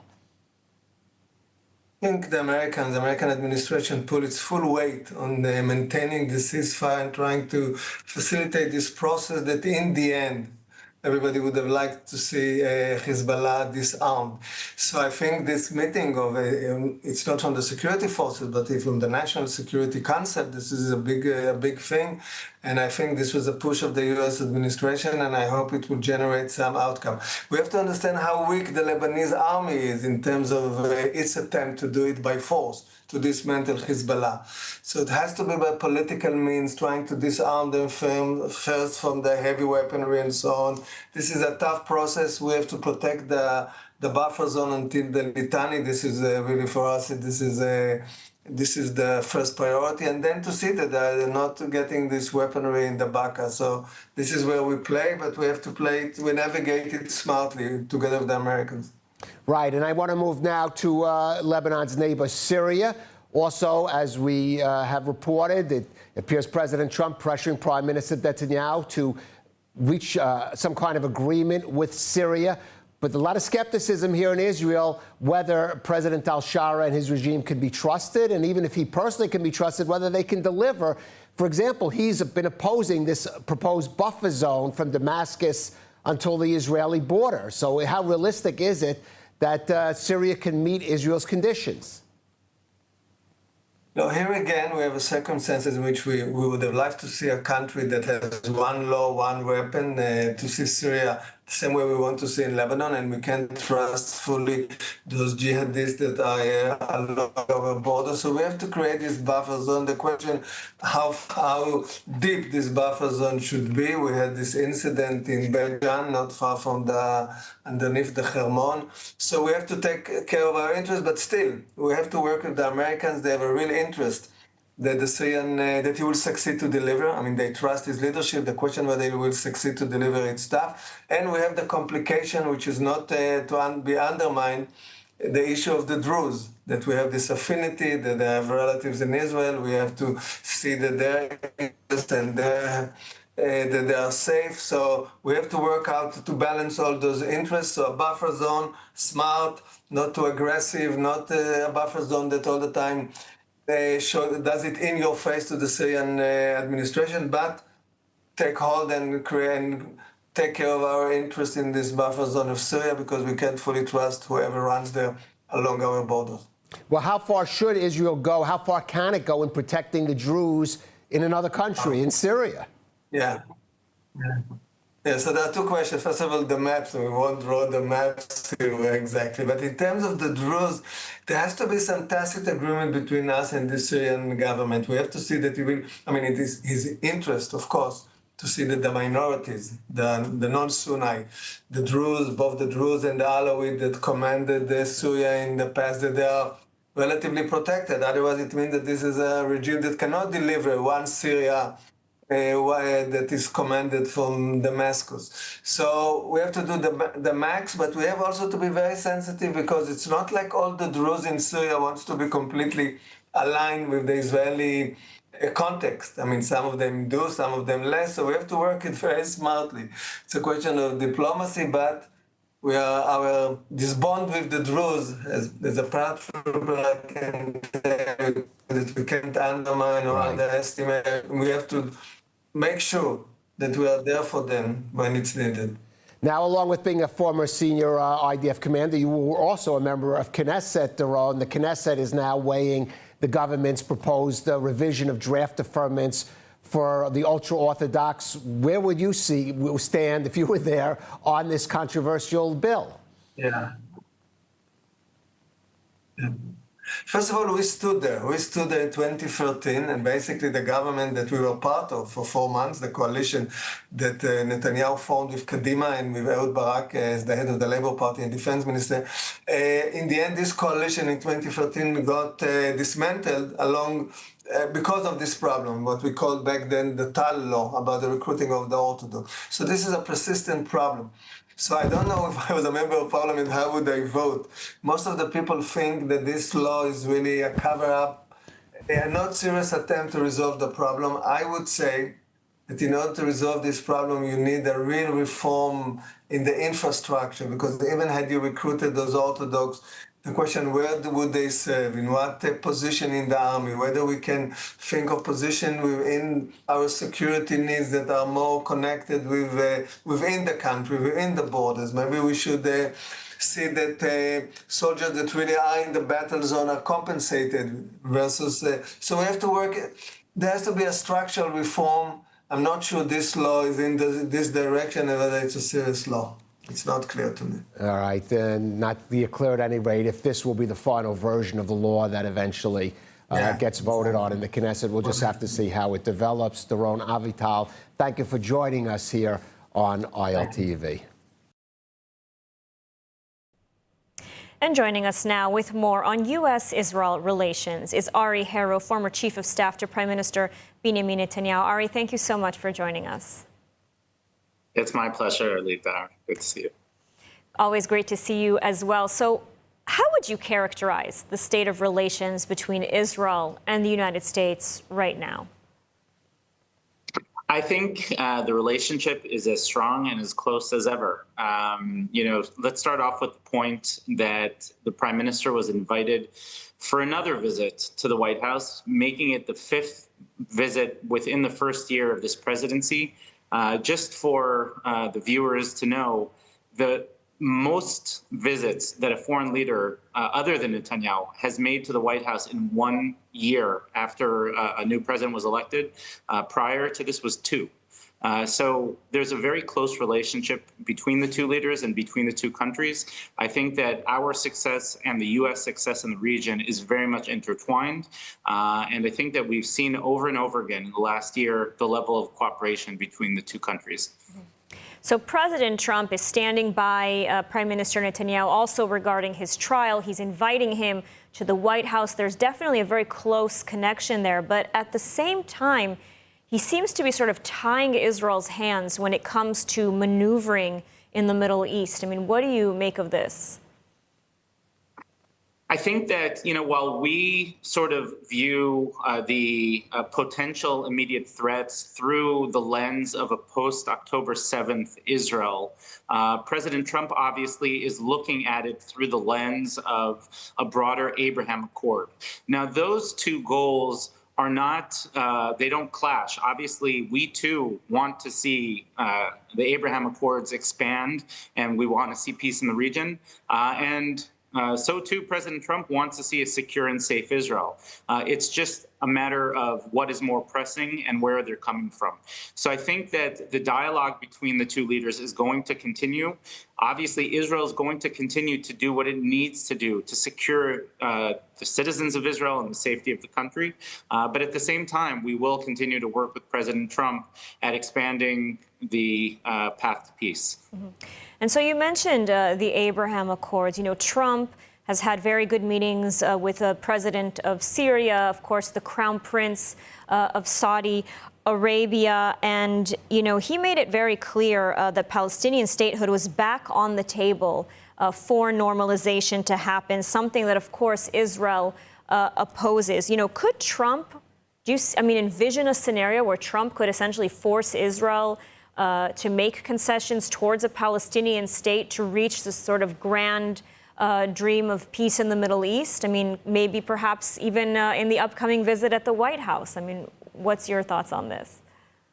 So we have to remember that international relations and diplomatic relations, similar to domestic politics, is really the art of compromise. Now, that doesn't mean that a country, any country, and definitely not Israel, should be compromising on its security needs and its just key components to securing its future.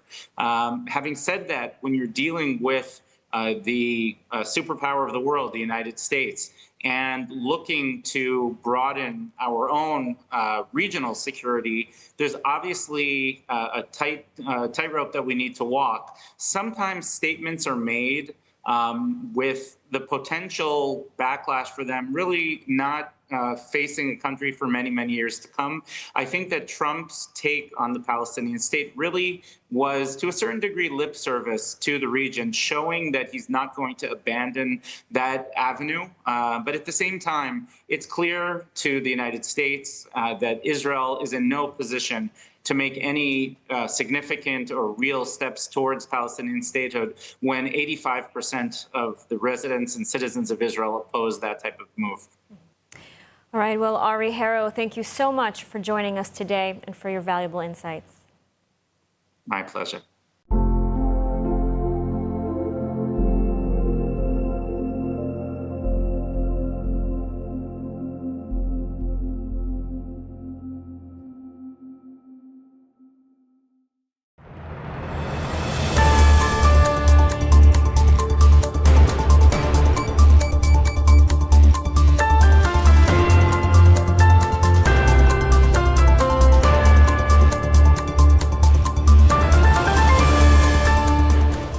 Welcome back to ILTV on the Hour. I'm Alec Pollard, coming to you live from Israel with the biggest stories coming out of the region. Hamas and the Red Cross say they have tried and failed to find the body of the last Israeli hostage, Police Master Sergeant Ran Gvili, in the eastern part of the Zaytun quarter of Gaza City. Hamas operatives and Egyptian workers, accompanied by members of the International Committee of the Red Cross, had focused their search on that area, but claim it came up empty, and operations have officially concluded in eastern Zaytun. Reserve Major General Nitzan Alon, who served as the IDF's point man on hostage negotiations since October 7, 2023, says Hamas has an objective difficulty in finding the body, and it's related to the chaos they faced immediately after the October 7th massacre. Prime Minister Benjamin Netanyahu will meet U.S. President Donald Trump at Mar-a-Lago on December 29th to discuss the next steps of Trump's Gaza plan. The trip will be Netanyahu's fifth visit to the U.S. since Trump took office and his first since the administration brokered a ceasefire and hostage deal, ending 2 years of fighting. In addition to advancing Trump's 20-point Gaza peace plan, the two leaders will discuss security with Syria and Lebanon. The Gaza plan envisions Hamas disarming, a Palestinian technocratic body running Gaza, and a multinational force deploying as the IDF withdraws. I can share with you that the Prime Minister will meet with President Trump on Monday, December 29th. They will discuss the future steps and phases and the international stabilization force of the ceasefire plan. The IDF confirms carrying out a wave of airstrikes in southern Lebanon, saying it targeted Hezbollah sites, including a training facility used by the terror group's elite Radwan force. According to the military, the training and qualification compound was used by the terror group to plan and advance attacks against Israel. In addition, several buildings used by Hezbollah and a rocket launching site in southern Lebanon were hit.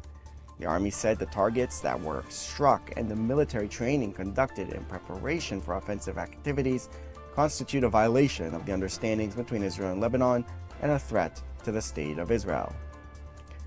What began as a municipal tax collection operation has turned into a diplomatic firestorm after Israeli police raided the UNRWA compound in East Jerusalem, removing the UN flag and raising an Israeli flag over the site.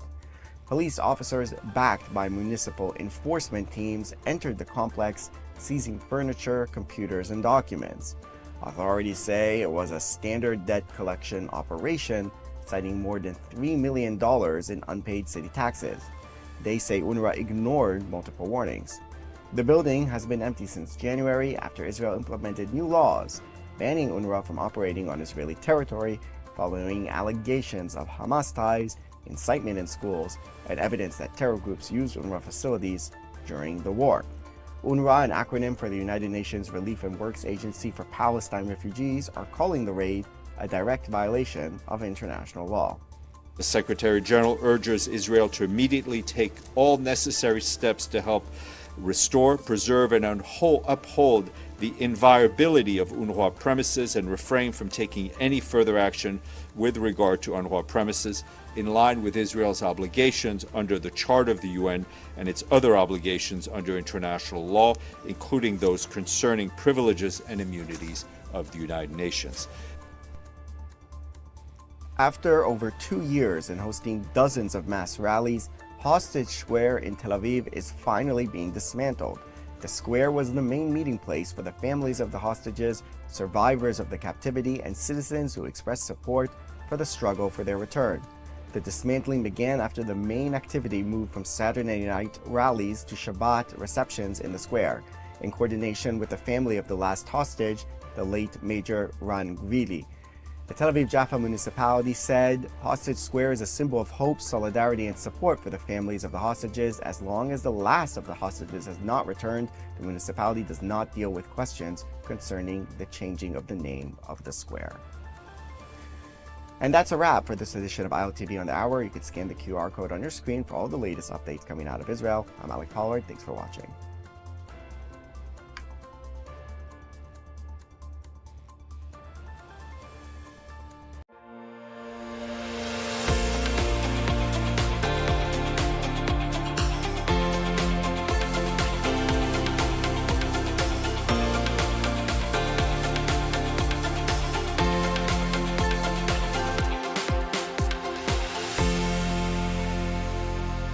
The war in Gaza may have slowed to a simmer, but Israel's leadership is now entrenched in a battle with itself. The left doesn't trust the government.